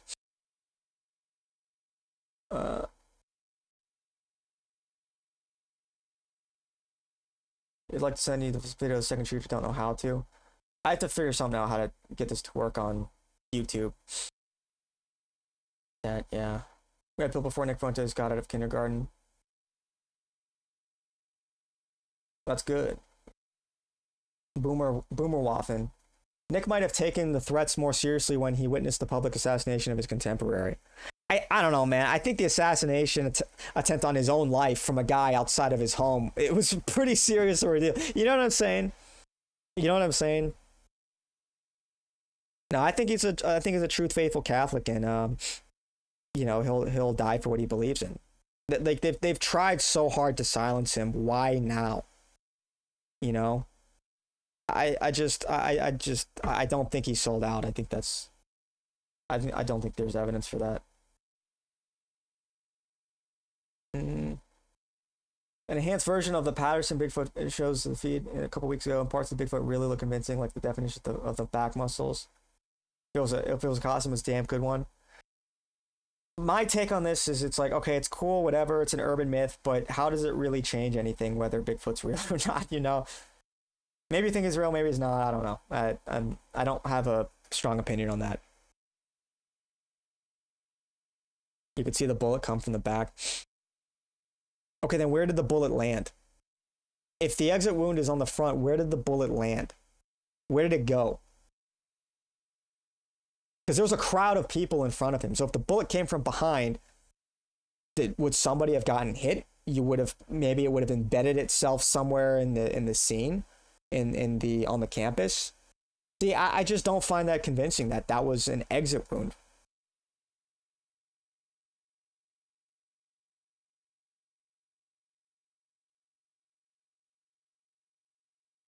No blood American out of the back right way, sprayed in front, listen to the military. I don't know. I don't think it came from the back. 3 main suspects, left, right, and Israel. Who owns all 3 of those?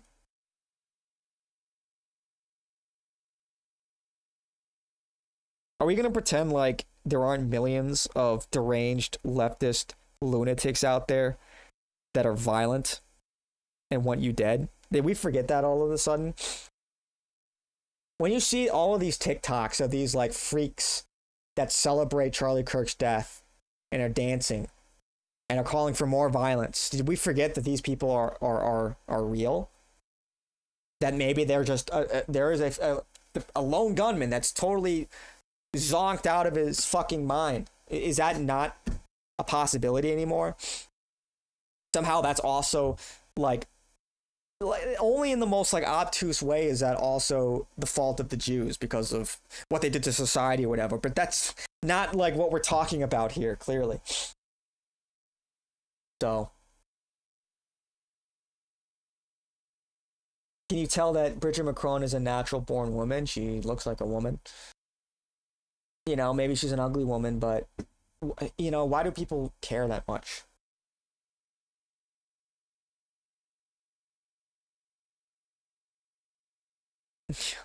No, I'm older than Nick, yeah. I think I've aged gracefully. If you don't believe in Bigfoot, the bullet came from above and behind in the video I watched. That means bullet would go into the stage. Okay, did they find the bullet in the stage, though?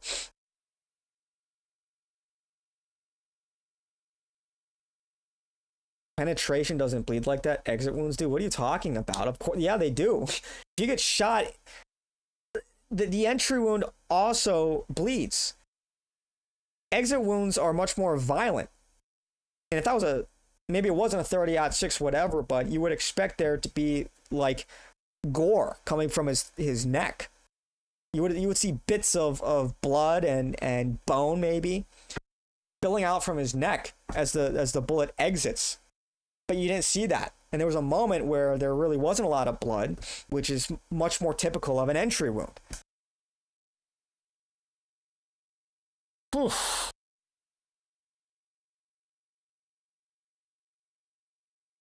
Looks like a man to you, like Bridget Macron. It didn't look like it sprayed.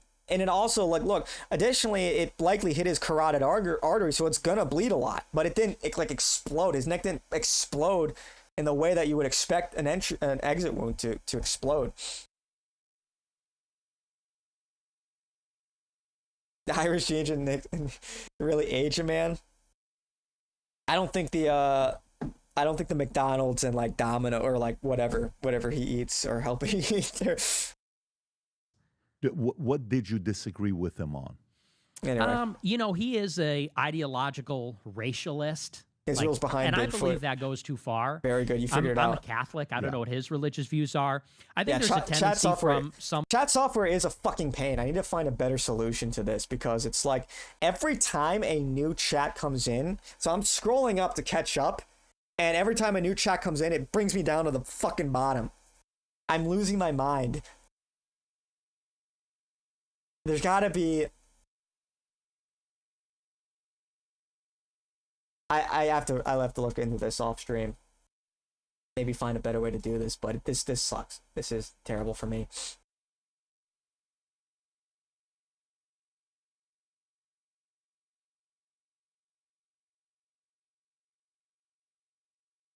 That's because it was a smaller round. They find the bullet. I mean, sure, it could have been a smaller round, but...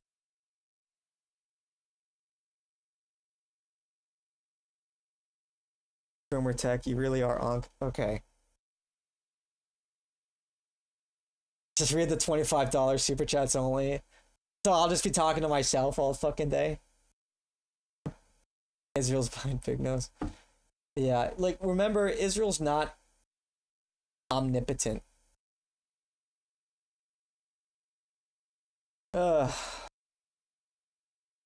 White nationalists to idolize race. They believe that race is the highest virtue. As a Catholic, I do believe there's a universal community of human beings, that we are all human in a fundamental way. And although I do believe that race is real, I also think we're all humans also. So I would say he's more racialist than me. And I also think that from an ideological point of view, from a professional point of view, I just do not support that type of activism, these provocative marches where they're not getting in people's faces, but it is intended to provoke. It is intended to be transgressive. And I don't know how much I like that. He was also interesting to get to know, and he was very good in the way he communicated. His style is very different than yours. He's very, the way he speaks is more here. You're more animated. You have a... He could have been killed from an AR-15 from the back. See the Patsy failed to do his job versus Trump, so this time they make sure there's two shooters.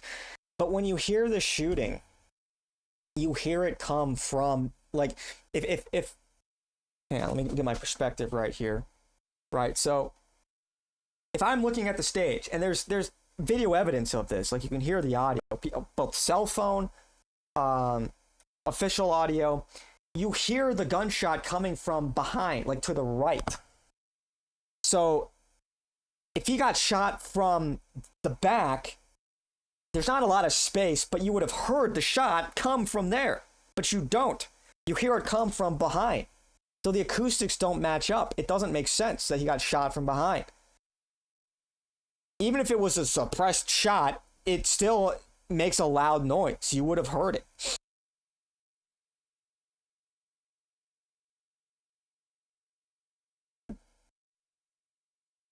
Do you believe that Donald Trump is afraid of Benjamin Netanyahu? I mean, probably, yeah. I think he's pretty cucked to Netanyahu, and based on his character, it's like, he seems like the kind of guy that doesn't really take shit from most people. So the fact that Netanyahu is sliding him left and right, and he still like cucks for him and pushes his chair and whatnot, yeah, I think he knows that they could kill him. I think you'd have to be an idiot not to recognize that. So, the very smooth style of delivering your message, but I actually wanted to know this guy to see what drove him. Your opinion of me. I'm Middle Eastern, married to a white girl, okay? I'm from Iran, Christian guy. Mom's a Christian, dad's a Christian. Mom was a communist, dad was an imperialist. Went to Germany, refugee camp, came to the States. Do you think there should be more opportunities of guys like me to end up here? Or do you think it's better off for America, purely based on odds, to minimize more of me coming to America? Well, I think that the most important thing to consider about immigration is it's just the volume. It's the numbers. I don't have a problem in principle with immigration at all. If we brought in 1 million, or maybe not 1 million, but if we brought in, let's say, 300,000 people every year that are like you, that are intelligent, that are productive, that are going to be generative, I don't necessarily have a problem with that in and of itself. The problem is that for 30 years, we bring in 2 or 3 million people per year. Not to mention, not just the volume, but also look at the birth rates. And so that immigration is having a replacement effect. So it's not a matter of principle. It's you can't ignore the context of which this immigration is also occurring. You know, the foreign. I was thinking probably it was just a little shooter until I saw that video. Now maybe the video that I'm looking at is somehow fake, but if so, it's a very good one. Yeah, you got to be careful. You know, AI shit just gets faked. It's like it's tough to know what to believe anymore. It's getting that is a scary thing about the age we live in now. It's like the AI is getting better and better and better. You know, especially combine the compression from like a cell phone and visual artifacts. It can be hard to tell what's real nowadays. It's getting to that point. There was a video I watched from someone who posted a clip where it was played and then reversed right before the shooting. There are fake videos like this being put out there. Why? Different reasons. Yeah, I mean, there's I'm sure there's disinformation campaigns going on. Some people are just having a laugh, but some people are probably genuinely trying to create red herrings for people to fall into. And and here's the problem: this is why you need to be very careful. If you fall for a bad conspiracy theory, or if you jump to conclusions and you turn out to be wrong, that tanks your credibility. That makes you look stupid. Just flat out, it makes you look dumb. It makes you look very rash. Yeah, it makes your judgment look poor. And it doesn't matter that much, like the fact that there are bad actors trying to deceive you. This is just the game we're playing. And so you have to be very careful with how you look at the evidence and how you approach these ambiguous cases. If you're not confident in something, that's okay too. Don't say something definitively if you can't provide reasonable evidence. And I think a lot of people have lost the plot on that. And that's why it's like, I look at a lot of these people that have like really risen to prominence and like the critical, you know, they're like the critics of Israel. And I look at them with quite a bit of suspicion. You know, how quickly a lot of these people are jumping onto this narrative. You know, some of it might be just sensational to drive attention. Here's my take. Here's why I'm right and everyone else is wrong. The angle that people aren't thinking of. I understand that's part of the game too. But we need to be smarter than that. Thousands of cameras were there. You know, a black man that had 25 kids. Oh, we're talking about immigration, yeah. 25, that's crazy. Yeah. Oh, is Nisu here? What's up, Nisu? Nisu in,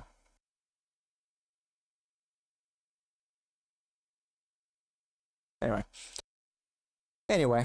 Foreign population has doubled. We brought in 50 to 60 million people since 1990. That's just too many people. And how I would distinguish it is that we're bringing in so many people that it's fundamentally altering what America is. You go to like Miami. Miami's like a Caribbean country. Like it doesn't even feel like America. It feels more like Costa Rica or something. You go to New York, LA. It doesn't feel like what America used to be, what America is distinctly. And here's, you know, when you have like a large volume of people coming in, they create these ethnic neighborhoods where assimilation is no longer really necessary. And so they don't learn English. They don't sort of relinquish their previous culture to embrace the American culture. So that is a way where, in essence, you know, why it's a matter of how much immigration are we experiencing. That's also, it's a Donald Trump doesn't have any credibility. JD Vance has no credibility. All the Democrats have no credibility. And most of all, Benjamin Netanyahu has no credibility. I'm not sure what to take from that. How does PBD need this to be explained? Because a lot of people straight up haven't thought of it like this. Like literally, like I mentioned earlier, my liberal friends who are well-educated, probably all 130 IQ plus, you know, half of them have PhDs from like top universities. They probably never really thought of it in this way. Like literally a lot of people have not been exposed to these arguments. they drink the Kool-Aid on what the media tells them. Oh, this is good. More immigration is good because of whatever the rhetoric is. They're doing the jobs Americans don't want to do. They're all, America's a melting pot. A lot of these arguments that we've been browbeat with for years, and as justification for just endless immigration. And it gets to this point where, the country's different because the people are different now. That's why people need to have this explained. It's very kind of first principles, but you'd be surprised. A lot of people are never really forced to address these ideas. The CIA has no credibility. FBI has no credibility. Donald Trump has a clown show, Secret Service. MSNBC and CNN have zero credibility. Fox News is not credible. PBD is a grifter, and he's not credible either. I mean, what does that mean, though? Like, exactly, it's like, do you think that none of these people could ever tell the truth? None of these institutions? You just have to read between the lines. You have to just be able to parse information. Just sort of blanketly assuming that, we know CNN is like a partisan slop, but do you think they never report anything that's true? What is real then? Who do you take information from? Like, part of being an intelligent person is your ability, the information's out there, now you need to parse it. So I read the New York Times. Yeah, in the New York Times, I know what it is. I'm under no illusion about that. But they have pretty solid reporting. They are a fairly credible institution, but it's coming from the institution. It's coming from the regime. I want to know what the regime has to say about these things, what their angle is. You have to consider it, knowing thy enemy. So, programming runs deep. Yeah, it does run deep. And it is kind of a matter of naivete and ignorance. I was waiting for somebody to come out and say that it was the Iranians or the Russians that did it. Maybe that would be too on the nose. But again, it's like the obvious, I think suspect number one, we have a country filled with these fucking schizos. We have a country filled with deranged, mentally ill lunatics that have been spoon-fed the most violent rhetoric you can imagine, saying that, these people are Nazis, they're threats to democracy, they're evil. And they get one shot by SSRIs. Like, many such cases.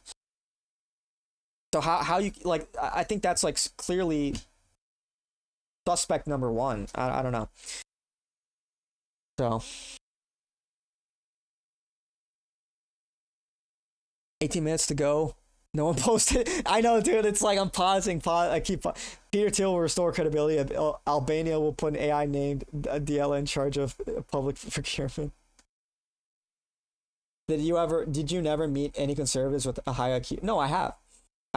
But the thing about conservatives, obviously, you have to be more discreet. Of course, I've met high IQ conservatives. There's a lot of them.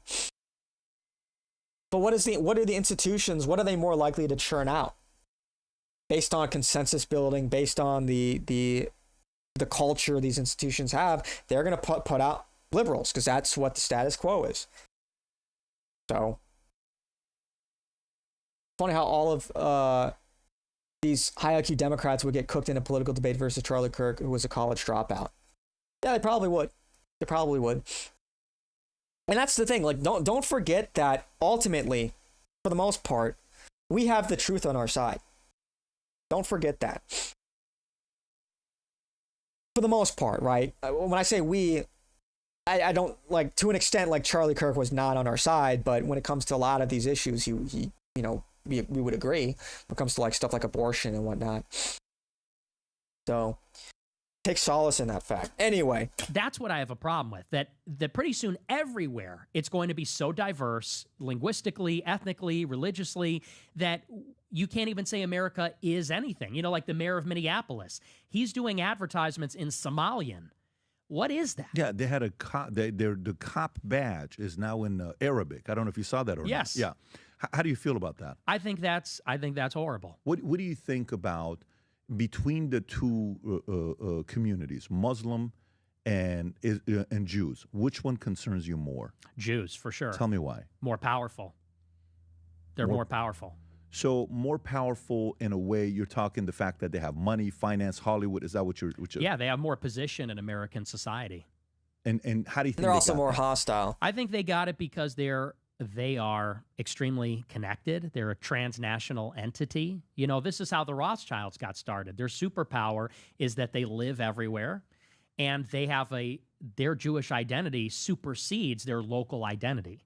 So a Jewish person in America or in Germany or in France or in the UK, they can all talk to each other and work together. Do you think that's a bad thing?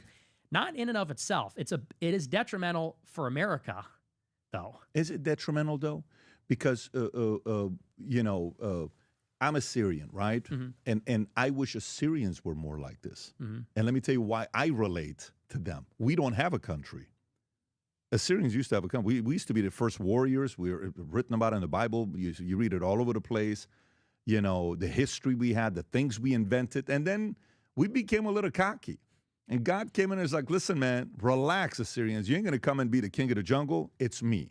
And you hear the stories about that they built the tower to go all the way to the top because we are Assyrians and, and then we failed. It's like, no, look at you now. No one knows who Assyrians are. You don't even have a country, right? We know the land in Iraq or wherever you are. You don't have it anymore. I think when a community becomes too cocky, the man upstairs is going to handle that himself, right? I'm in the camp of they're both equally problematic, just in different ways. Well, if you were to make a threat assessment, the fact that Jews have the power and they have this such hostility towards white people and to European to Christians, I mean, they're a greater threat to us, and they so yeah. It's almost like you just take your own side. I think that's fine. Like, just take your own side. We are pro-European. We are pro-Christian. It could be very well. It could very well be this closeted homosexual left-wing nutcase that the media told him that Charlie Kirk is Hitler and he's trying to save the planet. Yeah, I think, and that's probably the most likely outcome, or the most likely explanation. Heading to church for Complina. Good night. Thank you, Ian. Take it easy. Thank you for your prayers. What's up, Edward? Holy moly, what'd you miss? Just yapping. You know, I've been gone for a week and some change, and I'm just catching up, you know? But Nick was on PBD today, so we've been talking about it. No more posting that? Yeah, we gotta get through this, right? But in a sense, when you see they went from a small community to have this much influence, isn't that almost impossible for them to pull off? Like, isn't that...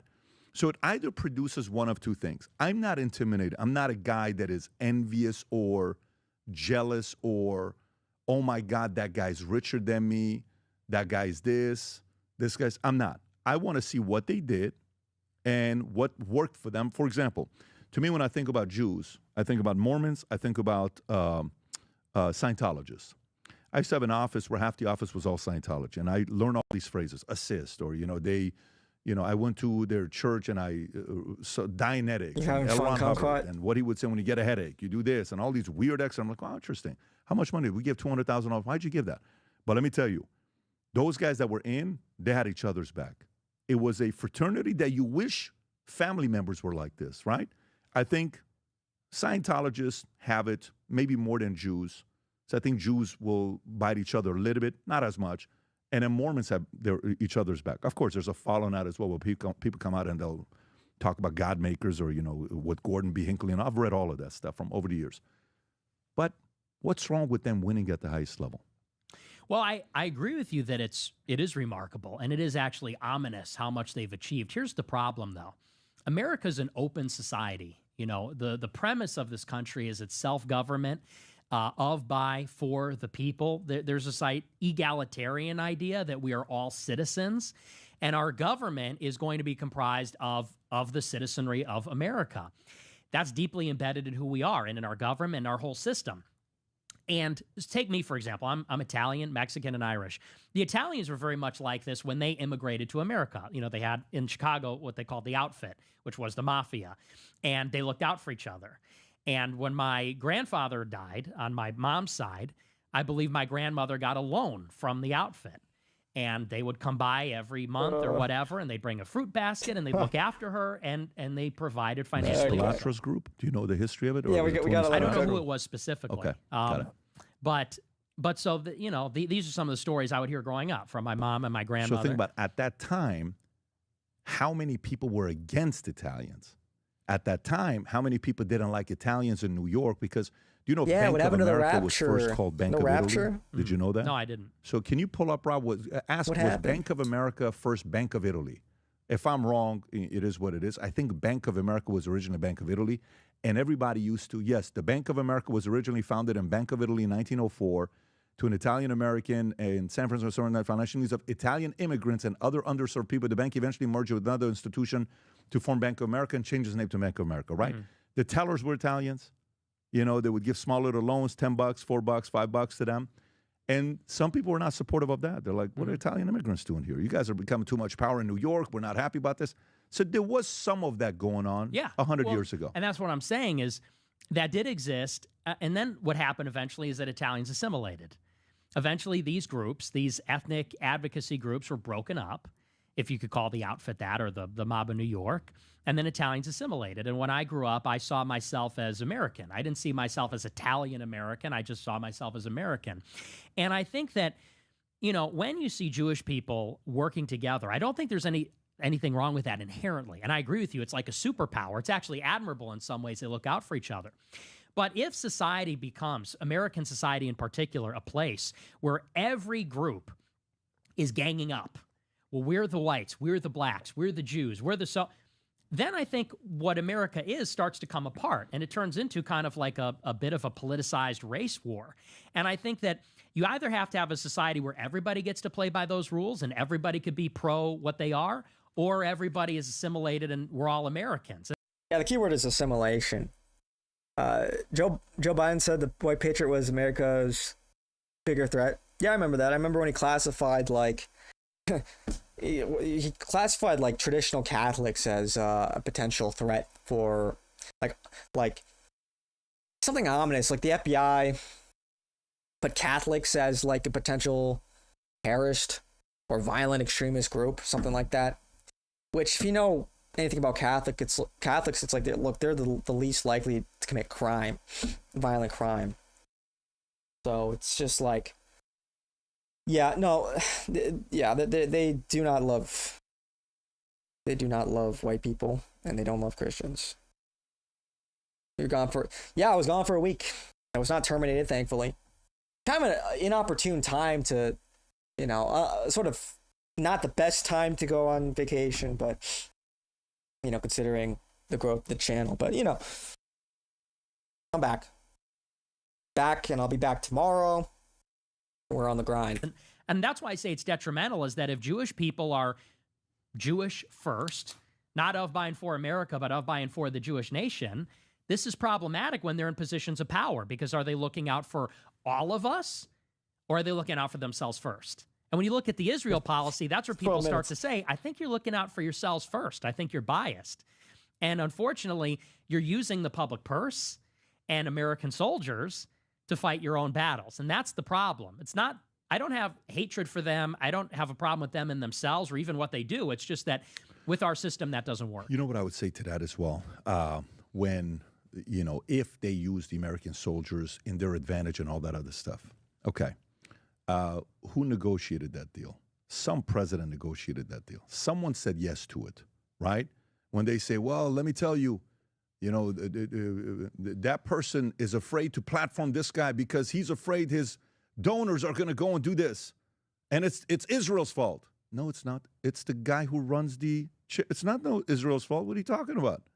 This guy sends me a message. AIPAC. I got a text. Not a text. What do you call it in the X? A DM I get from AIPAC. Okay? Hey, we'd like you to come to Israel. We'd like to invite you. I'm sure many people get that message, right? They send it. I said, I'm going to come with my pastor. I don't want you to pay for it. I'm going to pay for it. I want to bring my crew because I want to go see Jerusalem. You're not going to see me putting the what do they call it? The kippah. I'm not going to put that on. But guess what? I respect the culture, and I want to go to Gaza, and I would ask for some idea of protection, that if we can go to Gaza, show it to her. I want to see this stuff.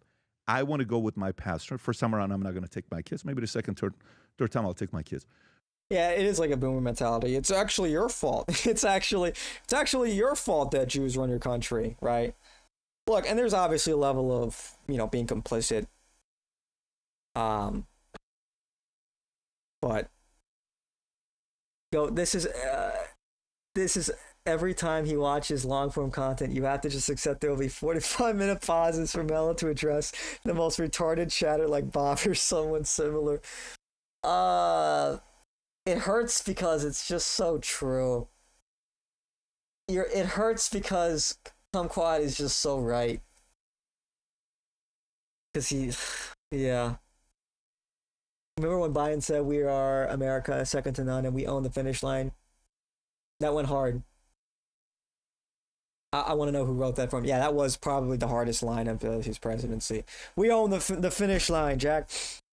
But to me, I don't put the onus on, like when a guy's like, that guy has slept with so many people, this, and the girl said yes. No, but you don't understand. He's a man whore. But the girl said yes. So is it Israel or is it the girl? Oh, dude. Do you understand what point I'm trying to make here? Absolutely. So to me, it's kind of like, look, if you said Israel. Look, yeah, of course it takes two to tango. There's obviously truth. It's like when women say, "Oh, it's all men's fault" for whatever, and they use that to absolve themselves of any wrongdoing when they whore around or whatever. But I feel like that goes without saying. Kumquat, please say I'm Batman. Over Muslims, right? Mm-hmm. How is he Batman? Which of the two do you think has been a bigger net I'm positive Batman. to America? Oh, well, it has to be Israel, absolutely. Okay, so a part about that part. But, in terms of, I wouldn't say net positive. I would say in terms of raw, maybe gross positive. Because they've had a lot of contributions. What is culturally, and even, in terms of art, literature, music, also scientifically. But it's difficult to say on that because I also think that there's quite a bit of a detriment. I think that the melting pot comes from the Jewish community. What do you mean by that? The idea of the melting. What is this? What did you? I'm not logged in. Damn it. Send it on Twitch. This is the problem with being live on 3 platforms, and like when people send me links and shit, it's just. And Kick always fucking signs me out. This is every time he watches long form content, you have to just accept there will be 45-minute pauses for Mello to address the most retarded chatter like Bob or someone similar. It hurts because it's just so true. It hurts because Kumquat is just so right. Because Thanks for that. You happy? You happy now? Even a broken clock is right twice a day. Okay, all right. Enough of that. We've got to finish this. Comes from a Jewish playwright. Because Jewish people come to America, and like all that just immigrants, blow his mind. Because the melting pot theory came from a Jewish playwright. I don't think he's ever heard that in his life. Literature, music, also scientifically, but it's difficult To America. Oh, well, it has to be Israel, absolutely. Okay. Yeah. So which of the two do you think has been a bigger net positive to America? Oh, well, it has to be Israel, absolutely. Okay. What was the other option? Fuck, man. Yes. So is it Israel or is it the girl? Do you understand what point I'm trying to make here? Absolutely. So to me, it's kind of like, look, if you said Israel over Muslims, right? Mm-hmm. Which Okay, of the it's two Muslims. do you think has been a bigger net positive to America? Oh, well, it has to be Israel, absolutely. Okay, so a part about that part. But, well, in terms of, I wouldn't say net positive. I would say in terms of raw, maybe like gross positive. Because they've had a lot of contributions culturally and even, you know, in terms of art, literature, music. Bateman. Also scientifically. But it's difficult to say on that because I also think that there's quite a bit of a detriment. I think that the melting pot comes from the Jewish community. What do you mean by that? The idea of the melting pot, that comes from a Jewish playwright. You know, because Jewish people come to America, and like all immigrants, they say, well, we want America to be more welcoming. So they start to spin up these ideas that, well, America was never this country. Dude, this... Why did they use this picture? Of white Christians. It's always been a melting pot for all immigrants. They want the country to be more open because that makes it more comfortable for them. It makes it more tolerant for them. The Irish phenotype is really coming out. Open and tolerant for Muslims, for example. We're bringing, I mean, who's been the biggest driver of like the Hart-Celler 65 Immigration Act? It was like the SPLC, which is run by Jewish lawyers. And so they're major drivers of mass migration. They're also major drivers of the pro-Israel politics, like the Iraq War. It was many Jewish journalists and pundits and advocates. Sure. So a point being is like when you calculate on net, and I agree with you, like I think there are a lot of people that are critical of Israel that are reluctant to acknowledge the good that Jews do. And I think that Jews they're brilliant. Many of them are brilliant. So when I'm saying net positive, I'm talking jobs, economy. How often you hear about crime, what they do. Like if you have a choice between living in a city in Minnesota, Dearborn, and living in, I don't know what's the biggest city. What's the city that Boca Raton, let's just say, right? If you have a choice between raising your family between Dearborn and Boca Raton, where do you choose?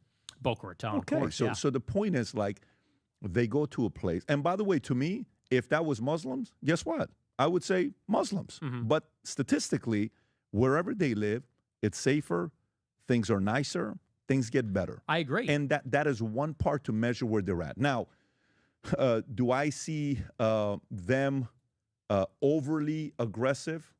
Do I see them the type that are going to use politicians and buy them like Marjorie Taylor Greene and other people are saying? 100%. Do I see them, they're going to be there in everyone's DM and email saying, hey, you know, we'd love to support you. We'd love to bring you to Israel and, you know, doing all that stuff? It's obvious. I'm seeing it myself, okay? Do I look at that and shame them and say, oh, you shame on... I look at that and say, no, I wish Armenians would do that. I've never gotten an invitation from Prime Minister of Armenia. He should probably send me an invite to go there, right? It's not a bad idea to come and show the country. I'm Armenian. I'm a Syrian. Syrians don't have a country. It's probably a good idea. You don't see that. You wish others would do that. So for me, as much as when I go into that, by the way, I'll give you one other side that, you know, Israel's going to be like, yeah. This other side to me is I actually do believe they leverage Mossad to get intel. I actually do believe they use blackmail. I actually do believe they do that. So, you know, so, oh, there's nothing going on with Epstein. No. Michael Wolff did a podcast with him 2 months ago. And when he was at Epstein's house, the 100 hours of recording that he has with him, I said, how many times was Ehud Barak there? Am I saying his name correctly? Barak. Ehud Barak. He said he was there many times. He saw Bill Gates there many times. Why would the former prime minister visit the guy 30-something times? Just because the conversation's great? That's a little bit suspect, right? So to me, I'll go there, but I'll go the other end. So what I'm trying to do, like if you're wondering what my role is here, okay? My role is I want to continue talking to you. I want us to do many of these together as we go through whatever journey we go through next 5, 10, 15, 20 years. And I'd like you to be around 60 years from now to see whatever you want to do. And let's see what your ideas are going to land and what they're going to go through. I'm sure as we all age, some of them get better, some of them get sharper. Maybe this used to be a number 1 to us at 26. Maybe it's going to be number 6 when we're 46. Maybe this used to be number 11 when we're 26. Now it's number 2 when we're 52. Who knows? Life changes. You evolve, right? You're just watching Trump in the last 10 years change. He's not the same. Just the way he does his speaking. I was watching him speak yesterday and the way he's doing press conference. A very different guy on where he's at. And it's not like he's tired and he's not working. You said him and Charlie Kirk, the Protestant, you know, workers thing that they have. It's not that. I just see his going through it himself. I would like people on both sides to not be like, oh my God, he just had Nick Fuentes on. That's it. No, you don't control me. I want to talk to you. Oh my God, he brought Cuomo and he did this. Dude, Cuomo, we orchestrated a conversation with him and Dave Smith. It was great. And we had Chris Cuomo and Candace speak. It was great. They gave their arguments. And Chris said some things about, people don't need IDs to vote. I don't agree with that. But guess what? At least we had the conversation, right? I'll sit with Wiener. I'll sit with you. I'll sit with, let me tell you, I got a lot of death threats after having BB on. And I had 3 outcomes with BB, right? To me, it was very simple what I wanted to get. I wish I had 2 hours with the guy, but it was a short time. But I guess maybe the final thing that I want to get before we wrap up is, do you mind in a 3 to 5 minute part, finish up that part on when we were going through with you and Cassie and Media Matters and Leadership Institute and Reagan Battalion and the video that we were talking about. Do you mind going past that a little bit? Yeah. And maybe let's finish that story and then we'll wrap up the podcast. Sure. So, then I went to Charlottesville. And just for context, I wasn't at the Tiki Torch event. I got there actually the next day. And by the time I got to the actual thing, they had already shut it down. So I got blamed for being there, even though technically I wasn't even really there. But so I went there. Because of that, I got fired from RSBN. They let me go after that. That's when I started doing my show independently. And, kind of the rest was history. But I started doing it independently.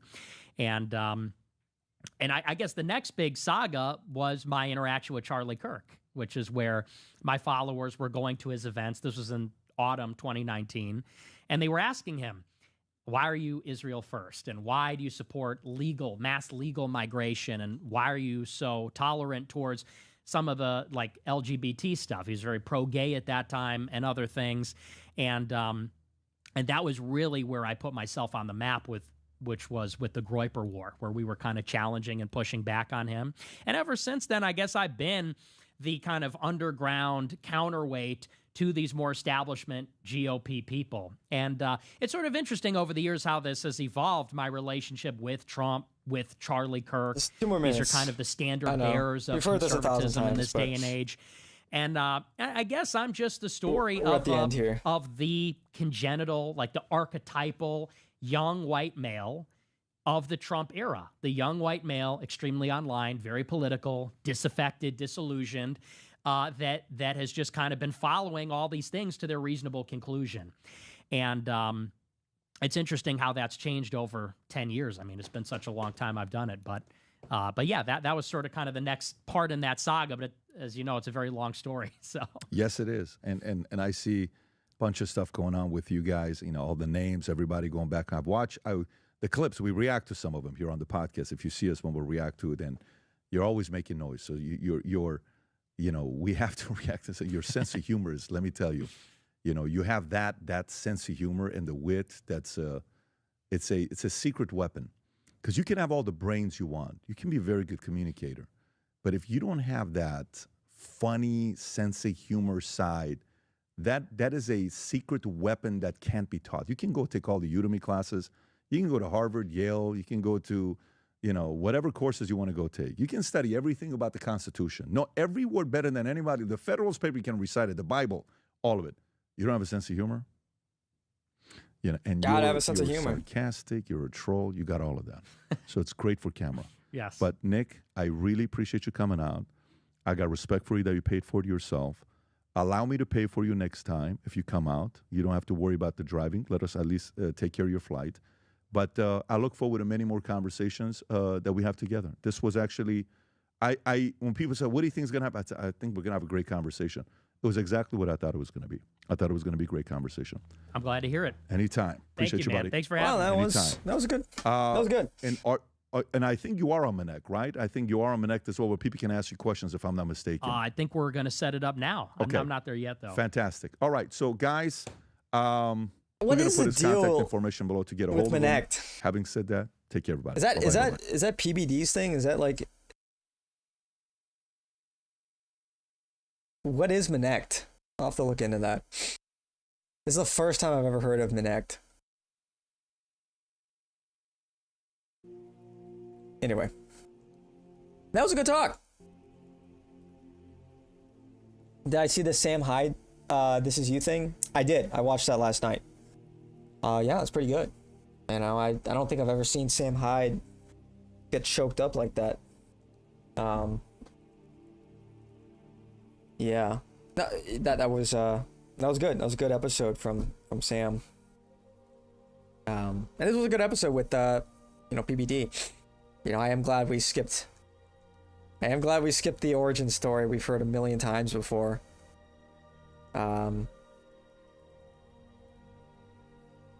But yeah, like, I think a lot of people are. Let's see what people are saying. Yeah, W.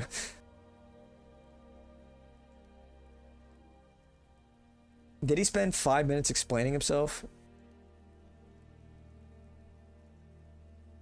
No, that's the first 10 minutes. Oh, well, when he was talking about like the N-word and all of that. Yeah. Yeah, W. You wanna move Joe Rogan? Hey, W, Black Groiper.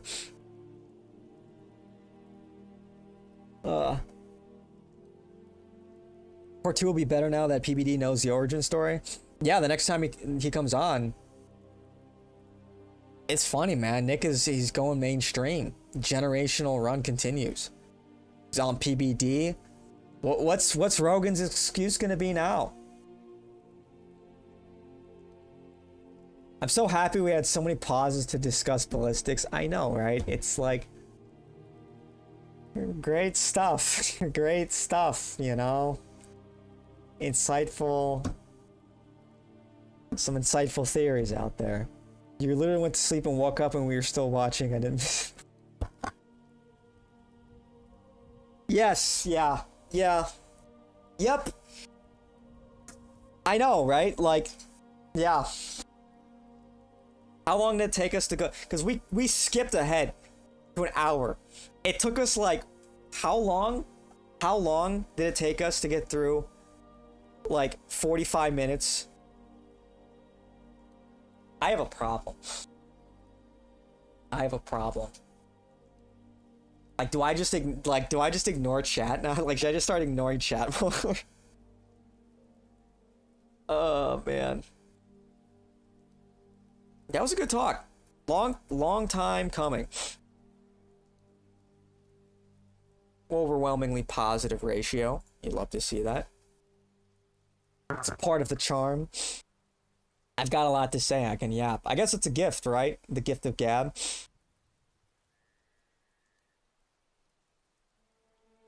Yeah.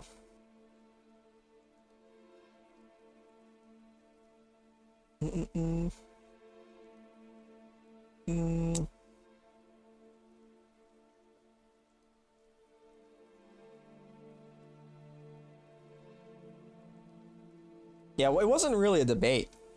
It was very, I think it was very fair interview. So I pray I'll one day have enough patience as you do. That's funny. My mom thinks I'm not patient at all. My mom thinks I'm very impatient. My mom's my greatest op.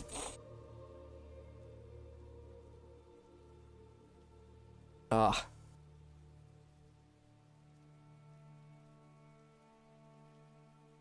Oh yeah, Asmongold's dad passed away. Rest in peace. Say a prayer for Asmongold and his father. Tough. That's tough, man.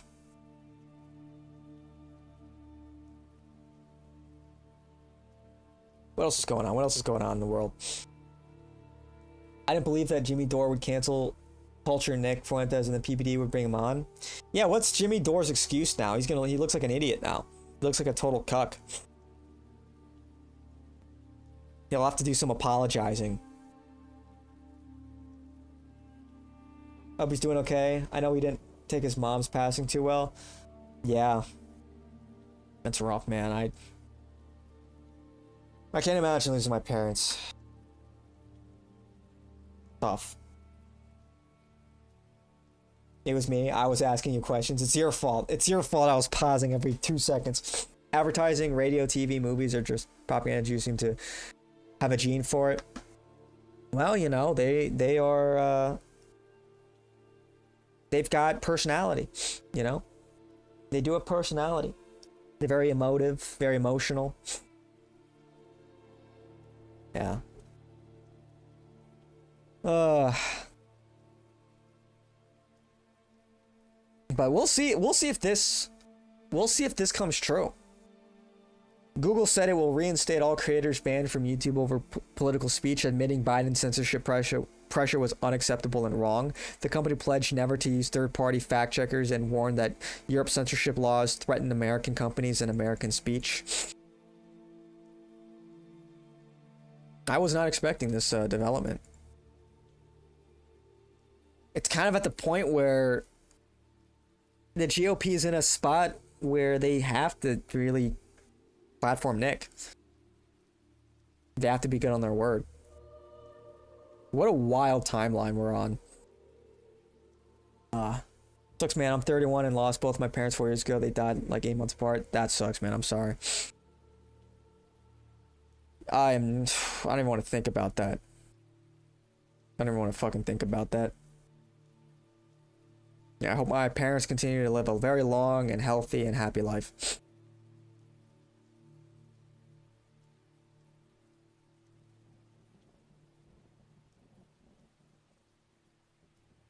Oh, Emily Saves America. This is the woman that got fingered in a hotel lobby.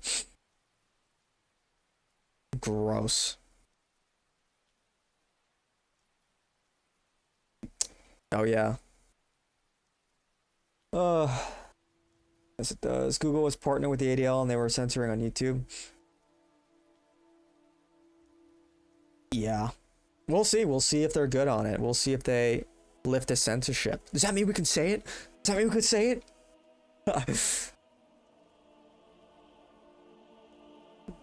W.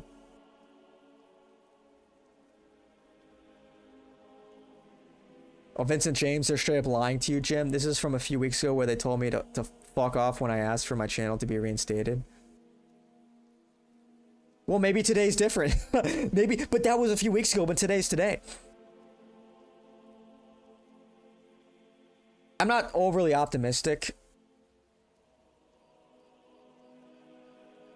I'm not overly optimistic about this, but we'll see what happens. I'd love for them to be good on it, but it kind of feels like this is, they're just trying to like buy time at this point. They're just trying to like survive this administration. Did you hear that Israel's controlling TikTok in the United States now? Yeah, vaguely, like they sold it to some Zionist Jew, right? I forget. I didn't look too much into that. Unsurprising. I actively tried to think about my mom because I don't have the mental fortitude to cope with it. Anyways. Oh, shit. Yeah. Hey, pray for her. Just pray on it. That'll make you feel better. What you lack, God can provide. Oh, dude. Nothing to hide. I don't know why you think I do. I've worked a minimum wage job since I was 18. I was in an abusive relationship, which I got out of, and I don't hate the man, and we are very fine of each other. So, what do you want?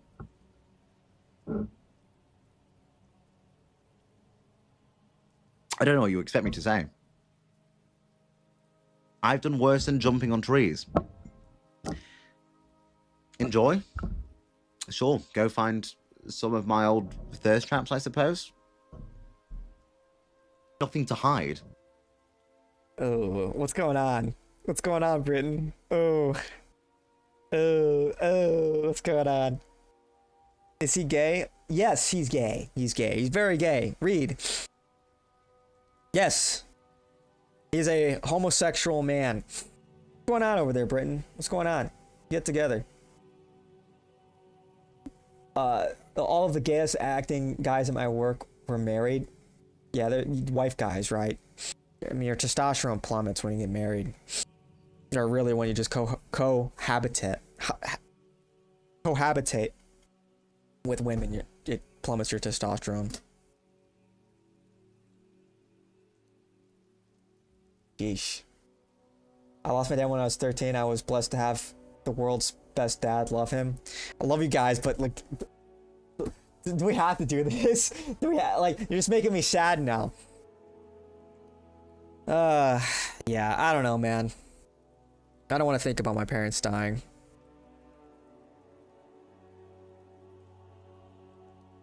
Love your parents, man.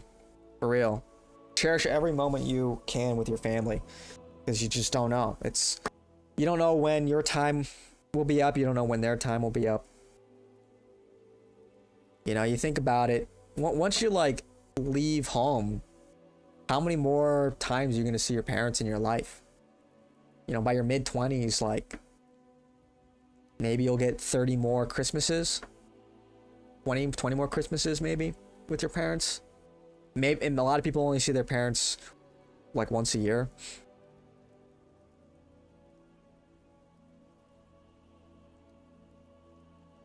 Yeah, definitely,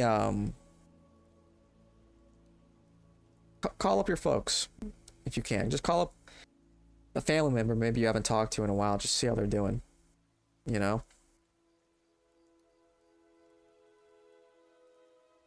Just pop us in, you'll be fine. Pop us in and shit up for us. Yeah, your parents died, just pop us in, bro. You'll be fine. Yeah. That's rough.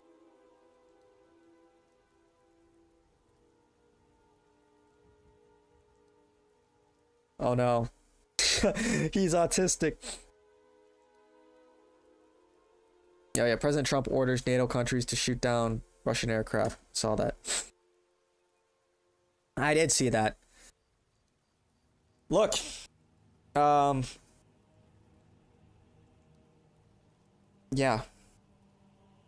Will they use this as an opportunity to provoke Russia to respond and then, you know, goad Russian aircraft into NATO airspace so they can shoot them down, maybe. Russia shouldn't take the bait. They shouldn't be stupid enough to fly their aircraft into NATO airspace. Could it be a false flag? Maybe. Might be priming a false flag. Who knows? But I wonder, you know, how much land is Russia willing to take? Could they even go beyond? Could they even go into Poland? Could they even, if they wanted to? I have my doubts about the EU's preparedness for this. But at the same time, I don't think Russia has the ability to wage a war against NATO. I don't think they could, even if they wanted to.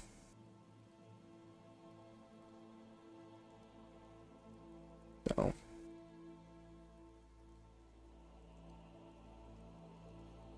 Well, I have to say that the day after in Gaza to stabilize the land, and we need a political perspective, and this is why we took this decision. A lot of gay men get married because it's a cover-up. Sure, but a lot of people are just fucking, like, effeminate nowadays. You're eepy? Yeah, me too. I'm hungry, dude. I gotta eat something. When was the last time I hugged my parents? Yesterday.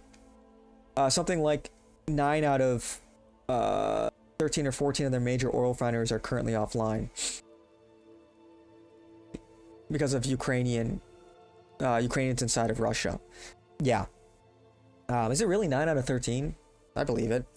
So I don't think, even if they wanted to take a more aggressive approach to NATO, I have serious doubts on their ability to maintain a front line. I mean, sure, they can get oil from elsewhere, but is that really what they want to do? I don't think the juice is worth the squeeze. I think they'll probably try to keep it contained to Ukraine. They'll probably keep blitzing through Ukraine, but we'll see. We'll see.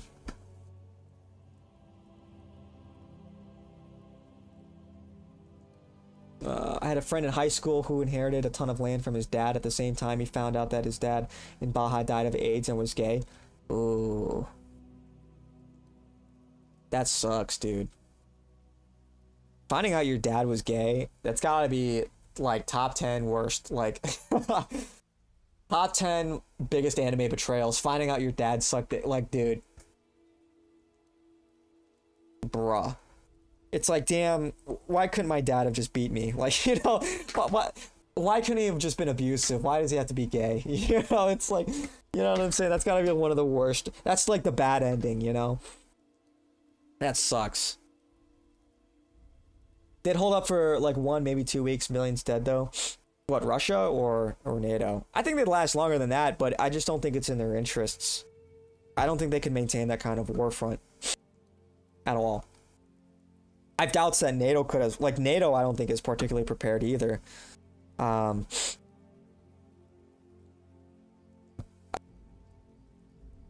Yeah, it would be bad. Russia has been doing surprisingly well fighting with shovels and old washing machine computer chips. Okay, they're not that primitive. You know, they're not like, they're clearly not as advanced as the Western powers, but, you know, they've got some more advanced tech. They've got hypersonic missiles, for instance.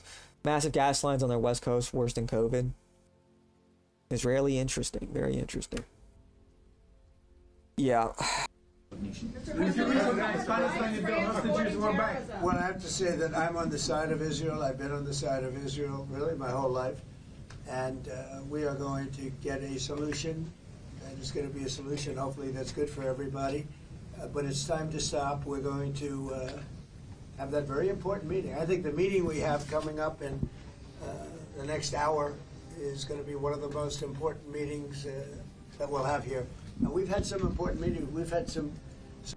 Yeah, I mean, you're telling me now for the first time Trump is pro-Israel? Just be happy that your dad isn't Sean Strickland's dad. I don't know anything about that. I don't know who his dad is. They build a massive amount of old but reliable multi-role weapons. I mean, look, yeah, Russia, like, they just make more. You know, they have more shells.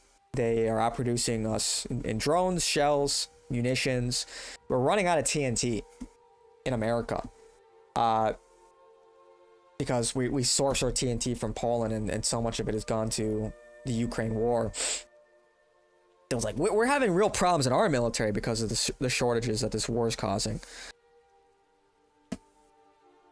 Remember the propaganda when Biden was president? That, dude, my nose is going crazy right now. That Biden was president, when Biden was president, that Russia was desperate, fighting with shovels, no ammunition. Oh, yeah. I see, that's what you're saying. Yeah, and oftentimes the answer lies somewhere in between. Russia is not the giga-based, you know, defender of white people and Christianity and, like, the future leaders of technology. But at the same time, they're not like primitive, like Slavic monkeys. You know, they're not like totally fucking retarded.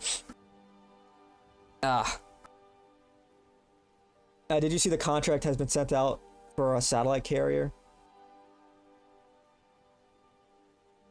to develop one? A satellite, like a space satellite carrier? I didn't see that. Is that what you mean? China's weapons are actually underhyped. I don't know exactly. In some ways, some circles, I think our Defense Department definitely underestimates China. But I do have my doubts on, like, China's untested. They're unproven as well. You know, we have no real data to see how their military works in action. They haven't had decades of experience in developing their playbook. I think on paper they have a very powerful military. On paper they, you know, their special forces, like in a lot of these war games, you know, overperform and in some instances outperform their Western counterparts. But we have to see that in practice. We have to see what that actually looks like. Like, war is just a different beast. And I don't think they're on the brink of collapse like a lot of these neocon think tanks make it out that they are. I don't think they're like rock solid. I don't think that there are zero problems in China or zero there's zero political instability, but they're making it out to be oh, that is an awful screenshot.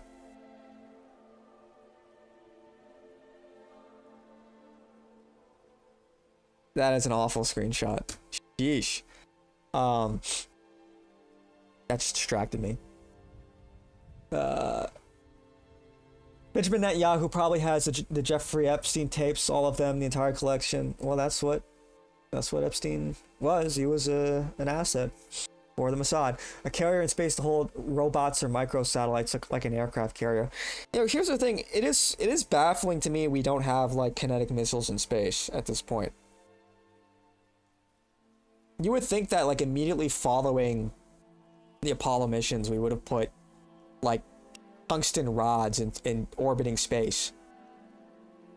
And this is not like an original thought. They thought that we would have missile batteries in space. I think there was some treaty or something, but I have a hard time believing we would ever really adhere to that. Like to not put weapons in space. I don't know. But hey, I'm just thinking out loud now. Something funny about China is that they have 2,500 jet bombers that are nearly useless. Nearly useless? What do you mean? Dude, my nose is like going crazy. I might have to call it here in a little bit.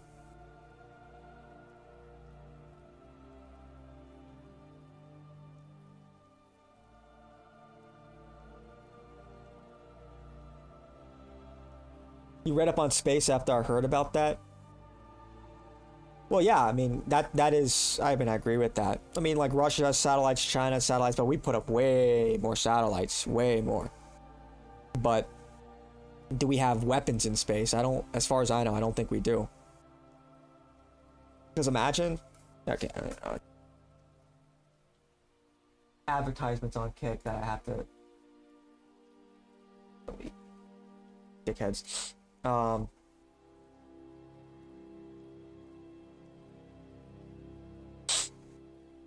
Ugh.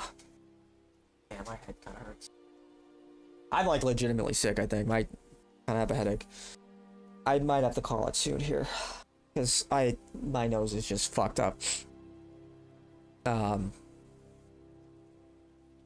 What was that? I'm losing my train of thought here. I'm slowing down. I'm slowing down. I'm gumping it. Ugh.